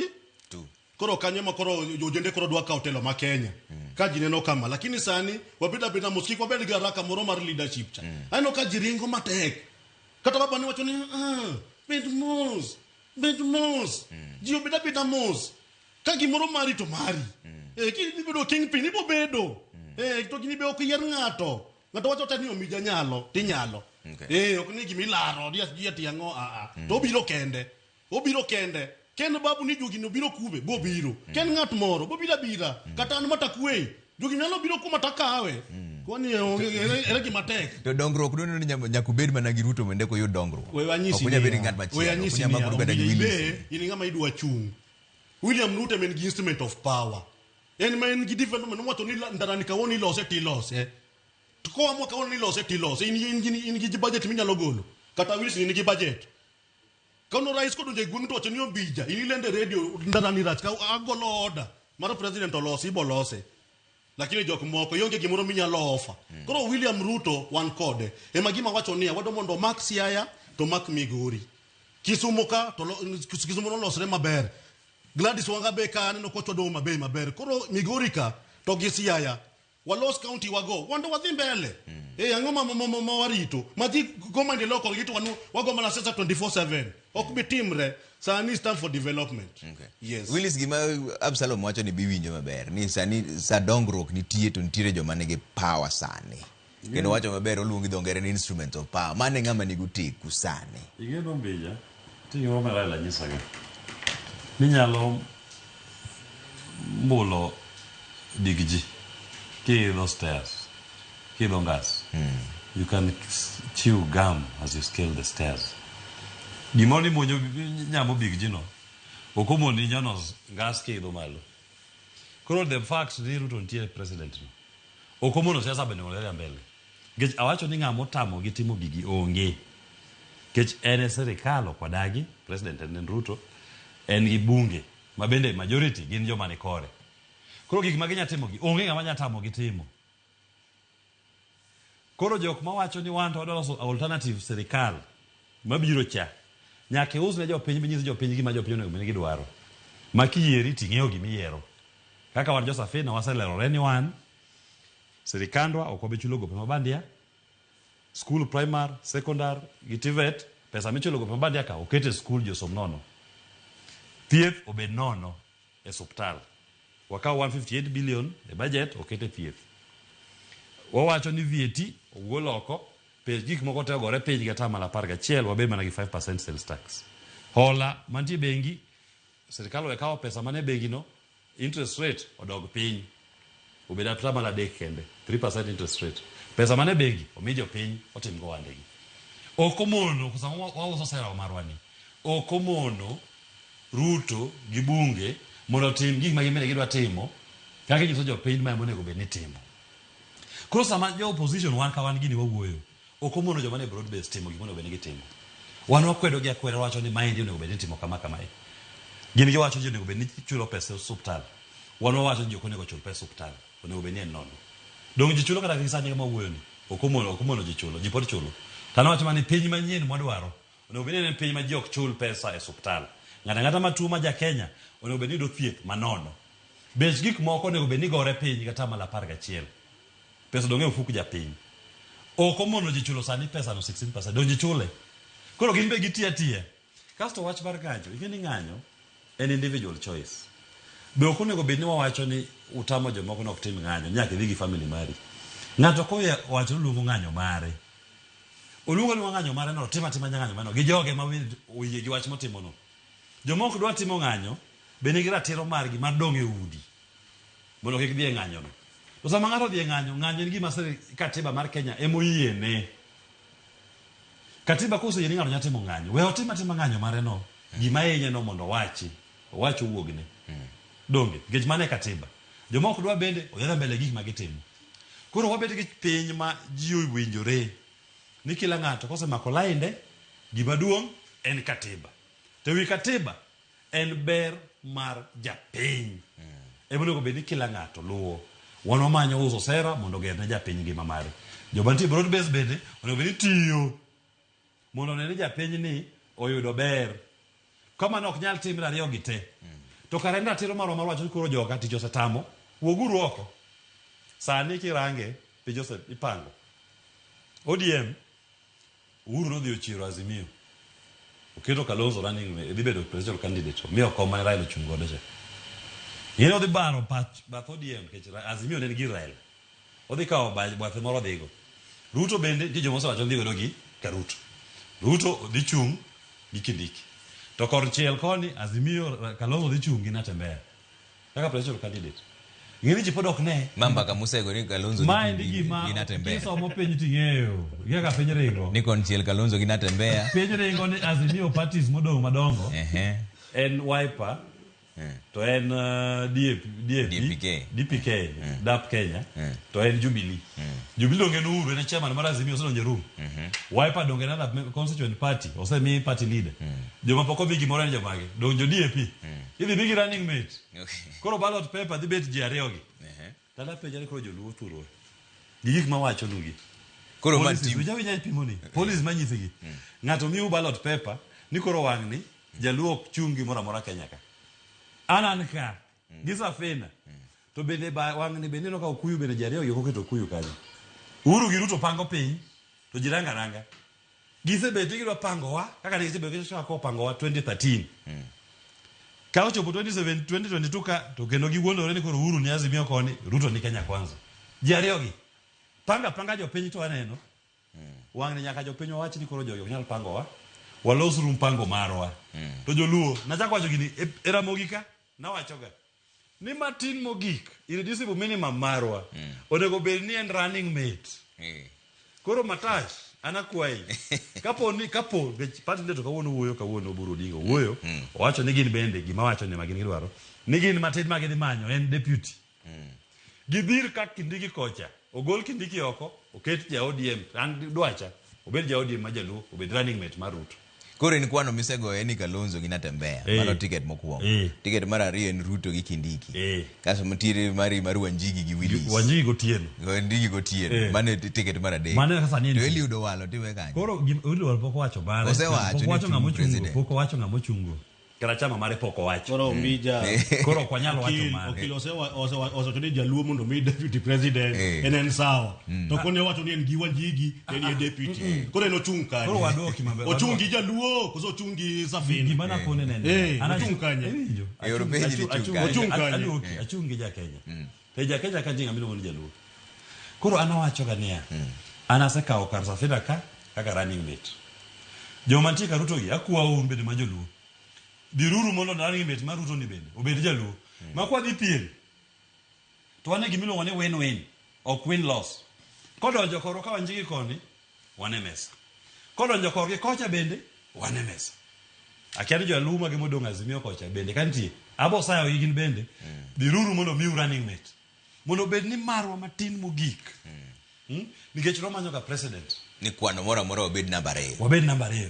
Karach. Kaka okuche ndalo mane ji dhi 2022 elections. Ne go kwano maber. Karua ni koni, Gachagua ni koni. Ng'ata modonjo gin maber. Atigi gin go namba 2. Koro an bende akwaya osiepna.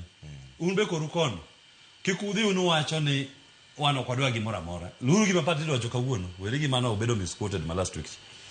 Ni wan manyaka miwa matin mogik kaka jo ODM en running mate. To ko wach ni imiyo jo ODM running mate. Akwau kik wene libamba moko ka running mate to. Keturu wodu luo kata nyar luo moro bed kanyo running mate. Kwano ni winyo na ngam Salom. An kwano mara. Anado wacho ni kaka wache ni sijui jaluo running mate oburo wacho kawuono. Emanyisi ni party no wacho ni gidhi wuoyo gi party mang'eny. Kwani wagoyo kura kiny. Oken kiny moro no. Sani kwa donje siasa wan gi mwaka ni wadhi alafu next year. Party wano wacho ni gidhi keto mikakati mondo gibed piny mondo ging'ini wadhi ringo gi jok ma chal nade. Akiani winja maber. Koro Willis gi Safina unubia gi Safina maruno tungeni ka koth chue tunyiso ji ni mondo donji to jok bi donjo. Afadhali koth odhi gi ji to Safina odhi adhiya. Nikech nyocha ka Safina mar Willis ni nobiro Kariobangi boketho na ODM. Tinge kura Masefura no yod. Be ye adiero bija. Ne giro kura 78. Yes. Safina.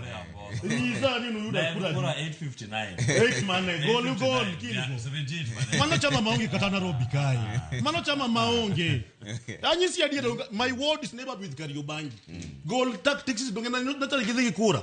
Candidate marwa jogi no mayo no count kech nomination no mingat moro. Bagi mie ticket margi bodhi oran go Kariobangi kacha. Onyiso ni no bido namba digi Safina.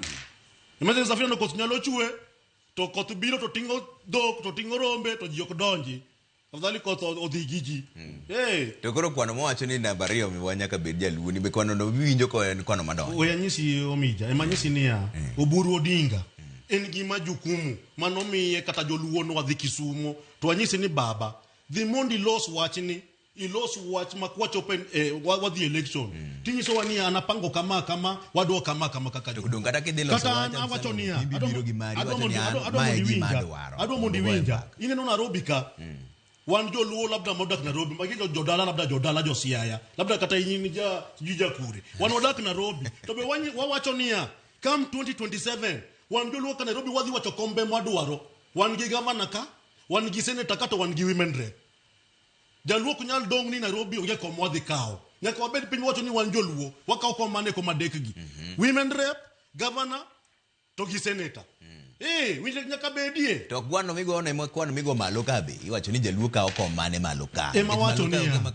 wacho ni gigo kochopo dong wan gi party leader motingo instrument of power dong en mokoro waore mondo gi ko dem ka jokanyo dong nyaku ngise ni wan dawa dwaro ma ka kusewacho ni mar governor odwaro kata sani omija dong wawuoyo kae dong ji mang'eny giwinjowa dong jogo winjowa winjo gimo wacho wan wadwa kama waoro mondo udhi ukelwa report unyiswa ni wan wachomo ka to wadhika to 10 point agenda monwago e mbakani be ine gi to moro kata buok moro ni gini nyalo bet ni okodhe timore aput mancho keti mondo none kono tigo kawuono to report ne ubeni gi chiwo dwe mabiro to mae gima nuwinjo ruwe ni 1 2 3 10 gi ema nyaka tim to sani uchalo jomose chako yiego mbaka to poku nono ni otime kusupoko tim iwinjo bija gini pod dhi mbele wan gi kijana miluongo ni Oguda wan gi mama wa manobedo nominated senator ma Mombasa gi Kwalecha giran gino kata nyocha ni gintie ground wewe mundo gitiek tijgi tana magima dwa wacho e point agenda no gigo nyaka timre to gima dwa wacho ntie pesa moro kanyo ma serikal wacho ni dwa chulo joma nodhi mandamano joma no into joma no tho tadwa wacho niya ngima okinyal nyiewo akiani kiwinjo okinyal nyiewo ngima mar ngato to okinyal nyiewo rem mar ngato gino osetimore lakini joma di compensate gini okwadwa neno list moko ma watapili dwa kelo ka ni jogino inyore ni jogino timo ngoto onge gimora mora manotimogi koro ngima dwa wacho ne ODM gi party leader gi William Ruto kudhi compensate jogi make sure ni jogi gini joma no inyore gini kikwake list moko maonge ni jogi no inyore to jogi no ko inyore nikiteng'e ni pesa no biro to joluo nyaka bed makini ji no inyore ka ji no tho jogo nyaka migi compensation margi point agenda no nyaka jogo nyaka implement munone ni gidhi mbele yes Willis jopinyiwe iketo kanye mbaka ma koro sani dhi mbele ni jigo mana mbaka kaka wini sani kore sewa chwach mar kombe to jopinto igeo ni we pinyo maber kabisa kata ka winjo sibna ka uwe mawe kaka mbaka mag jo sasa matene gin gi wacho ka gipogre kombe gin giwegi na kunga chako ni jo Safina wan gimo chung neno magima ba pimo nu maber kikichul VAT ichul 5% sales tax mano gir japiny kikichul pes thieth idhi e hospital nono mano gir japiny kik ichul school fees nyathi odhi e sikul nono. Idhi e bengi ibo yudo hola gi interest rate man atamala dek kende. Magi gyo piny lele mana wacho. Mane gima jo Safina wachuni. To sipna wacho gimoro ka. Igeni ODM, anasa bete ODM. Nago mana dala Safina ka. Dala wa gunda wanen ga ODM kuma no wae. Nyathi go sano ko bet manga maduong. Isi amone kuma de dala. Nasa de dala ODM. To ntie attitude moro ma pod timre ka china kocha. Maneno ma emo mi ODM poko bete serikali. Attitude moro mar ni ng'ama odhi uriemboji. Kata ka ji pogre paro. Buk mar Muma wacho no Isaya 8. Ni wabedo piny kanyakla mondo wawinjre. Wach moro ni undi uradhiane. Ruto nodhi. Odhi bedo deputy president, bubet nyaka president sani koro gilombre gi Ruto. Kanyathi. Ababu magi wacho no noluore gi Ruto bende. Odhi bedo nyaka minister, bubet nyaka ambassador sani. Nyoche ko gol tich mondo mi Aida Odinga tich.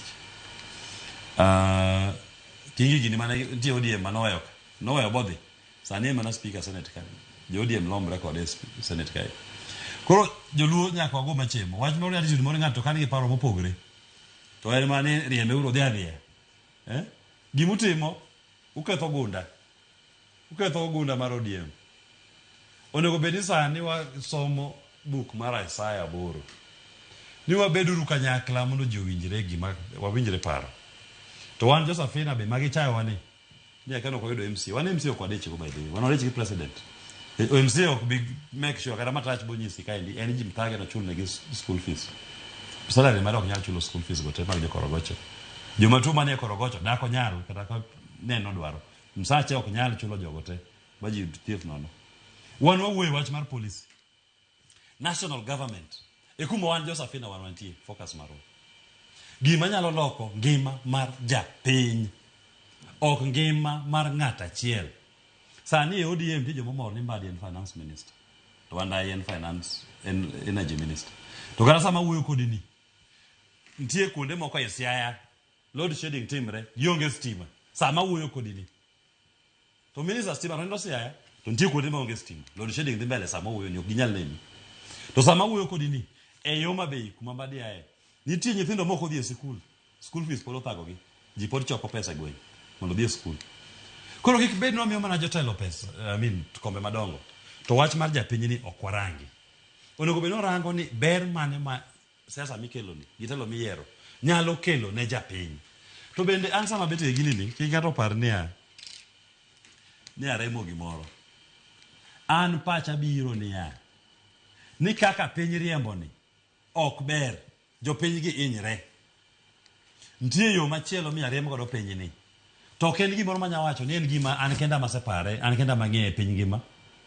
Ntie pinje mang'eny Kenya dunia ka mitime gik mawacho gi.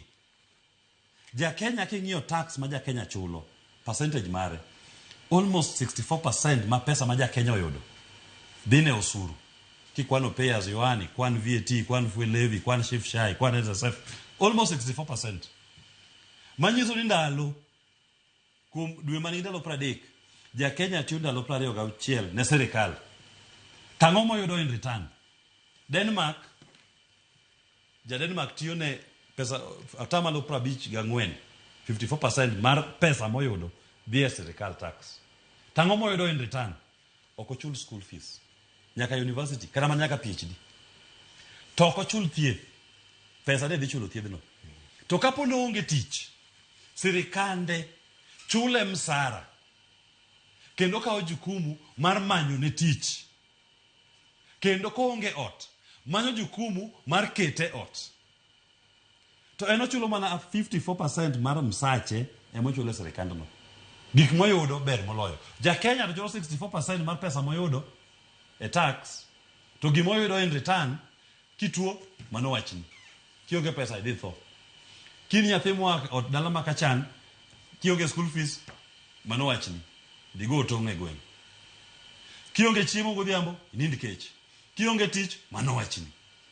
Mane gima nawacho ni ka an jo pinje mano puonja bomiya hekima ba yudo paro man godo ni. Debed natimo makosa ne oganda luo kata oganda mar Kenya. Ka koro nikech ne gise puonja ba bet kaka antiere ni an okil. Ni aneno ni gik monyalo bedo mopogore.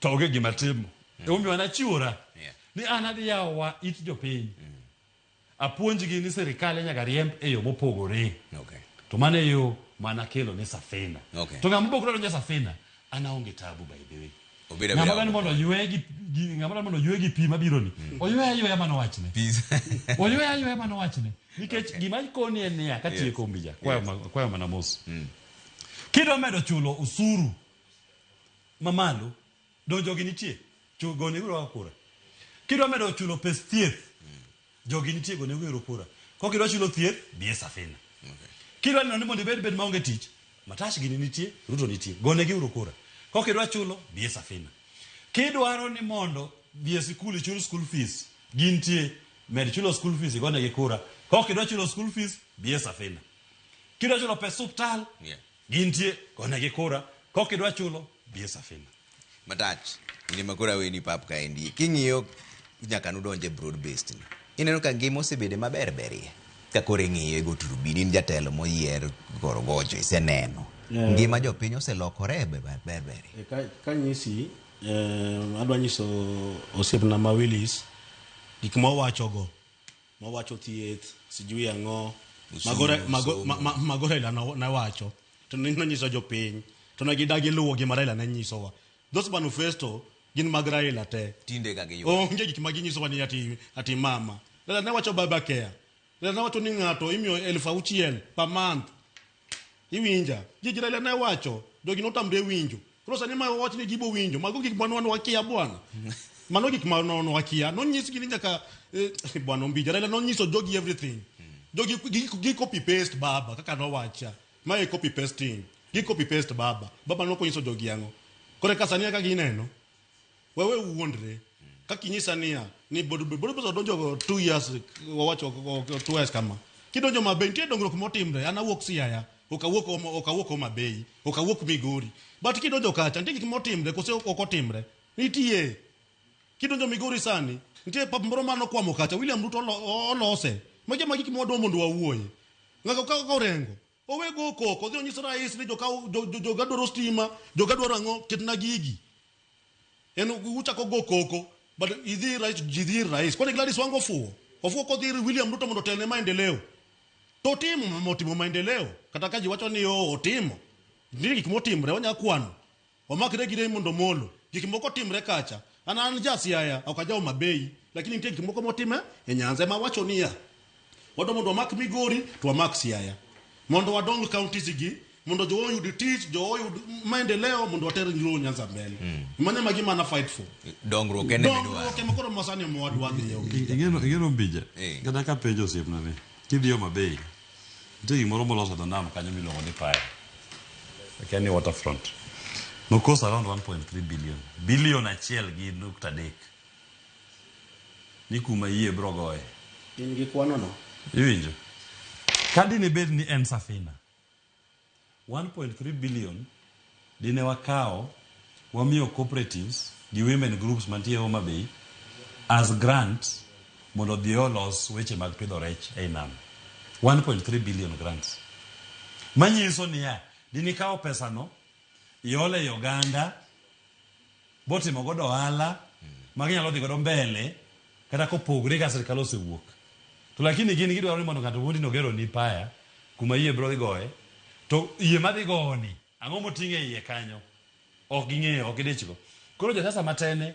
oseng'iyo gi lombo wang' jopiny ng'ato nyisi nogero ni gimo Matacho wacho ni gigi nosewach ne jopiny to ema koni niya kata muma wacho ni parne yuru kata ging'eyo koro an kata kendo wacho maber niya ni Raila ne wachogi do akoni andalo ne ka ODM an ema nan campaign manager mar Raila 2017 mwada manifestos gi Raila mane campaign mane tigo nane yo e room sama niloso poko kuomgi iwinjo koro okonyiso nikech Raila koro onge ni koro waweuru gigo te wawe toko ber mar jopiny manomiyo Raila obedo Raila kwedo gima nokedo nega ne ga ber mar japiny ni wawituru oko koro wawere gigo go wadhi wamany magwa ka jotelo an kata ka dong kenda Willis Otieno mana singora mbele joluo kata ka dong kenda Willis Otieno ni awuoye wechegi mag Kenya gero ber mar oganda mar jo Kenya duto nyaka joluo weura dong kenda to kabi wacho niya we adhi amany ragi Ruto omiya tich ni mondo koro an tich moro maduong' adak maber gi familia mara to jiranda alego ng'iya to thagre. En ber mane mayudo ka jiranda alego ng'iya thagre to an adak maber. Ok nyal konya. Sa koro mayo wawang'o matach ang'o miwe nyiso jopiny ka koro watieko wach mogik miwere godo jopiny midwa ni giwinji kawuono in kaka mheshimiwa ma Korogocho. Jo ODM duto mawinji ang'o ma diwachnegi? Gima nyalo wacho ne jo ODM ni sani wa focus mbele kaka nwa wacho wadhi bedo gi parties mamoko kaka Safina, UDA lakini ok morocha mondo wanie kaka wanyalo loso piny mondo piny odhi mbele. Adwa nyisi kama Ombija kaka wawuoyo in terms of leadership and dongruok. Gigi te kwa fight ni wadhi faidisha. Watimo nikech wadwa konyo jopiny mondo los ndara, oket stima, oket pi and oket health maber mondo ji odag maber. To gima Willis be wachi position ma adwa wache matin mag jowa mantie serikal kaka joluo nikech sani wantie Ramogi.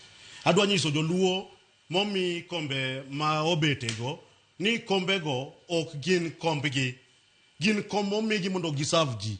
Koro kin ja Nyanza to mi department make sure niya area kata miwuoke iloke ngima jopiny matin kata kwachopo mbele 2027 i make sure ni nitie gik moko muloso kaka Opiyo Wandayi an gi kes kode tadwa nyise niya en waziri to nadhi ire banyise ni Korogocho ward onge stima to nyaka sani pok owinjo wachna ema gik ma Willis owacho. Ng'eni gik moko ng'ano nyalo wacho kama ta nyalo wacho kama.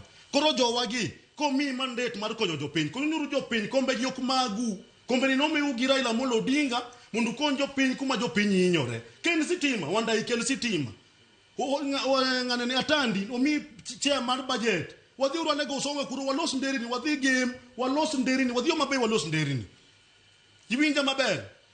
Mbadi omi budget mar pesa ini mitingo pesa ka Willis wacho ni nindo mabei wadwa ka wadonje election ni nyiso wania anatingo pesa mabei akelo ma uneno koso kuneno mane magima wacho wadwa ringo in terms of development. Okay. Yes. Willis wach mogik an wach na mogik en mana nyiso jopiny ni lek kata mane Raila ni godo ne en manyo ber mar japiny to gimar manyo ber mar japiny ni en gima onego bed ni watewa duto ka jo Kenya warange ni serikal onego bed ni serikal matiyo ne japiny. Ok dibed maber ni wan gi piny ma ng'ato dhi nindo gotieno no chiemo to jirande onindo kech. Ng'ato ni nigi tich to kinyathi marawera matin Mose somo botimo gimoro amora mane onyise no tim oyudo nyaka shuhuda mare degree ni koro onge tich en obet mane bath center moro otemo jolo matindo tindo monya chamo. Walosuru piny matiyo ne jopiny to mane gima nakwau. Joma dwaro ni wawuothe wuodhni an arwako we Safina wadonje meli ne en ga dalagi gunda gi ne en ga ka Jaramogi chakre mana Ford Kenya. Party leader marwa machon nen Paul Muite mane en jalup mar Jaramogi to wuok e Ford Kenya kodhi go dala Safina. An be nan ga ODM wuok e ODM kadhi go dala Safina. Ideology marwa onge pogruok lakini ODM kako dong cha nitie jomoko masani oselokre gima no inform ideology margi mane ber mar japiny mane Jaramogi ochung'ne kacha mane Raila ochung'ne gani sani ten mane no ODM kagi moko onge kode ng'enygi moko ng'iyo mana margi waluru ber mar japiny arwako wemeri ikoni koth biro wadonje ikoni koth biro we pioti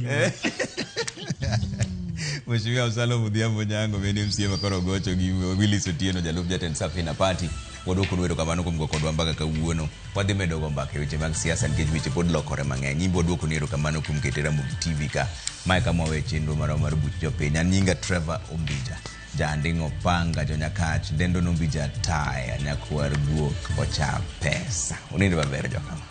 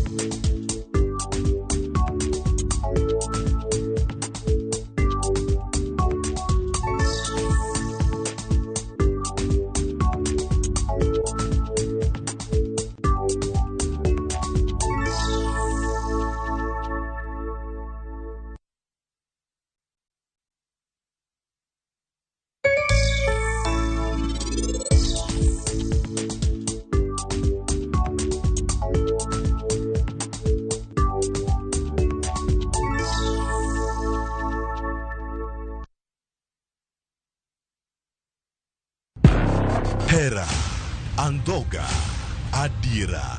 Nayie kodi. Nokang'eni ni nyalo timre marich kamae. Ich lach ok duong' dhot, obiro donjo to kao. Nyaka sani pod nikia gimoro amora mantiere pacha. Hera miyo ng'ato bedo gi teko mar timo gimoro, kendo nyalo lokore pap mar lweny. Odni opong'o mana hawi marach lilo. Makruok gi ng'ato nigi nengo mare. Ing'eyo gimarach kodi en ni onge ng'ata ng'ata piny kama dabedo gi wat kodi. Oromoniti. Remo biro yiero bedo korka ng'a. Kata kapo ni wan jokor gi nyako, mano konyiso ni wan waonge ratiro mekwa, omiyo an abiro chung' kode. Onge gima siko kopondo nyaka chieng'. Sama dera chiegni, gik moko duto wang'. Sanjo gi Rajiv en ng'at achiel. Wae donga wache dier. Parineti. Wuok tich nyaka ngeso. Saa 2:15 otieno.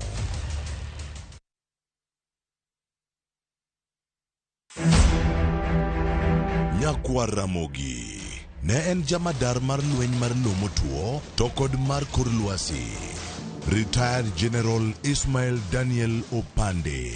You know, jok ma iluongo ni rebels ok ichal kaka in gi an sani kaka koro wawuoyo sani ok gin jomonj. Eketo kwe ne orakore kod jolweny mobalo e piny Sierra Leone, Liberia, Mozambique kod Nigeria. You know, your people misbehaved again. Today you have lost even your rank. You understand? You've lost your rank. Yes, sir. Right? Yes, sir. Mondi yud sigana ni tudri gi Walter Nyambaga e chenro mar Gin Kanye. Chieng' Tich Abich, saa 3 otieno. Kik bai.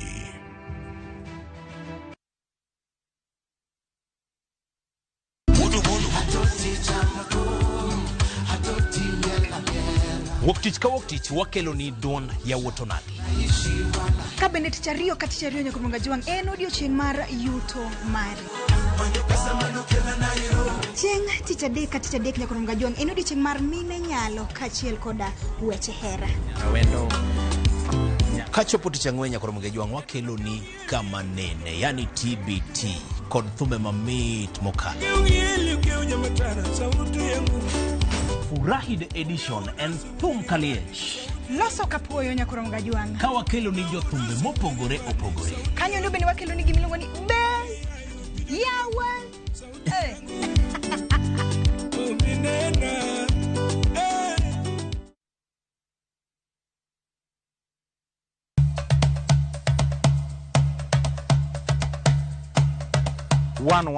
Chenro malero kitwa gi timbewa kod puonjo dholuo. Sani upuza ni uluongwa na mabuda. Koro mwan mabuda ni girieko mwan koro mathin man koro maru ng'eng'no. Ema sokelo nuseda. Wasewuotho mar kelo ni juok oganda wa kod ber magisekelo e ngima onagi. Dayo ne puonjo nyathi manyako kosechope ode. Puonje kaka onego oriti family mare. Rikoda an James Rabala Kwasi Rajabu owarga chie. 111. Ngeso ka ngeso, saa 1:45 otieno.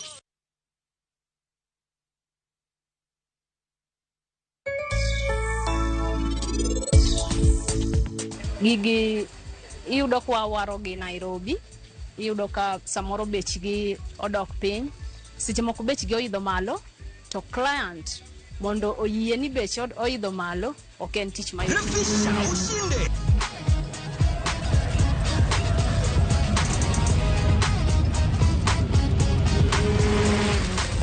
$50K ya Vasha ama MMF haingoji. Open and save in your KCB Gold Savings Account for a chance to win many prizes. KCB, for people, for better.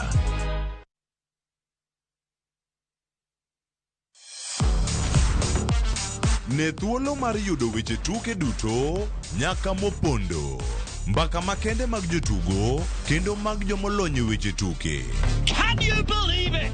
Magite yudore chenro mar paw tuke. The 4.84 kilometers. Nonro matut kod gigo matimre manyien mag tuke duto mawuok e piny mangima. Tudri kodwa ngeso ka ngeso Ramogi TV. Kochakore saa 8 odiechieng' ka wami gik motimore paw tuke.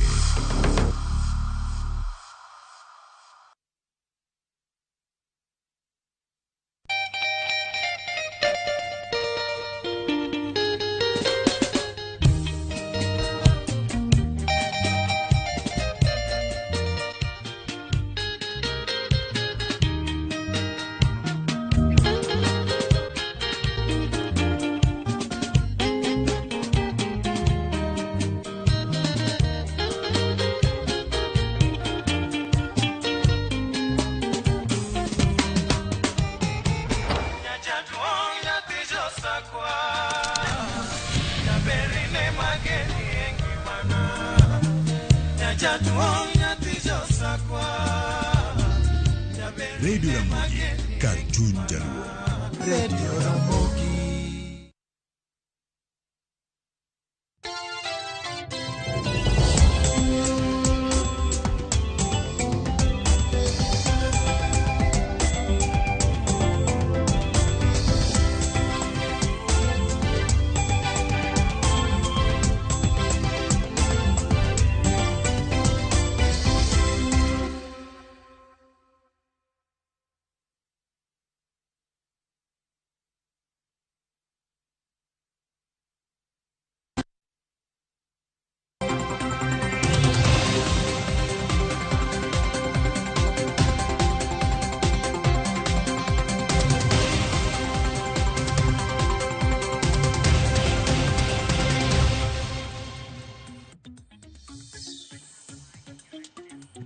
Geno mara inin makare nyakorom gajuang machiegni ahinya e chendo ni mar siwinde mar ohala kamwang'io ni weche go mag ohala en tich ang'wen tarik 12 dwe mar 2026 machiegni ahinya kuom chendo ni kendo wadhi teri nyaka ang' saa 7 kamwadwayo go mbaka mar ohala. Ma en wik mar 2 mwachake chenro makama kaka wuono wadhi keto wang'wa weche go mag osuru kanyakla kodo helni matindo wadhi wuothe counties mopogore opogore mar ng'iyo ni to jo helni mantiere counties go gitimo ohala nade to osuru margi ichulo nade to nyaka sani gin ywak mage ma gin go nyakorom gajuang to ntiere kuonde ma dipo ni ginyalo dwaro ni government kata sirikal mag county mago mamalo bende odonjre mondo mi okonygi. Bang'e ang' nwabed kod wendwa adek mwadhi gogo mbaka e chendo ni mar siwinde mar ohala. Ang' nwabed gi FCPA Rastas kwa kama njalo nyeweche go mag usuru bende ang' nwabed gi Seth Adera ma en ja ohala ma bende tiyo gi jo helni matindo. Wadhi winjo ni to sechego ma ikelo mwandu ne jo helni matindo gin osuru mage ma gibedogo kendo midwaro ni mondo mi gichiw. Bende ntiere CPA Andrew Groni ma njalo nyeweche go mag usuru en bende dhi bedo wendo wa nyakorom gajuang chendo ni kama bende gidhi miyo matut kotenre gi yorego mag choko osuru kaeto bende ang' nwawinje hedho ja ohala. Bang'e ang' nwadhi achiel kachiel e counties opogore machiegni nyalo go kodwa mbaka ka intiere kod penjo bende nyalo penjo 236 nonon lai marwa mar ote machuok bende wantiere kacha live Facebook Ramogi TV KE mbui mar X kachiel gi Ramogi TV Kenya mbui mar YouTube. Machiegni siwinde mar ohala nyinga Lydia Okeyo. Wachako kod weche manyien. Gikone to koro kuku mar duond bura mar ODM ogwedho oko Edwin Sifuna kaka jagoro mar duond burano. Kendo chiwo thuolo ne Catherine Omanyo makoro biro bedo e komno kaka jagoro ma Kojolo. Okang' makamagi koni gikawo kaluwore kod ng'ur osebedo bang' Sifuna bede ong'ala manyime e rocho kendo de ataro gi moko kuom chike manochuogi mag tawo duond burano. Jafo marwa George Aoko nigi ler koya Mombasa. Bang' lorore e yot e thuolo moheo seche 6 magawa moro e kaunti ma Mombasa, kuku mar duond buch ODM ne ong'ado gi dhok achiel mar gwetho oko Edwin Sifuna e lemo mar jagoro mar duond buch ODM. E yoteno mane osom gi Catherine Omanyo men jalup jagoro e duond burano, okang' ma kamano ne gikawo bang' Sifuna wuok oko apiaya kendo dhi ataro gi moko kuom chike mosebedo katayo duond burano. Thuolo no koro ochiw ne Catherine Omanyo ma en jaod bura ma Busia mabiro taye kaka jagoro ma Kojolo nyaka chieng' tim yiero. Having deliberated on matters relating to the conduct of the Secretary General, Senator Edwin Sifuna, the NEC resolved to remove him from office with immediate effect in accordance with the party constitution and applicable laws. Effectively, the Deputy Secretary General, Honorable yours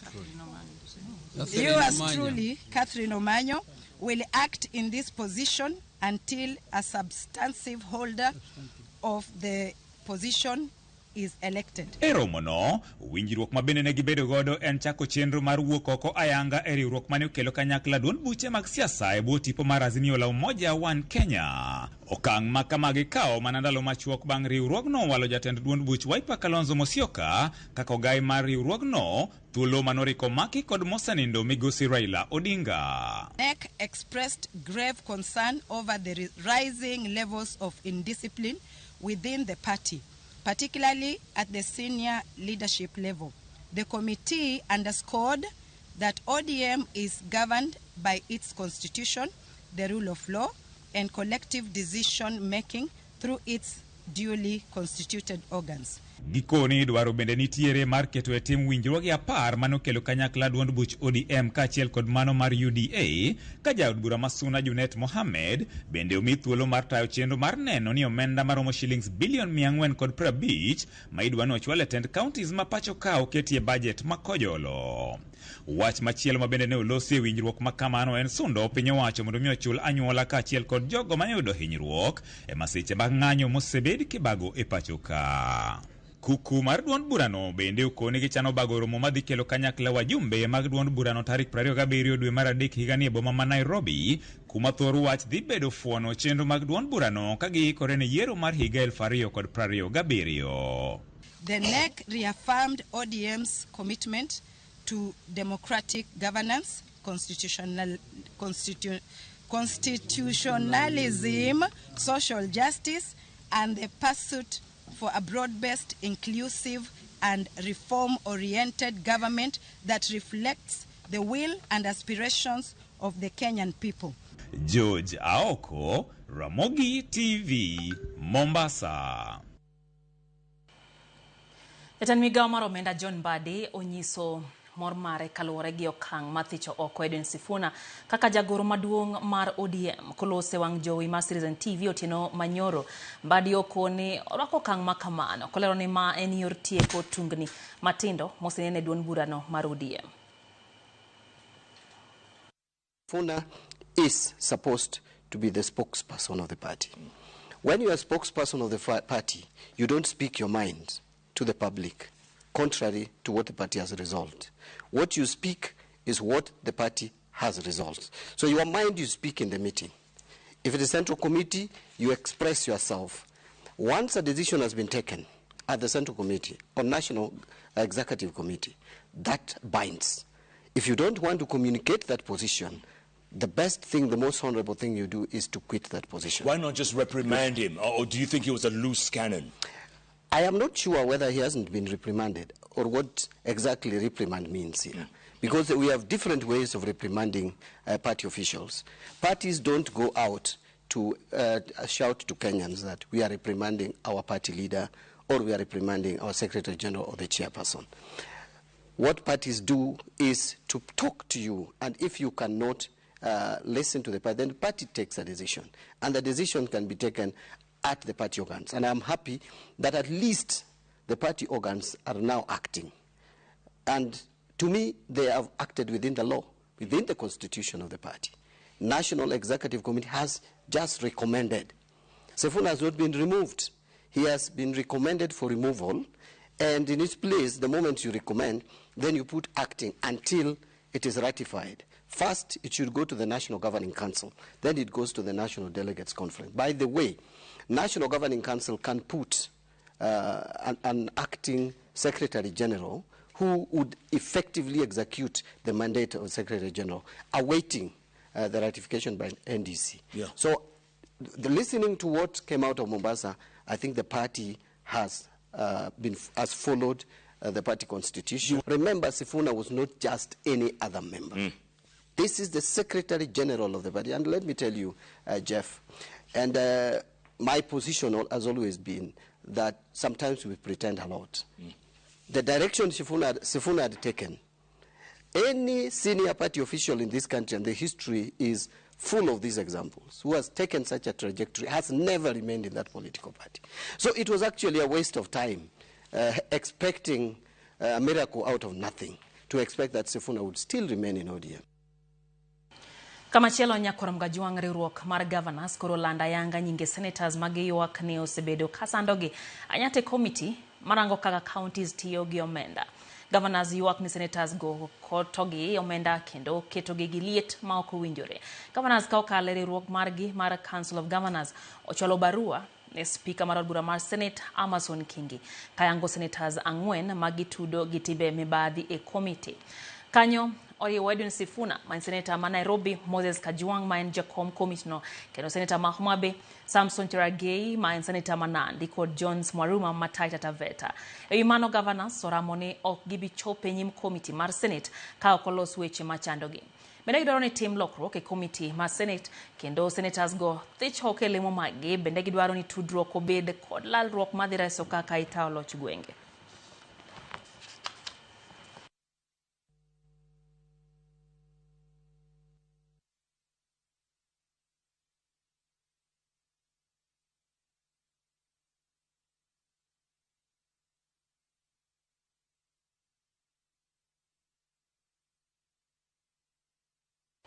Kwa the county ma Migori ni governor Migori Ochila Yako owacho ni sirikande osetimo dongruok ma osekelo lokruok e ngima oganda, kowacho ni bende nitiere chenro mathoth mag dongruok madhi nyime.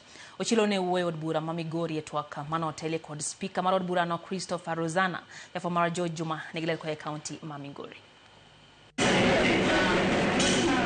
E twak mare mokwongo higa no boma ma Migori, governor ma Migori Ochila Yako mane ni sirikal mare osetimo dongruok manenore. Ne olero chenro mag dongruok ma osetimo nyaka ne odonje pis higa mar 2022. We have implemented projects that have directly improved the lives of our people. E sekta math vichiro ne tende stima mathoth, kabinde nitie mathoth ma bende koro pod dhi nyime ma oting'o malo. Osiptal maduong' ma Migori kowuok e kidieny mar 4 kata level 4 nyaka kidieny mar 5 ma bende ong'ere kaka level 5 ka itiko omenda maromo milion 500. We are upgrading Migori County Referral Hospital from level 4 to level 5 at an estimated cost of 500 million. This upgrade will expand integrated and specialized services, including the intensive care unit, high dependency unit, cancer center. Bende ne wan osiptende madongo mag sub-counties maromo 8 bende iting'o malo nyaka kidieny mar 4 kata level 4 ka itiyo kod omenda maromo milion 450.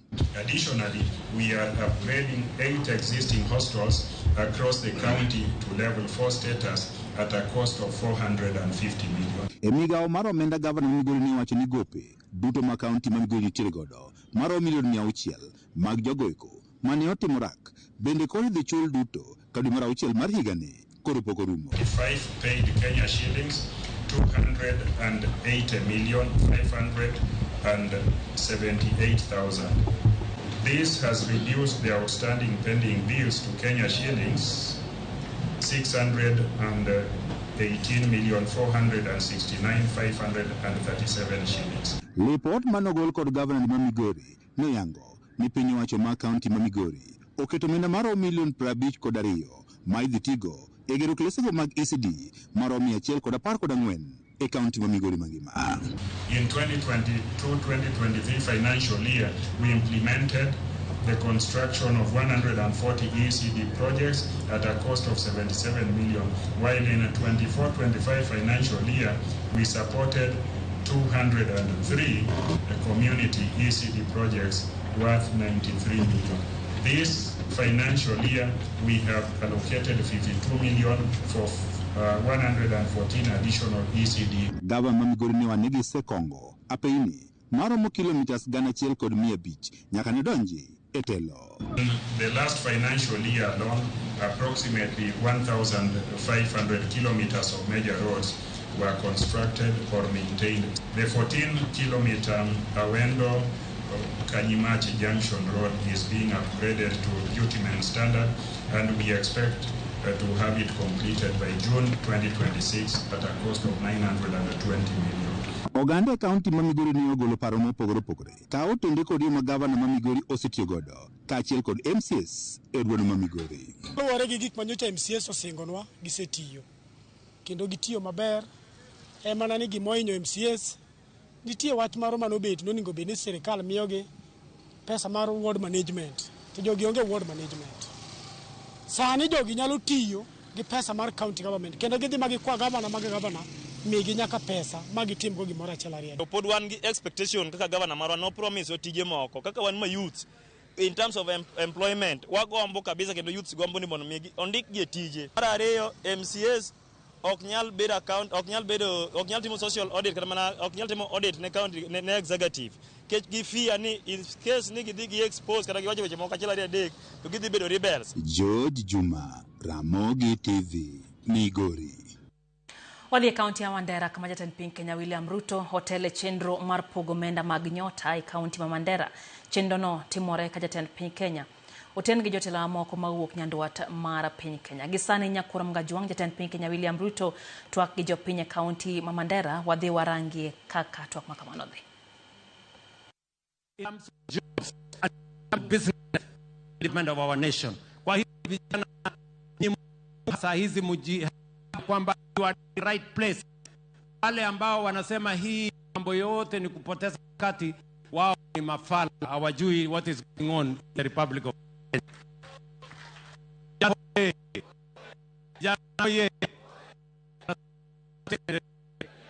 Leo hapa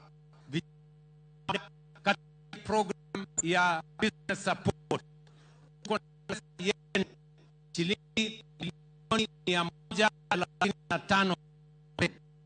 Leo hapa milioni 62 nitafuata milioni 62 pana na idea kuwapatia ndio kila wenu biashara unaenda kuanzisha ni biashara tofauti. Ifaulu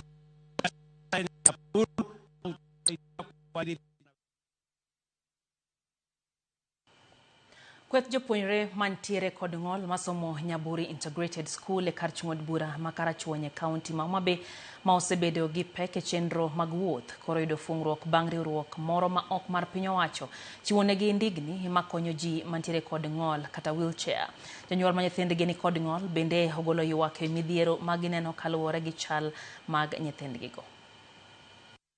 Mar piny owacho maong'ere ni Jonathan Reis Ovop komakore gi osiptal mar Liten AIC osebedo ka siro nyithindo mane kod ng'ol mopogore mondo gibed kod yot e chenro mag skunde ma gisome. Achiel kuom chenro ma gitimo en chiwo wheelchair ne jopuonjre mane kod ng'ol mopogore e skunde mopogore ma gisome e kaunti ma Homabay. Ka jatatije maduong' e riwruogno Caroline Kisuge mane loso e kinde mane gichiwo wheelchair ne moko kuom jopuonjre masomo e skund nyithindo mane kod ng'ol ma Nyaburi e kar chung'od bura ma Karachuonyo. Wach ni thoth nyithindo ma kamago no peke sombgi nikech onge mag gigo manyalo konyogi e chenro mag wuoth e skunde ma gisome. Watudore gi joma moko bende matimo kedo ne ratiro ne nyithindo modak gi ng'ol mondo wanyis jo community ni nyithindo modak gi ng'ol bende gin ji to kendo nego migi thuolo maromre kod nyithindo mamoko.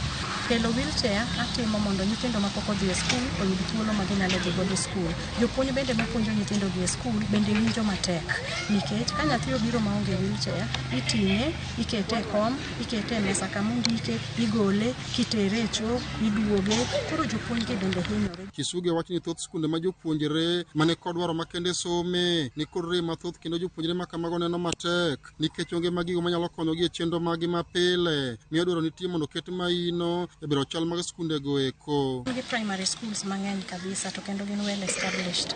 To special school to wich wil godo. King'iyo kata mana buildings man kaendi ok giromo nyithindo. Ma en school maduong' kendo en a national school onego bed ni kawo nyithindo mang'eny.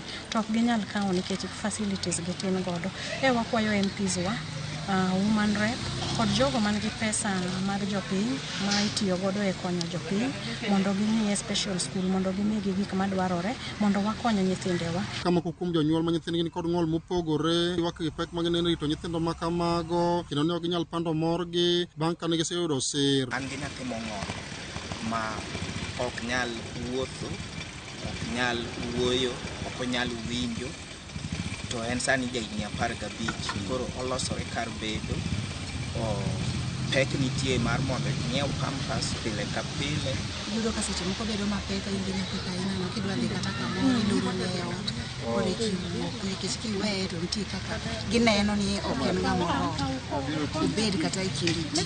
Koro kawuono ka Nyasaye omiye timo nang'o yudo wheelchair nyalo weyego kata ketego e dhot oko kanyo gonero kamano. Kawuono adhi rwako tielo manyien mondo awuothe kaka giwuotho nikech mostly wan gi pek nikech kwa dhi kuonde ma ji nitie to wayudo ka ok wabed accepted maber.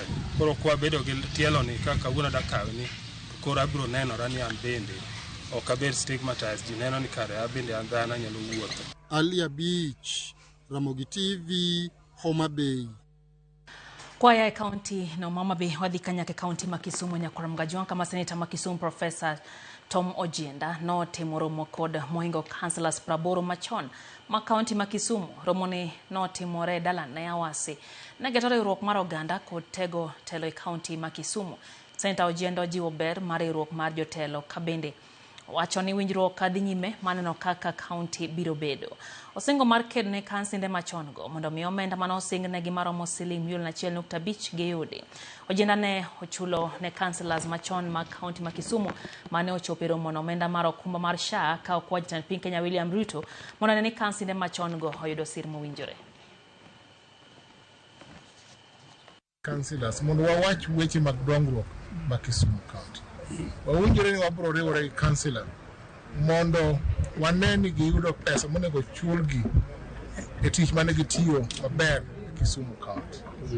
Wabro riwore gi sirikal kokalo kuom President William Ruto mondo wasir weche mag councillor mabro biro e parliament wa ne ni ochulgi pesgi mabro ng'iyo welfare margi gi ngima margi bang retirement itiyo matek ne jatelo.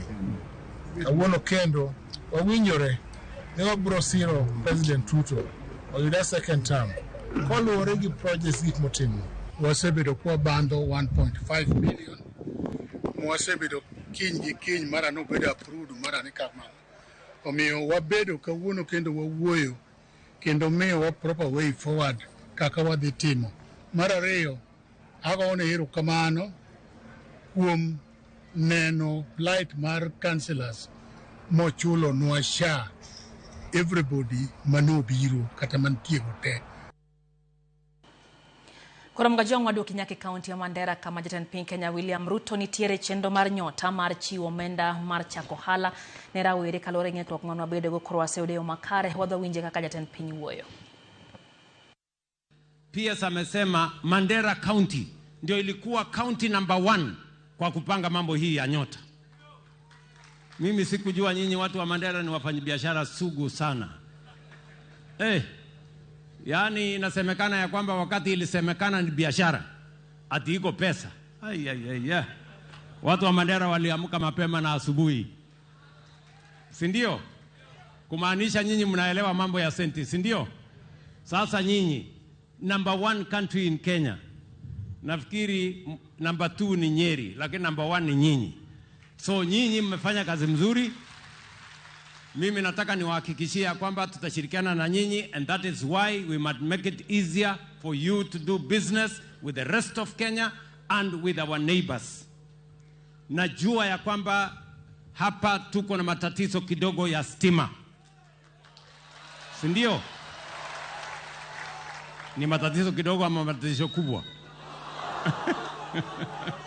Nasema ni matatizo makubwa. Sasa sikizeni bwana. Mimi niko na short term solution na niko na long term solution.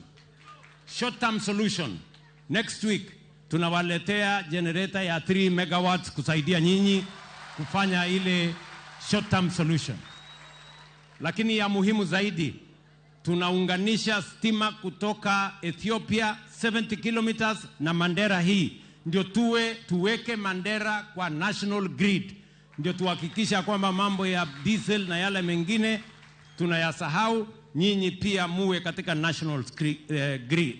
Na vile vile nimesema wakati tunawaweka katika national grid, pia tutafanya solar hybridization.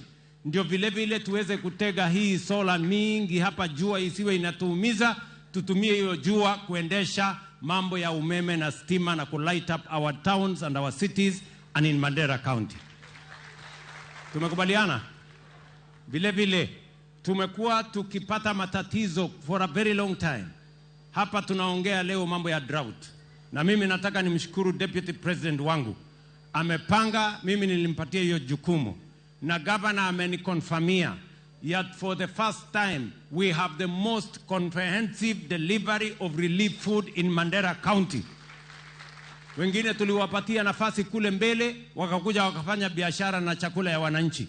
Wakakuja kufanya siasa na chakula ya wananchi. Saa hizi wanajaribu kutuzungumzia. Sasa wewe, my friend, wewe ulifutwa kazi kwa kuiba relief food.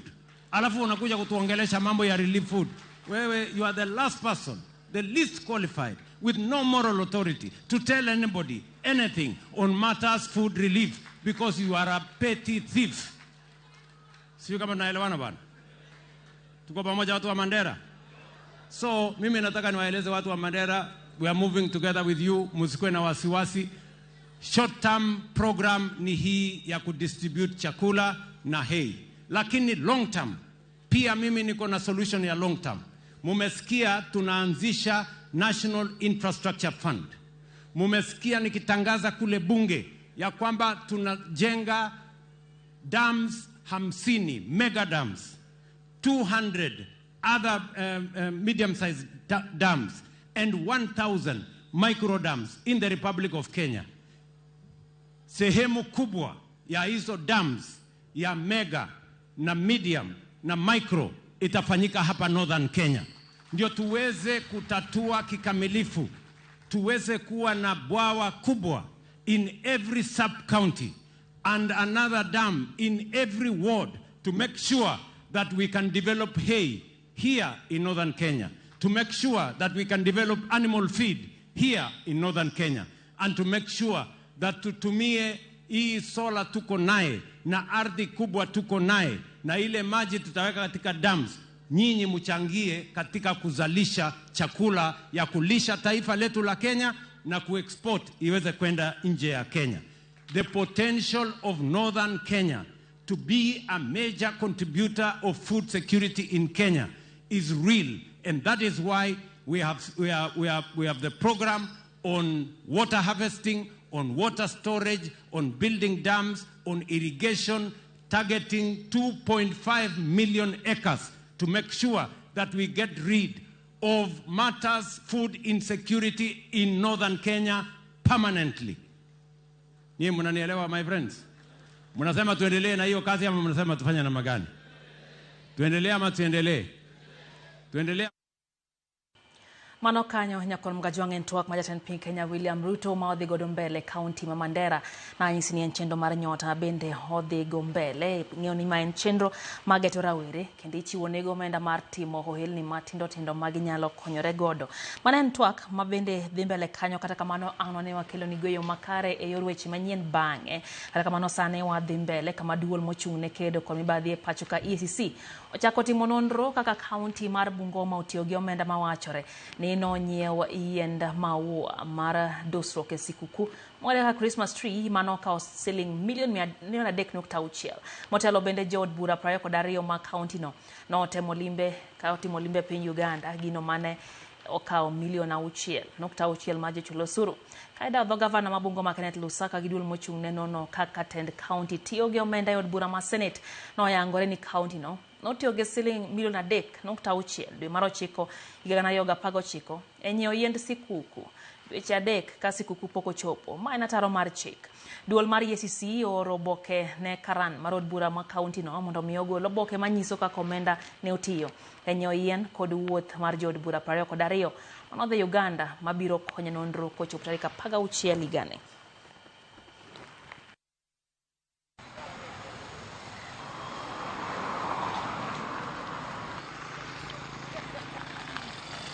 Kama chela ni bura matudo mane en jatatije mar kambi rego sukari Manzoia Godfrey Sifuna Wanyonyi kachiel gi jomoko 7 ochor nyime doho ma Bungoma kirito mondo mi ji manodonjo chwal neno moromo. Ji 8 itudo kod mibadhi mamulo omenda maromo milion 11 mane olodhi oko e agulu mar kambi mar Nzoia.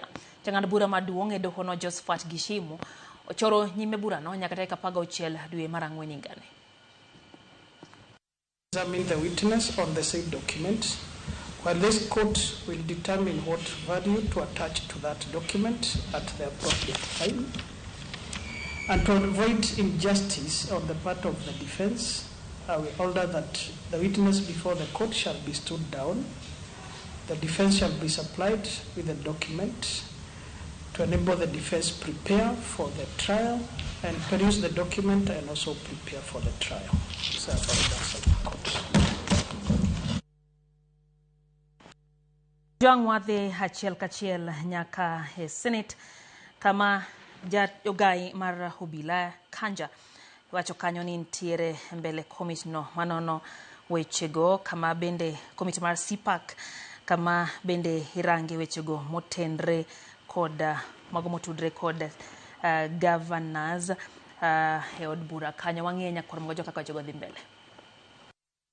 And for once, me, I want to speak now as I don't want to talk as a politician. I want to speak as a person who is patriotic, who loves my country. If you sit in this committee, IG, it is actually it's a frustration day in, day out. The reports that we receive from the gentleman to our right, these auditors, the kind of plundering of public resources at our counties makes us feel like we should be crying here every day. So when you put it in writing in point 3.4, that you're also willing to take up investigation of these cases, that is our joy as a committee. Because we want to see action that can act as a deterrent. And I was reading the Constitution in Article 244, and it says the functions and objects of the National Police Service is to prevent corruption. That's your mandate. That's to prevent corruption. It's your mandate. So even if we have EACC, Kenyans deemed it fit to put it there that your mandate should be to prevent corruption, to promote practices of transparency and accountability. So you are our greatest partner as a committee. And there is no way we can hold anybody accountable unless they appear before us. We give them a chance to tell us their story before we forward the files to you. So I really hope, IG, you can agree that we partner. Our auditors are not politicians. They are the ones who look at the books. They bring the books to us and say, look at what has happened in County A. And we are looking after 47, so nobody should say we are doing politics. I have no interest of vying to be governor in Homa Bay. So if I get a report from Homa Bay, I look at it very objectively, or from Makueni. So let us build on this 3.4, that you can take some of the cases that you can investigate. Can I give you an example? World Bank has flagged 2 counties, County of Kajiado, County of Nyamira. And people holding very high offices, I think CS Treasurer is a very senior person, has written to those counties and frozen their accounts. They have written to this committee. There is a letter on record from the PS to us, telling us, look at the plundering of public resources that has taken place at these 2 counties. And how do we look before the eyes of the World Bank that they are coming to help us, to help our people? And we just decided to take those resources, put them in our pockets, create millionaires, and nothing happens. A letter was written to EACC in September. Nothing has happened. Let's begin from there. We partner with the IG. Let him go and do investigations. We can never direct his office. Nobody can say it is politics. Let him do his investigations. If he recommends prosecution, we'll take it up with the DPP. So, Chair, to be brief, me, I'm happy with this engagement. Our good win today is willing to help us on accountability and is willing to partner with us. Let's give him good files where we see that evidence has been presented to us on plundering of resources at our counties. I yield. Thank you. I think your point is, let's not squander the goodwill. Yes. We have an IG who's willing to work and partner with Parliament. Let's not squander it. Yes. Let's put it into action. Yes. Okay, Senator Gatai. Okay, Chair. I think I'm impressed because I think IG, I'm happy that I voted for the right person in the floor of the House. This is very impressive. You know, when I went through your submission, it built a lot of confidence in me that we are partners in fighting impunity. Yes. And make sure that we entrench accountability in this country. IG, we have been around for some time. Our prosecutors are the auditors. just like in the police context, where the prosecutors will just parade a convict before a court of law. And we have seen some very serious cases in the various counties where public resources have been squandered, perhaps light. And I think I would request maybe the committee through some provisions. We marry the idea of Senator Wambua, where we are supposed to incorporate the DCI, the way we have brought on board the EACC and the Treasury. Because there are some cases that border strictly on criminality. I remember sometimes we went to a certain county that I don't want to mention. Actually, the chair and the committee declared that county a crime scene. Koram gajong dakikan pra dek kod hangwen bang sa hangwen marodio chieng chendro en siwinde maro hala kapoko chako twak no wateo mondo wanyisi mago matimore kaunti no pogore mano kanyo en twak madhimbele Senate kama bende dae dho ID jatelo no mar ogai mar obila Kanja mabende ochopo kanyo mar twak ewi okang manyal kaune governors pononi okge chopo enyim senators kako winjore nyakoram gajwang hena twak mabende ang'nwa non kendo akel nugeyo makare e chenro wa magwech manyien gisana no ka Shekina Lucio Nyango wachoni entiere kodwa entie siaya Gibrano si mano won pare giketo wangie chendo masiwinde maro hala Eric Jasame wachoni entiere kodwa rakamano wachoni ODM chalne kagima sani koro otho kendo no degi baba David Kisila neni kacha wachoni entiere kakutmuti Matinyani Kitui County emwachone ne wechege makare Katodongo MC Otuoma wachoni entie Muhuru Bege Sharon Kito Dongo mano minot mare giketo wangie chendo ni wayo matin man siwinde maro hala odu kwa twak maronya korom gajwang na nyisini wadi bedo kanyo giwendwa mwadhi twak godo e chendo ni kamo tingo FCPA Irastaza kwa kama njalo nyewechego mago suru Seth Adera enjao hala katogi CPA Andrew Groni ma enjalo nyewechego mago suru wadhi ng'iyo wechego motenre kodo suru kodo helni matendo kata SMEs waseno ka ganda timo helni matendo kata kamano samoro gintie kod ywak motenre gi kaka ika usuru kuomgi samoro ikawe yo ma ok nikare penjo mage ma in go pononi intiere kod penjo wadi bedo jolony kae kikidhi mabor main siwinde maro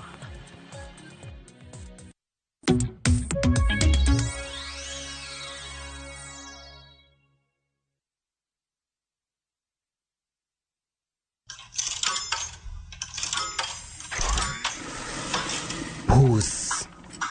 Kwa life, knowing when to pause inaweza kuwa greatest move yako. Wekelea responsibly. Mjanja ndio mshindi. Gaming is addictive. Play responsibly. Not for persons under the age of 18. Shabiki.com is authorized and regulated by BCLB. License number BK 0001080.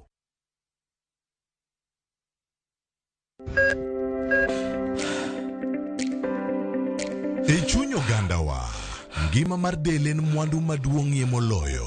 Mondo tekruok mar dende obed maber, ok gin ga gik matek. Gin gik miluongo ni lifestyle. Manyiso ga jotuo ni gigi ok gin gik minyiewo, gin gik mitimo. We bedo gi kiawa, kendo chak bedo gi ng'eyo. Nachako chemotherapy. Side effects nen, yier wi nyaka lwar, constipation, chandi seriously. Waruaki e penj laktar, ma en tudruok gi lakteche molony. Isamidhir jahocho cha, nyaka ibed ni iseng'eyo ni mae shida ma an godo, to adwa kony. Chakre weche thieth kod chiemo mar mine mayach, nyaka e weche thieth mag tuoche masiko. Wakelo od thieth e od dak. Tuo mar rheumatic heart disease ni landore sana e gwenge ma poverty nitiere. Riwri gi Ruth Otieno, wuok tich nyaka tich abich, saa 12 odhiambo.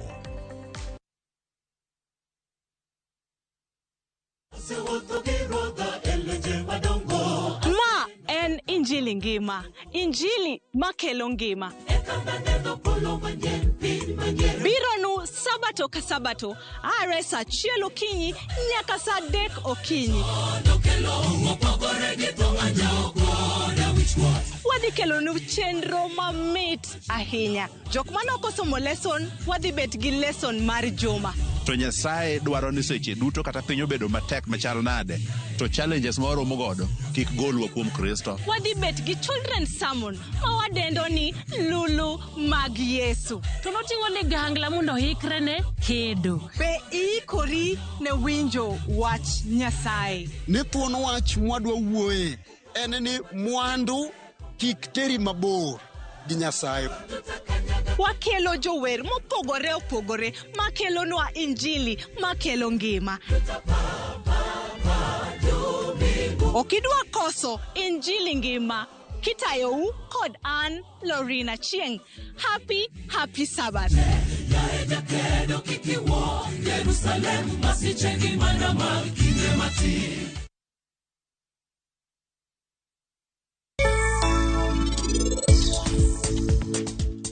Mayo Kendra Jeep manyoro Sanju notang'ona pichane.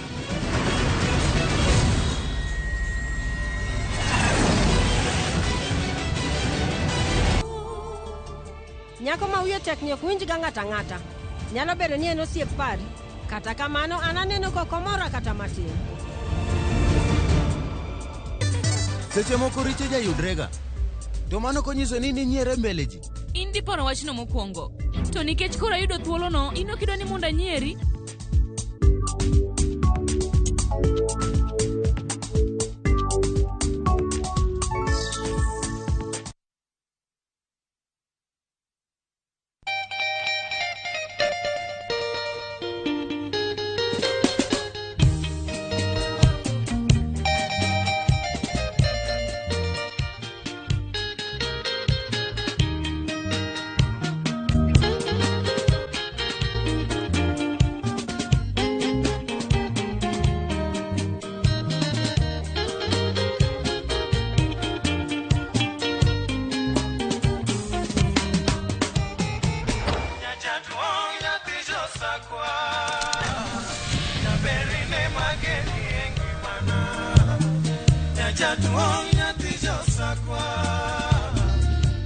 Radio Ramogi, Cartoon Jaluo.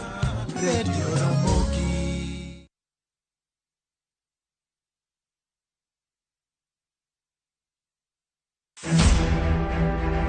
Nyakwar Ramogi ne en jamadar mar lweny mar lomo tuo to kod mar kor lwasi. Retired General Ismail Daniel Opande. You know, jok ma iluongo ni rebels ok ichal kaka in gi an sani kaka koro wawuoyo sani ok gin jok mawinjo. Eketo kwe ne orakore kod jolweny mobalo e piny Sierra Leone, Liberia, Mozambique kod Nigeria. You know, your people misbehaved again. Today you have lost even your rank. You understand? You've lost your rank. Yes, sir. Right? Yes, sir. Mondi yud sigana ni tudri gi Walter Nyambaga e chenro mar Gin Kanye. Chieng' Tich Abich, saa 3 otieno. Kik bai.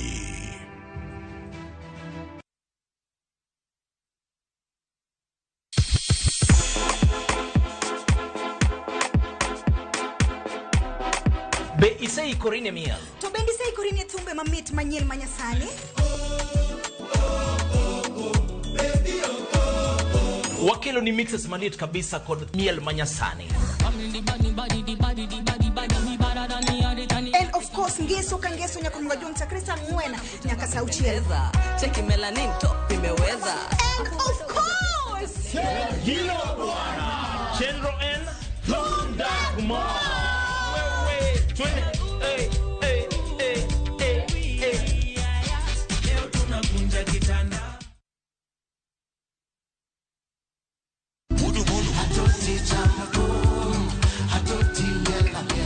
Woktich ka woktich wakelo ni don ya wotonagi.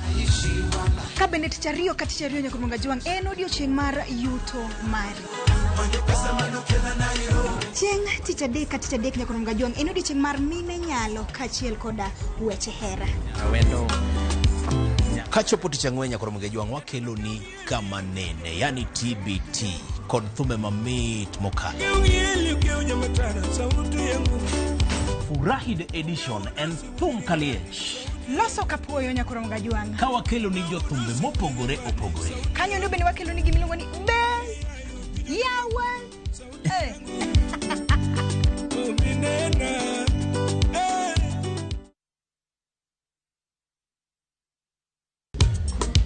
Tich abich kochakore saa 4 otieno nyaka saa 6. Lakini ni mixes maliet kabisa mag Luo Rumba, Luo Band kaachiel koda jawa maliet. Kowuok e ondamo 107.1 FM kar chuny jaluo. Kapela nakoni ni wang' ni kawadok kocha. Nyaka wang' jowi mari mar Ramogi TV. Luonga ni Boy Handsome Mandawea Roji Bed and Breakfast. Luonga ni DJ Koloko Instrumental. Toko Dan Solomon Atito Kafaya Gudi. Kao wachoni ma en Ramogi Night Disco. Kete Manaka.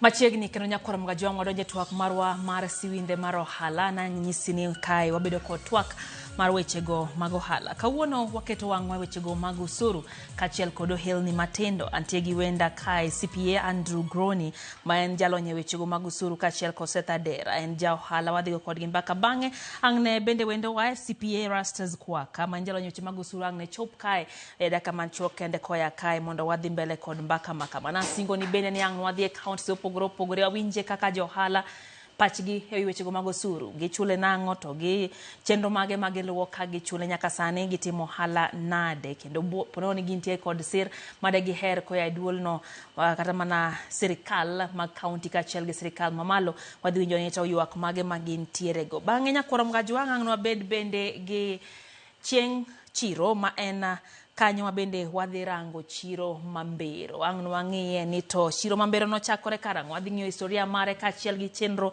abende tao kanyo gi jo ohala e chiro mbero nyakoro mga jwang' duto e chenro ni mar siwinde mar ohala. Machiegni antie ka giwenda CPA machiegni ahinya. Mose nyikora mga jwang'. Thank you.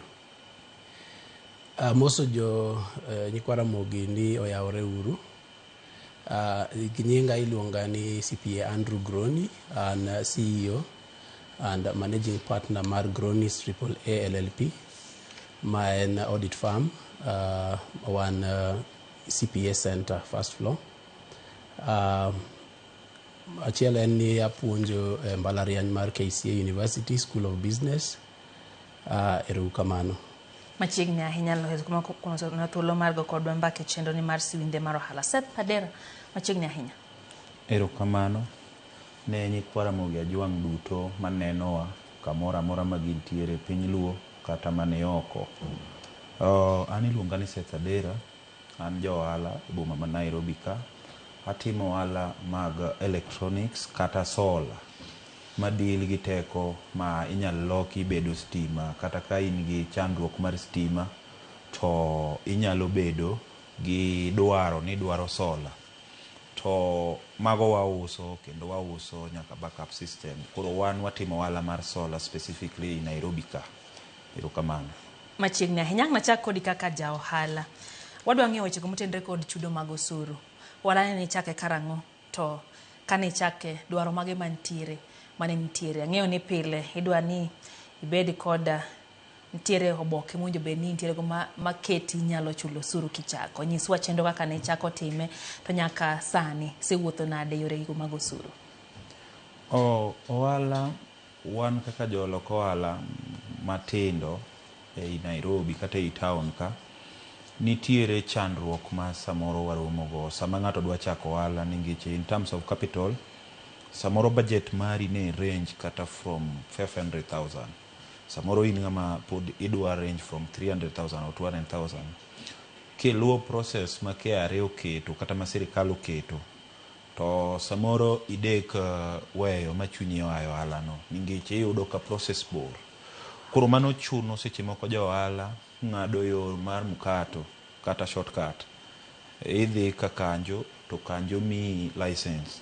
Koro license no ibiro mi mar fire, ibiro mi mar business permit, ti gik mana gi kanyo. Koro chako, koro KRA no to ibiro mana dwaro auditor ni moro.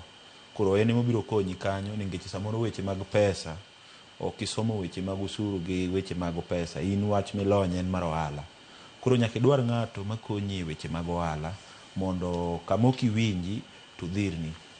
To sana serikal mamalo ka wachako ohala to wewe e kaunti ka. Kaunti en chandruok maduong' ne jo ohala matindo. Osebedo nwa chandruok maduong' ahinya nikech iyudo ka sama iseng'ado license momiyi thuolo mondo itim ohala, iyudo duka kata e chuny town kaka wan wauso area mar Ronan Ngala, iyudo ka ing'ado ot, kama ing'ado ot no ochako miyo hoka gimiuso no hoka use kachacha. Koro in iware iwero kode at 100, hoka iwinjo ka use 110, en ok ochulo license. Un kode in irite wi gorofa, irito customer bi e gorofa, idwa uso ni 100. Koro ka the same item mang'ano e piny kani gi siling 110 kata 120, odwa idho ne gorofa no ng'iew 300, ok timre. Koro iyudo ka wan gi midhier ni aina go. Koro kanjo kata sirikal mag county osebedo nwa pagruok kabisa gi hawkers. Andrew, yes. Iwinjo ni opek gi jo ohalni matindo. Iyudo ka onge romruok, onge fairness. Iyudo ka ng'ato to use kaka hoka, ng'ato to kendo rite duka, to ng'ato dikao same item to rite go piny kata gi bei matin. Iparo ni diponi county government kata sirikende ma county oserem keto yore makare mag timo ohala e bombe? Erokamano, ikoneno ni yo mar timo ohala, yes, nyalo bedo ni nitie kuonde moko ma sirikal mar county oketo ne jo ohala matek. To kuang'iyo tax regime ma Kenya kae, wayudo ni nitie chike mag osuru moket mayot ma jo ohala nyalo tiyo godo kata jo ohala nyalo neno mondo mi okonygi. Mokwongo anyalo wacho kaka gise register to gikawo PIN certificate, en document ma important sana e wach mar solo osuru e Kenya kae, ma iyude nono e KRA. Idhi e portal mar KRA, form moro kanyo mar iTax, ti apply. Ka in itimo biashara kendi ng'at achiel kata in gi kambi, to i apply nono. Nyadi thoth gima timore ni jowa kosewinjo wach mar KRA to giparo ni en wach maduong' ahinya, kae to koro giluore completely, ma kiyudo kata jo ohala matin ok ong'eyo kodwa penjo wach mar kipenje PIN kata tax certificate to biro koni ni en okia kaka iyudo gino, to giringo gidhi ir jo cyber. Ka giringo gidhi jo cyber dhi miyogi PIN certificate. Samoro jo cyber no ok ong'eyo lony mantie e wach mar chulo osuru. Koro jo cyber cha nyalo register to kete kata maneno chulo VAT ma ok owinjore ochul, kete kata no chulo turnover tax ma ok owinjore ochul, keto ne kata rental income ma ok owinjore ochul, kae to keto ne tax mang'eny to print certificate to miye. Koro kosewuok odhi to ibiro yudo ni kochako timo biashara to budho matin nono, to po ka koro KRA chako manye, sirikal manye ni ok ichulo ma. To nikech ne onge paro maber, no komiye paro monego bed obedo godo sama ochako biashara, iyudo ko bedo gi tich matek nikech penalties ma sirikal keto kuom jok ma ok comply gi chikego bedo mang'eny, ma kiregister mang'eny kuonde go taxes mang'eny go tiyudo ka koro tich bedo matek. Omiyo anyalo kono jo ohala matindo ni gima onego bed ni gitimo en ni kisechako ohala, ichako ohala ni the first thing monego bed ni bedo godo en ni ng'iyo ni to tax mane mowinjore bed ni ichulo. Koro iyudo jalony mar tax to i-comply gi tax. Nadi ng'eny gin giparo ni kisewach ni tax en chudo. Adwa ni mondo alernu maber ni tax ok en chudo, tax en compliance. I-comply onego bed ni ibedo gi registration mari kaluwore gi biashara mitimo mar turnover tax. Koro onego bed ni i-register kode. Samoro ikawo higa achiel to kitimo biashara, ok ochuno ni ichul nikech ok ichulo, ok itimo biashara. Omiyo anyalo loso gi jo ohala matindo ni kik giluor wach mar osuru. Kech ang'eyo jo ohala matindo ka koro osendikni barua mang'eny tipo ka koro ng'ato wuok to dhi dere, ine kech oneno ka list no duong' kabisa ma gigo ok onyal chulo. Omiyo en gima ni kare ni ng'ata ma odonjo matimo ohala owinjore oyud jolony moko ma be nyalo konye e advice makende manyalo miyo tim biashara na yo maber. Otherwise, gima ng'eyo ni tax en gima ng'ato nyaka chul, kata ng'ato nyaka comply with weche adek ma nyaka timre e ngima mar dhano. Achiel en ni nyaka chieng' moro achiel wana nindi. Kae to mar ariyo en ni nyaka to kisebedo mangima ma in gi ID nyaka bed ni comply gi weche mag tax, nikech weche mag tax gi ema konyo sirikal gero ndara, ma konyowa e yore mwatimo godo accessibility mondo watim biashara e yo makare gi osiptende to gik machalo kamago. Omiyo en gima ni kare mondo mi jo ohala owuog oko motegno mondo mi ong'e ni tang'o gini monego bed ni gi comply godo mondo tich mar timo ohala obed mayot. E Kenya ka wan gi Institute of Certified Public Accountants of Kenya. Institute ni en mo regulate accountancy profession e Kenya kae. To institute ni gi jolony mathoth. Sani wan gi jolony malogo 30,000 mago ma timo tije mag konyo jo ohala mondo mi ong'e kaka gitimo ohala. Kae to nitie ma professionals ma iluongo ni practitioners. Practitioners gin jowa makoro ni ngadho makoro gin gi audit firms momiyo gi advice jo ohala e yo mamalo mopogore kendo gin gi opinions ma gi provide. Gin about 3,000 kende. Omiyo jogi te ko kawo pachgi e sama utimo ohala to biro yudo ka tich bedo mayot, nikech it is very expensive komi penalties and it is very cheap to comply. Tiene niya dhi penjo ma luwore go ohala mari. Kitimo ohala mar electronics kaka owadwa wacho kae ni, tibiro kwendi ohala mar electronics ni turnover mari en pesa di, to onego beni I register ne tax mane gi mane gi mane e samit kori chako. To ka ok itimo mano, Kenya kae ndi tax regime and self assessment ine mikono sirikal ni mae gima timo. Sirikal ok ong'e gima timo. Koro ka ok ikono sirikal gima timo, to ng'ato odhi okono sirikal, ja cyber cafe odhi okono sirikal ni in iuso dhiang' kata in iuso TV, to in mano biashara ma ok itimo. Koro kidhi ng'iyo ledger mari tiyudo ka koro in gi weche mathoth monego bed ni comply go, kaeto kiare kuri nikech ok itimo magi duto te owinjore chul 500,000 kata owinjore chul 100,000 kata owinjore chul million gi bath. Koro nikech mago gin gik ma nyalo miyo yud heart attack kisewinjore ni chul 100,000 to gima no ne comply go to ne en mana filing return maka ok ifile ichaji 10,000. To ka di yud accountant mong'eyo tijno maber to biro file ni return gi pesa moro matin to I comply. Omiyo kora ana encourage jo ohala ni manyuru qualified professionals mondo konyu e yo ma utimo godo ohala mondo tich ohala obed mayot, mondo sirikal bende yud korka korgi. Erokamano. Iwacho ni nitiere kit osuru modhuro, inyalo miyo waler ni to gin kit osuru mage mantiere? Erokamano. Ne ja ohala samoro ng'ato chako, ng'ato nitiere ohala already to ng'isa ni odwa mondo ong'e ni to nitie kit osuru mage. Kapok duoko kamoro kanyo wacho ni jo ohala mondo omanygi. Jo ohala go gin giwegi ma gin satisfied. Yudo gi mondo I access gi michopo office gi en thagruok maduong' ma iyudo ka en gi secretary. Secretary no penjo mobiro penjo kata menwa moro ma samoro en oyudo pesa to wacho ni ohala ni kura adwa ni mondo adhi ayud kata mana auditor moro mondo abed kode piny mondo miya weche mag accounts kaka ringo, mondo miya weche mag KRA kaka ringo, ong'isa ni wan gi types adi mag tax mowinjo bed ni chulo, to owinjo chul gi nang'o, kuom samane, gang'o momiyo ma ichulo kuom ohala matimo no. Gin giwegi ma giwacho maber kaka iwinjo sano lero maber.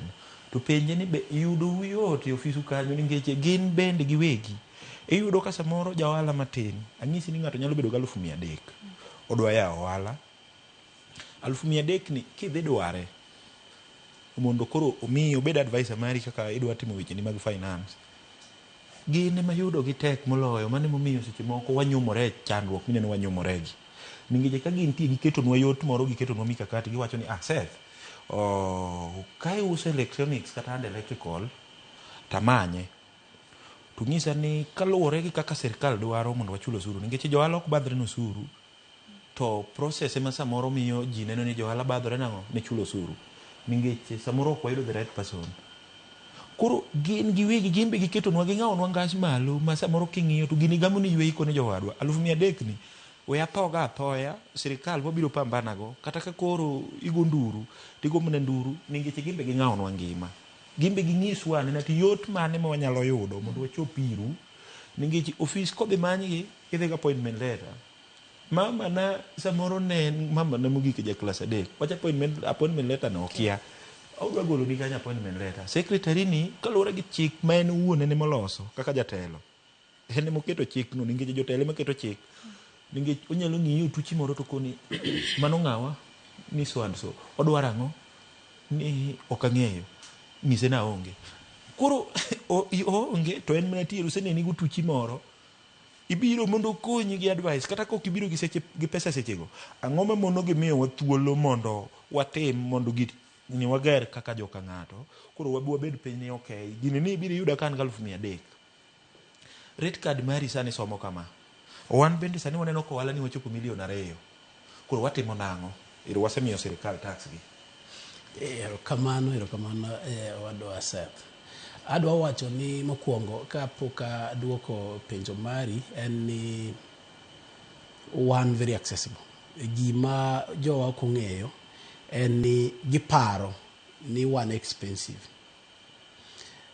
to gimomiyo giparo mano en nikech sama KRA chako lawore kodgi ka KRA osechako lawore kodi to yudi ka in gi $2 million mowinji chul kang' ibiro ira takoni ni mondo alosni wach mar $2 million ni kang'iyo kaka chik ondiki gi kaka bedo onego bed ni miya 100,000 moro kata mana 1,000,000 moro 100 kata 200,000 moro kore kwa chak ng'iyo wachno mane momiyo gineno ni nengo watek to mane en sama koro isekoso bedo gi sheria isekoso luwo sheria nyiso ni ne ok comply anyalo wacho ni employing an accountant for small businesses en gima tek kabisa nikech accountant achiel ibiro yudo ni chulo kata 50,000 kata 100,000 koringana na grade mare to kichulo 100,000 mondo mi otimni accounting utieki ibiro yudo ni in gi like 1.2 million e higa mano samoro ng'ama nigi ohala matin ok nyal yudo to ki outsource accounting function wacho ni an to koro sama wach moro wacho kanyo ni auditor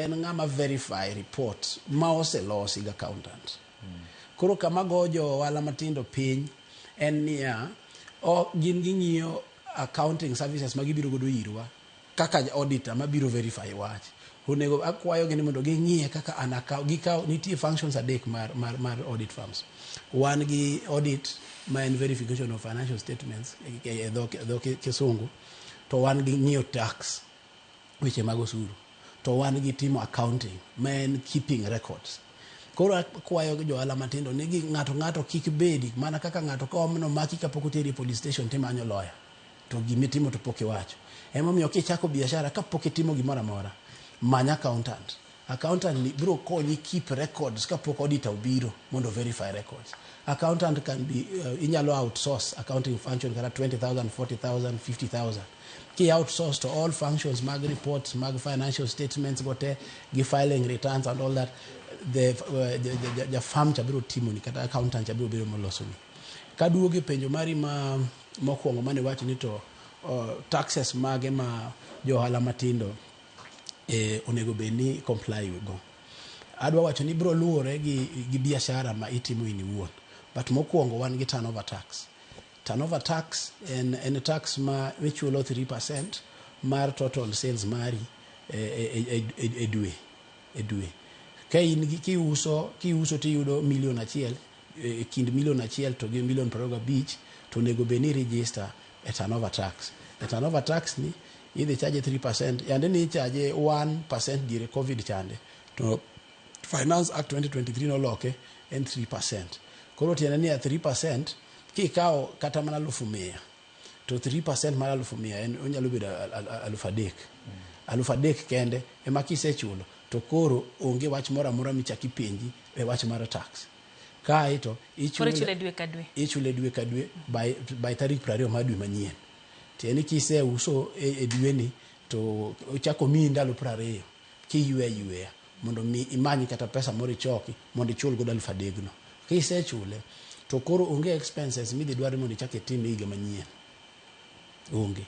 okichaki gol itika tieka to ka itimo ohala manyalo dwaro mondo mi ibed gi VAT. Adwa wacho wach moro e ohala matindo ni jowasani nigi kembe magiting'o ofuku gi gina kembe mabedo registered to gina ofuku to githoth gimanyo kod gitenda e local government mane makelo midhiero maduong' ahinya momiyo KRA uneno ka dhiro ji kabisa nikech en kambi makimanyo ofise to onge to kimanyo kama entie bi onge to tax be ok ochulo to en kambi kendo en legally registered to king'iyo ohala kata 30% mar pesa ibiro ni tich ohala bedo mayot. Mar ariyo owinjore gichul ka gindiko jotich owinjore gichul gimono ni pay as you earn. Pay as you earn ni en pesa michulo e percentage waluongo ni graduated scale e dho ngere but sani eri threshold mare en ni kin gi siling 24,000 michulo jatich to kichul kata nduru. Koro adwa wach more wach pay as you earn. Ibiro ni in gi jotich kata mana 20 kata 30 gite ichulo gi 20,000 iringi lal okiketo gi system mar KRA kango gi giko higa idhi mondo mi file return. Kidhi file return ise uso kendo pesa dhi e bank, pesa ni okale bank kendo iuso. Koro idwaro mondo igola ne expenses moko mane tiyo godo against this income makori kelo ni. Tiro ni okinyal nikech jok mane chulo kate ikano gi toko mane okel gi. Omiyo koro idhi bedo gi profit ma pesa mang'eny malich ahinya. Erokamano ahinya Andrew Nyakorom Gajwang' wadhi achiel kachiel nyaka kanyo mabende mane en jagoro mar ODM Edwin Sifuna twake gi jope. Constitutional. These shortcuts and legal edicts reflect the bad manners that progressive institutions and individuals pick up as soon as they get cozy with William Ruto. I leave it to the party members to judge if this really is the path that the Right Honorable Raila Odinga had set for us. Just 4 months after his death, we can all agree that Raila must be turning in his grave. In recent times, many respected personalities within the movement have reached out to me and the rest of the leadership, seeking a middle ground of unity, at least until the National Delegates Convention is called. I may not mention all of them, but the party trustees, and they know themselves, as well as Mama Aida Odinga and Her Excellency Ruth Odinga, the women representative for Kisumu, among others, have worked tirelessly to try and unite the party and renew the spirit of Raila in the party. But it seems the rest of the leadership, answering to instructions from elsewhere, has been unable to embrace dialogue. I want to assure our members across the country that this is not about positions. It is about principle. It is about protecting the integrity of our party. It is about ensuring that ODM remains a democratic institution governed by rules and not by impulses. And whatever actions I take from here, obviously after wide consultations, I will do so with my head held high, knowing full well that I have never once let down my leader, the Right Honorable Raila Odinga, or the members of this party who are its backbone. As I said in Busia, Raila did not raise cowards. He did not teach us to run away from hardship or challenges, but to confront them head-on. Our party constitution places a responsibility on us to fight for ODM, and fight we shall. Through all lawful means, we shall fight for this great institution until the very end. We will challenge every illegality in the courts of law and in the court of public opinion. Surrender is not an option for us. I urge our members to remain calm, steadfast, and committed to the ideals that brought us together. ODM is bigger than any individual, and it must remain anchored in justice, transparency, and respect for its own constitution.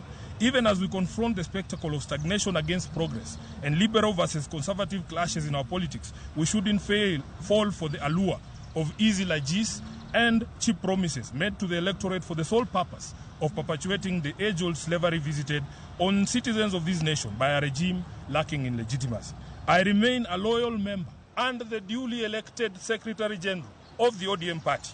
I remain committed to the struggle for a fair, just, and democratic Kenya. As I navigate this period, I ask for your prayers and goodwill, but most importantly, for all of you to remain vigilant in guarding the freedoms that Raila Odinga taught us never to compromise over.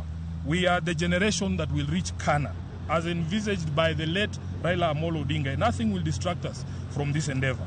I am grateful to all of you for all the messages of support, and I want to assure you that we will be back to the grassroots, bigger and more energized, beginning this Sunday in Kitengela. Thank you very much, and God bless you.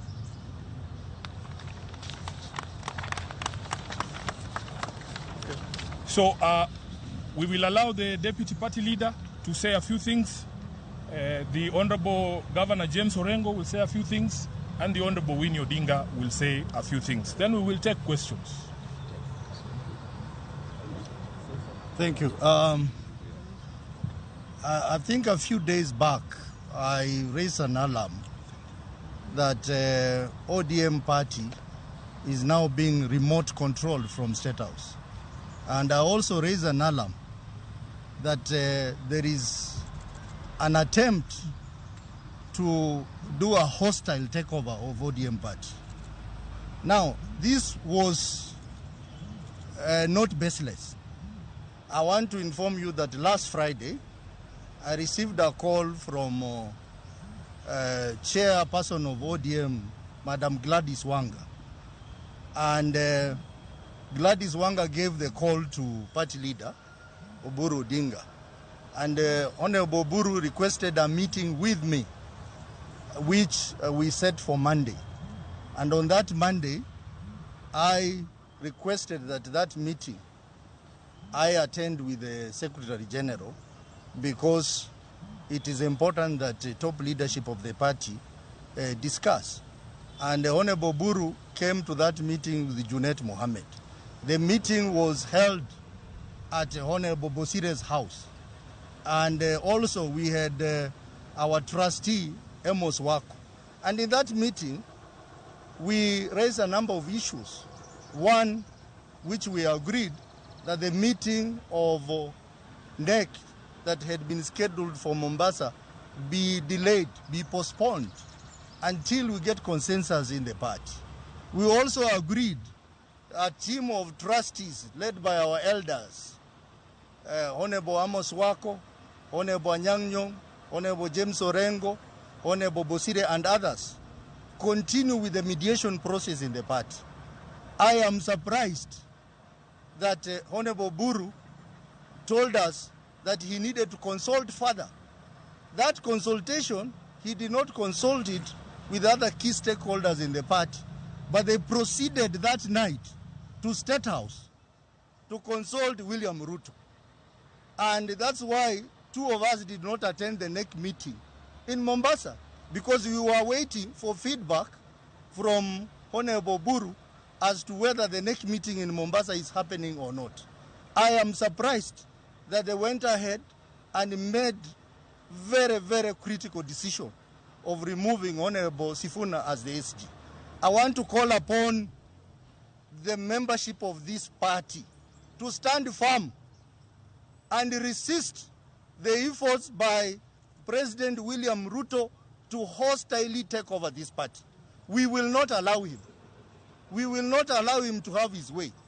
And I know that many, many other leaders are going to join this cause.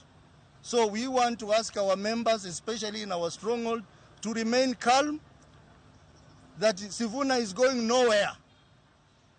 And I had said that if Sifuna goes, I will also go. I want to say that these members have agreed that we will fight the war, and we still recognize Sifuna as our legitimate Secretary General, as you will discover shortly. We want to say that there is a pair in this party which is an axis of evil. They know themselves, I'm not going to mention their name, who are working day and night to assist William Ruto to wreck this party. We will not allow you. And that's why we are saying, from this weekend, we are going to the people.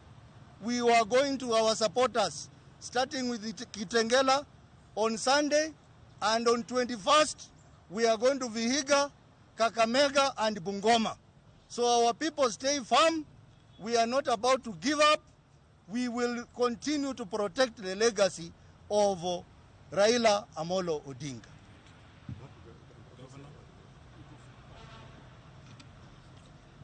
Thank you, ladies and gentlemen. I want to state that the illegal removal of Sifuna from office is not taken on a light note by this team, and I want to condemn the leaders who did this. We know what Baba stood for. Baba stood for justice. Baba stood for fair hearing and trial. And the meeting that took place in Mombasa was an illegal meeting. That was a kangaroo meeting that was set up to remove the current Secretary General of ODM, Edwin Sifuna, from office. I want to state that these leaders were seen at one point in Mombasa taking sacred oath to uphold and protect the party constitution. The same constitution that they are violating. There was no proper procedure that was followed. And I want to state that there is no way that illegal office holders can remove a legal office holder, SecGen, from office. Lastly, I want to state that the only mistake Sifuna committed and the only mistakes that we are committing is to fight for the downtrodden, to fight for the forgotten in this society, to fight for the less privileged in Kenya, to fight for jobs to be given to our youth, to fight against the high cost of living that is affecting Kenyans in this nation. These are the only crimes that we are committing. And I want to assure you that we are going to fight. The war has been declared, a line has been drawn. If you are on our side, you are on our side. If you are on the other side, fight on the other side. But this is not going to stop anytime soon. Thank you.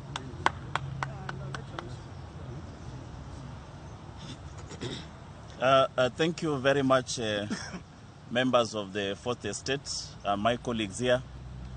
The second casualty of this coup was removed as the deputy organizing secretary via a WhatsApp message. You know very well that our party constitution, to remove a NEC member, it must be a resolution of the NEC. I was removed even before the NEC met. And I'm elected member of parliament on ODM ticket twice from a very volatile, extremely non-ODM zone. From Westland to the border of Malaba, the only member of parliament on ODM is Caleb Amis.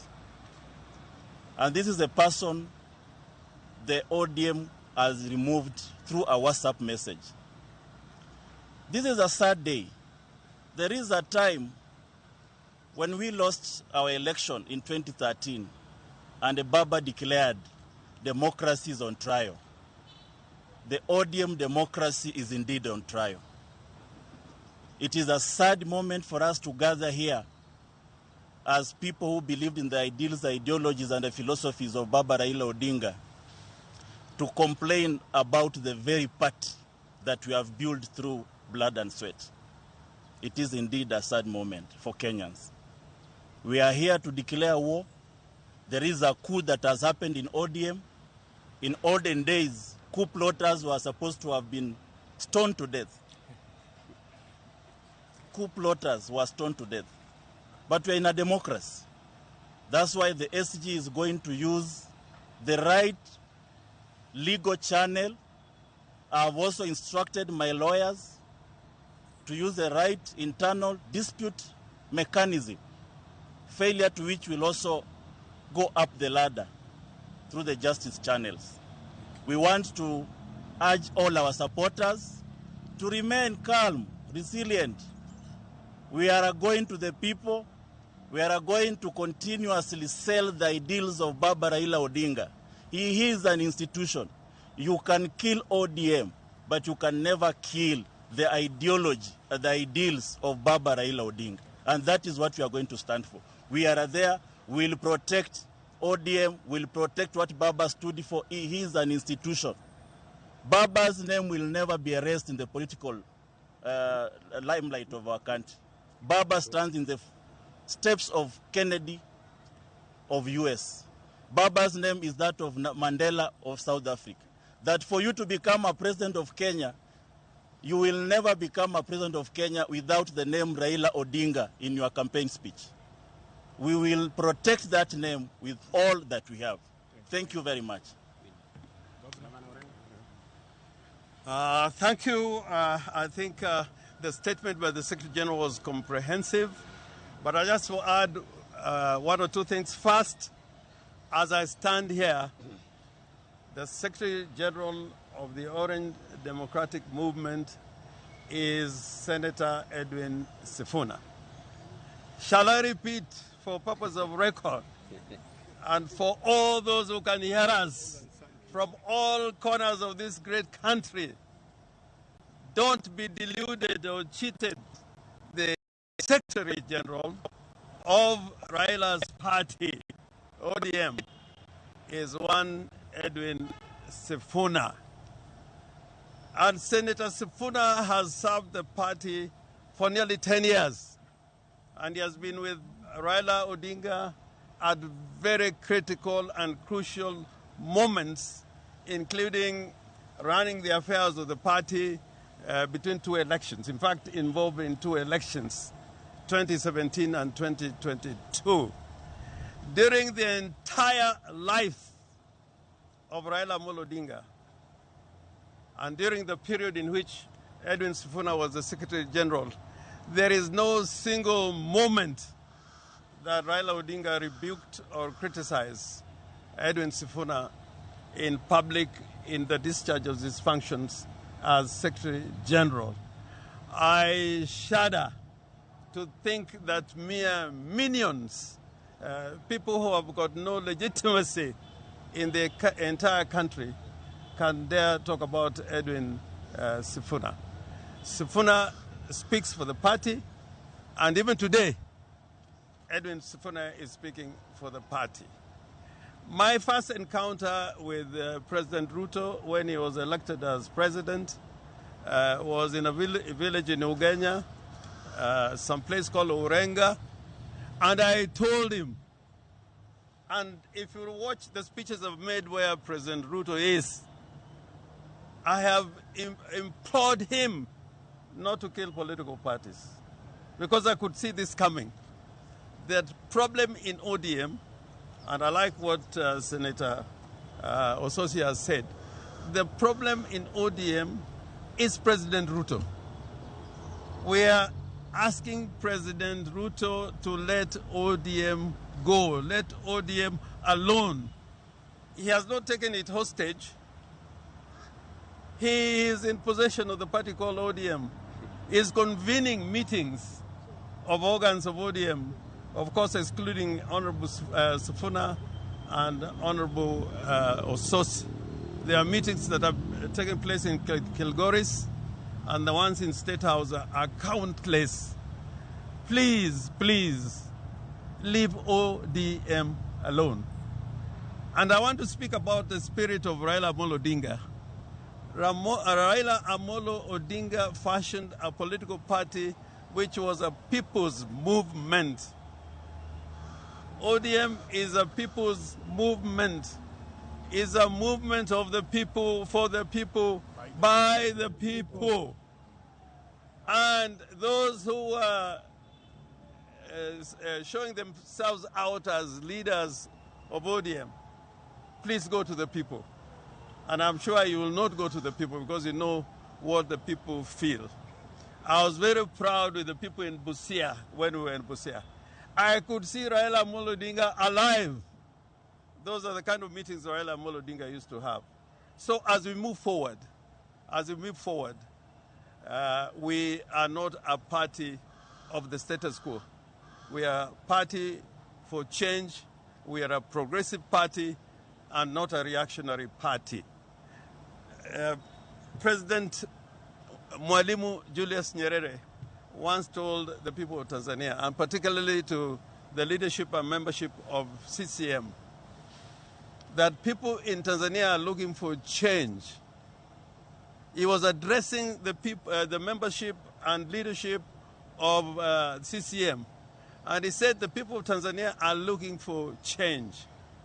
If they cannot get that change within CCM, they look for it outside CCM. Watanzania wanataka mageuzi, na wakikosa kupata mageuzi ndani ya CCM, wataitafuta nje ya CCM. Sisi kama wafuasi wa Raila Amolo Odinga tutaendelea kupigania mageuzi na tutatumia chombo ya Raila Amolo Odinga ambayo ni ODM, na kamwe hatutachoka. Na tunaanza wiki hii na wiki ijayo na pia Kisii vile Bwana Ososi amesema, and at the end, mwishowe, you'll find the spirit and body of Raila Amolo Odinga is in this ODM, the leadership that is standing here. I said at the funeral of Jaramogi Oginga Odinga that they killed Jaramogi Oginga Odinga. I said in the presence of President Daniel Arap Moi that they killed Jaramogi Oginga Odinga. I also want to say, without fear of contradiction, the death of Raila Amolo Odinga, which is still a mystery to a lot of us, those bear responsibility of the death of Raila Amolo Odinga are out there, and they are silent about it. But I hope that one day we will determine the circumstances in which Raila Amolo Odinga passed away. And that must be an objective that we must achieve. And in telling Moi that they killed Jaramogi Oginga Odinga, I also said that the spirit of Jaramogi will live on. And today I can say the spirit of Raila Amolo Odinga lives on. Thank you very much. Questions? Yes.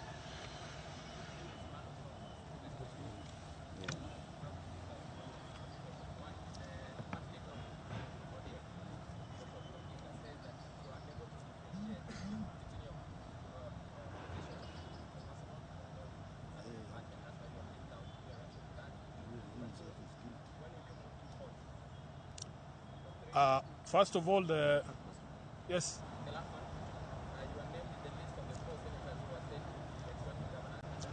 Yeah, first of all, our lawyers are already in court, and that matter that you have asked is a matter that is now properly before the court. Let those who have made those accusations come and explain to us. Mombasa margole elemono wachoni gisechope court kendo gidhie doho mara neno ni oyal burano yo makare kendo yudo ratiro mare. Waduoge studio kanya Korom Gajwang kata kamani wacho kanyo ni wadhie yo matin kwa duogo to wadhi mbele gi twak maro kikiti mabor.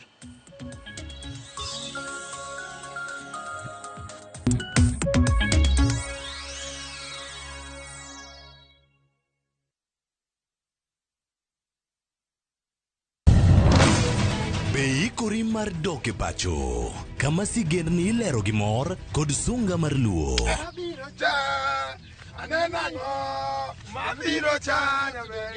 Chakre weche hera mamulo chuny, anyuola, timbe machon, nyaka sigendni madongo mag kit anyuolawa mapakowa. Magi ok gin mana sinema, magi gin sigendni magwa. Ka oko mana chikni emomiyo koro sani wabedo kaka familia kar nyamerwa. Dhok ma wawacho, koko mag nyierowa, kit luo kod sigendniwa nenore ayanga.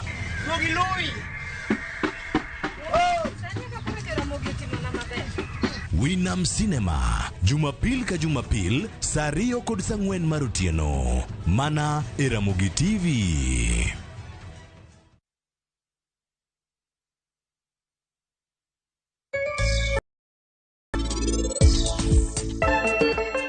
Penj laktar kokalo Ramogi TV kawa wacho ni ngima en mwandu. Nyinge Ruth Otieno. Challenge maduong' ahinya en competition.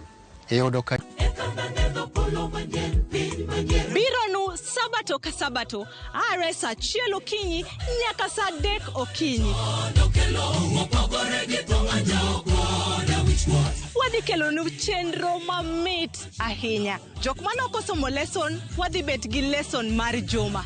to Nyasaye dwaro ni seche duto kata piny obedo matek machal nade, to challenges ma waromo godo kik golwa kuom Kristo. Wadhi bet gi children's sermon ma wadendo ni Lulu mag Yesu. To noting'o ligangla mondo hikre ne kedo. Be iikori ne winjo wach Nyasaye? Ne thuon wach mwadwa wuoye en ni mwandu kik teri mabor gi Nyasaye.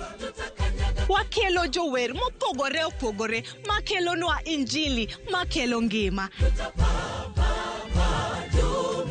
Okidwa koso injili ngima kitayou kod an Lorina Chieng. Happy Sabbath.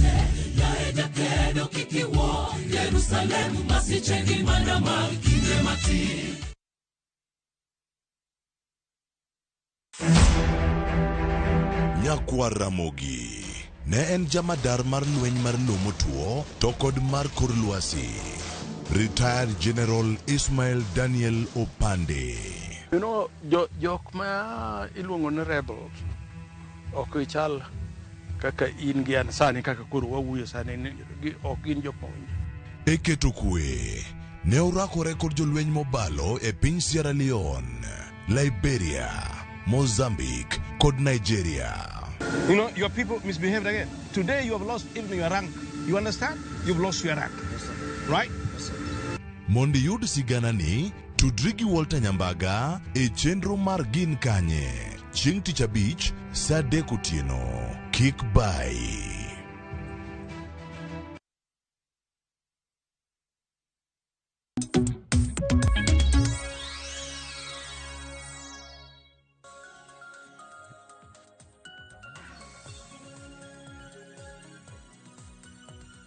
Machiegni kendo Nyakwar Mgajwang' chendo en siwinde mar ohala waduogo gi twak marwa nwanyisi ni wantiere kae gi twak ewi osuru kod ohelni matindo wan gi FCPA Rastas kwa kama bendo sechopo kae studio Seth Adera en jaohala kato CPA Andrew Groni bende en jalo nyochego mag osuru. Nyakwar Mgajwang' wakawo thuolo marwa ko FCPA Rastas machiegni ahinya ne wachako kionge.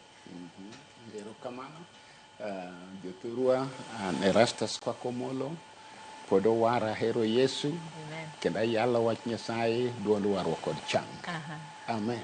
In jadolo kendo tiyo bitiyo. Yes. E wechego mag osuru. Mag osuru kod ohala. Lernwa nena kanyo. E wach mar osuru an achiel kuom jokanyo mag bura miluongo ni Public Finance Committee.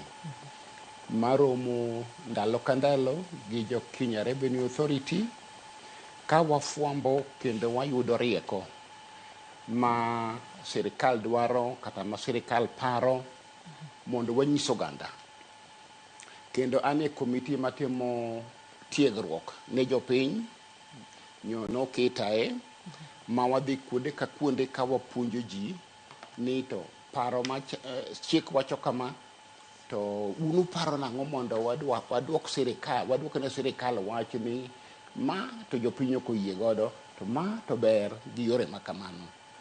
Kendo pod ane komiti machielo no mang'iyo ok osuru kende to kata mana pesa mar piny iluongo ni public finance kata obed pesa ma jo county tiyo godo kata sirikal maduong' public finance. Asebedo kanyo higni madhi 20 sani kendo bende asebedo jakom ne ndalo bura. Aeto kochopo seche moko mantie wach moro ma chando piny mar osuru midwa ng'ade rieko, timno bende antie kendo iluongowa mondo wapim kaka wanyalo konyo wachno kata mondo warie wachno kata mar konyo kwero sirikal ni kato udwa dhi marach ahinya ne jopiny. Koro mago achiel kuom osuru to kakoro chopo kara ohala kata kum jogo matimo business gi kanyo bende antiere kuom ng'ado rieko e yore mag ohala. To kawe mano wan kod gimiluongo ni yore mag ng'iyo gik mabiro nyime manyalo konyo kendo gero piny mondo bende wanyis ji ni to sirikal gini biro ng'ieuru maber. Aeto nono buge bende atimo auditing. Thank you. Donge mano rom. Mane lungo ni Bishop. Koro ng'iyo nyime kanyo bende roho nyachiki. Kabisa. Ke ile me. Kidia dia fua. Amora ahinya kuom loso thuolo kodwa mbaka. En mor mara ichopo kae. Nwago mbaka kato ne ntiere mbaka madhi mbele. Ja ohala Seth ywak ni ntiere jom ono mwandu kata hookers. Masa moro chung' mane dhoduk ni ka uso gima gin giuso e ot gito gichulo osuru to jogi onge gima chulo. Gen ywak mano pedho ka. Un joma kawo paro kendo duoko ne sirikal kendo ng'ado rieko. Buse winjo weche ma kamagi. To matimore nang'o? Mano wasewinjo mang'eny. Mak mana osuru mabiro nyime ka jopiny jothurwa. Ng'wech kendo yamo oloko. Swane mathoth. Nyaka joma uso gik mathindo go oseket yo manyien ma mbui be makogi. Mondo ng'ato ka ng'ato maloko ohala okeli osuru kata tin to en bende okeli mamare. Mondo kaka johala moko ywak ni ji uso gi oko to mayo wa ohala to wan to wachulo license kita gichul. Mbui mabiro nyime be makogi. Sirikal sani Kenya Revenue Authority ni kod plan kod gimiluongo ni usuru mashinani.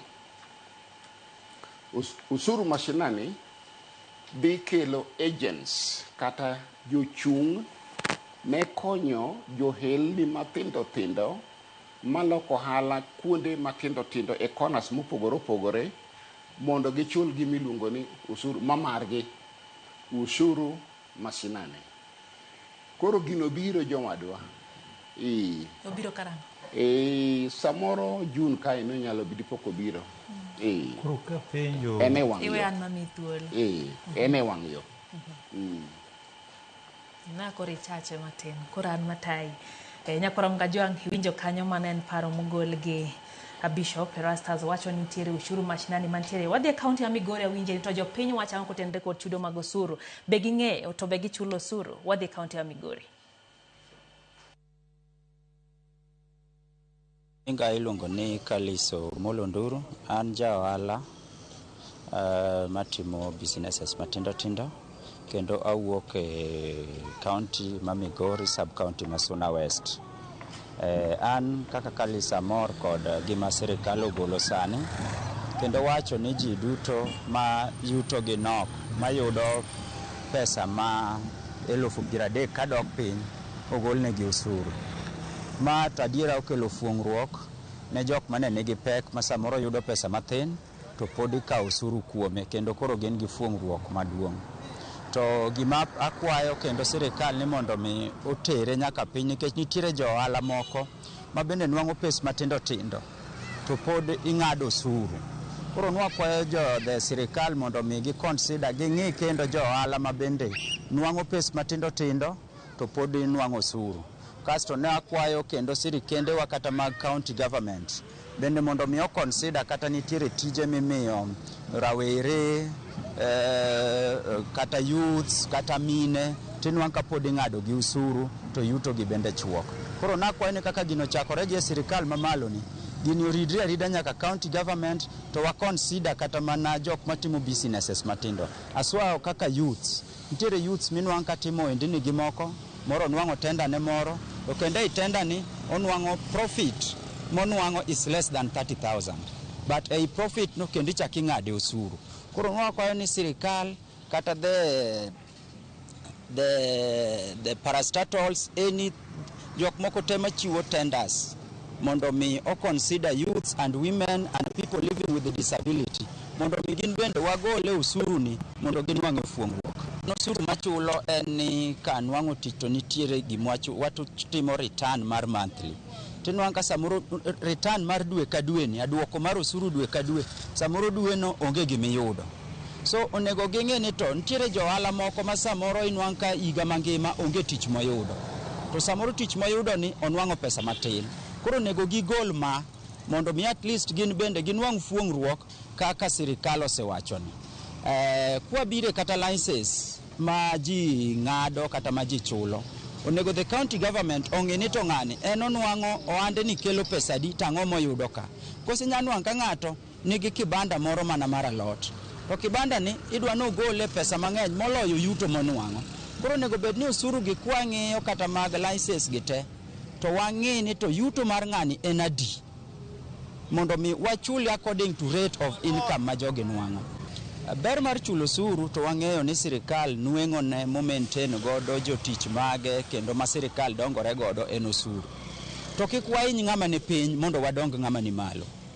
Onge aja wahiny ng'ama ni piny mosehinyore masani odak mana e daily income gimonwang'o ma pile pile no.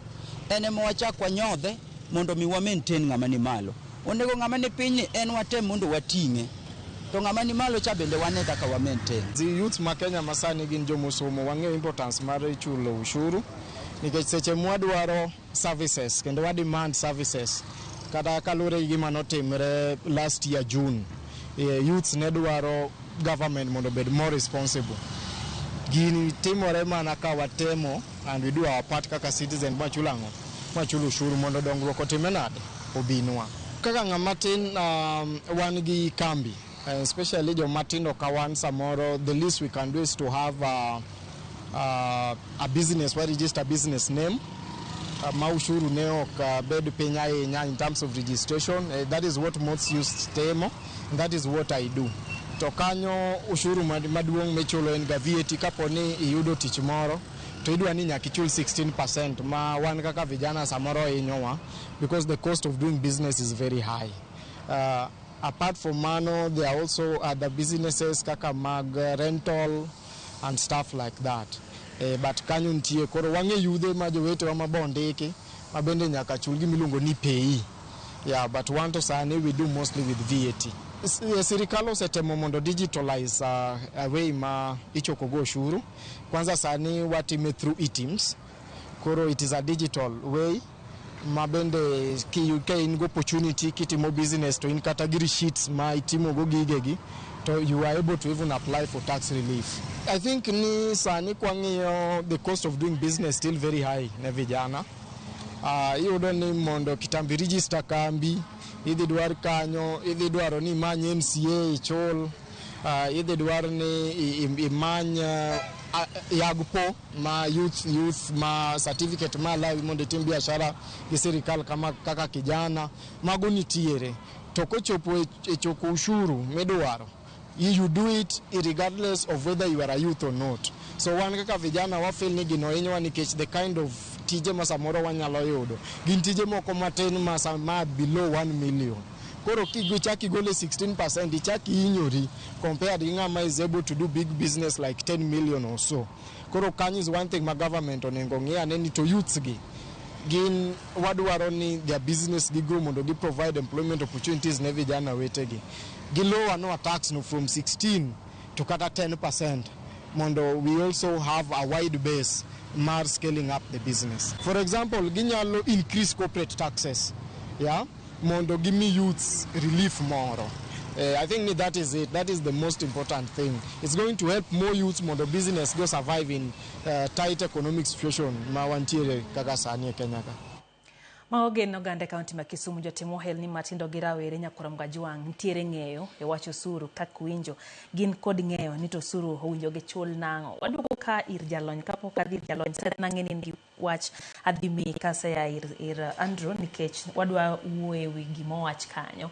Andrew winjo ka wacho ni samori uso tonge gimeyudo tidwa ni solo osuru kani wuoyo ni nyiso wani compliance is cheaper to ene gimidwaro mondo mi samoro kata ka okiuso to gimidhi chulo onge to ento wacho ni samoro okiuso tidwa kuomi omenda matimore adier. Mano ken adieri nikech okinyal chulo osuru kuom pesa mionge godo. Ichulo osuru e pesa ma iyudo. Kana winjo ka oloso owacho ni sama omigi VAT to VAT chando gi nikech en pesa mang'eny. Adwa wacho ni VAT en pesa manie wiyo pesa mari. Nikech sami go ohala king waro kata gimoro siling 50,000 kae to omedi ni VAT e wiye kanyo siling 8,000. kidhi use siling 1,100 tichaki medo VAT ewiye kanyo siling 16,000. 16,000 cha igole ewi 8,000 mane ing'iewo go cha, odong 8,000. 8,000 ni emichulo. To 1,100 moting'o profit mari pod intact, sirikal ok omulo. Tineni gima japiny dwaro, en japiny dwaro mondo puonje machiel kuom gima watimo ni.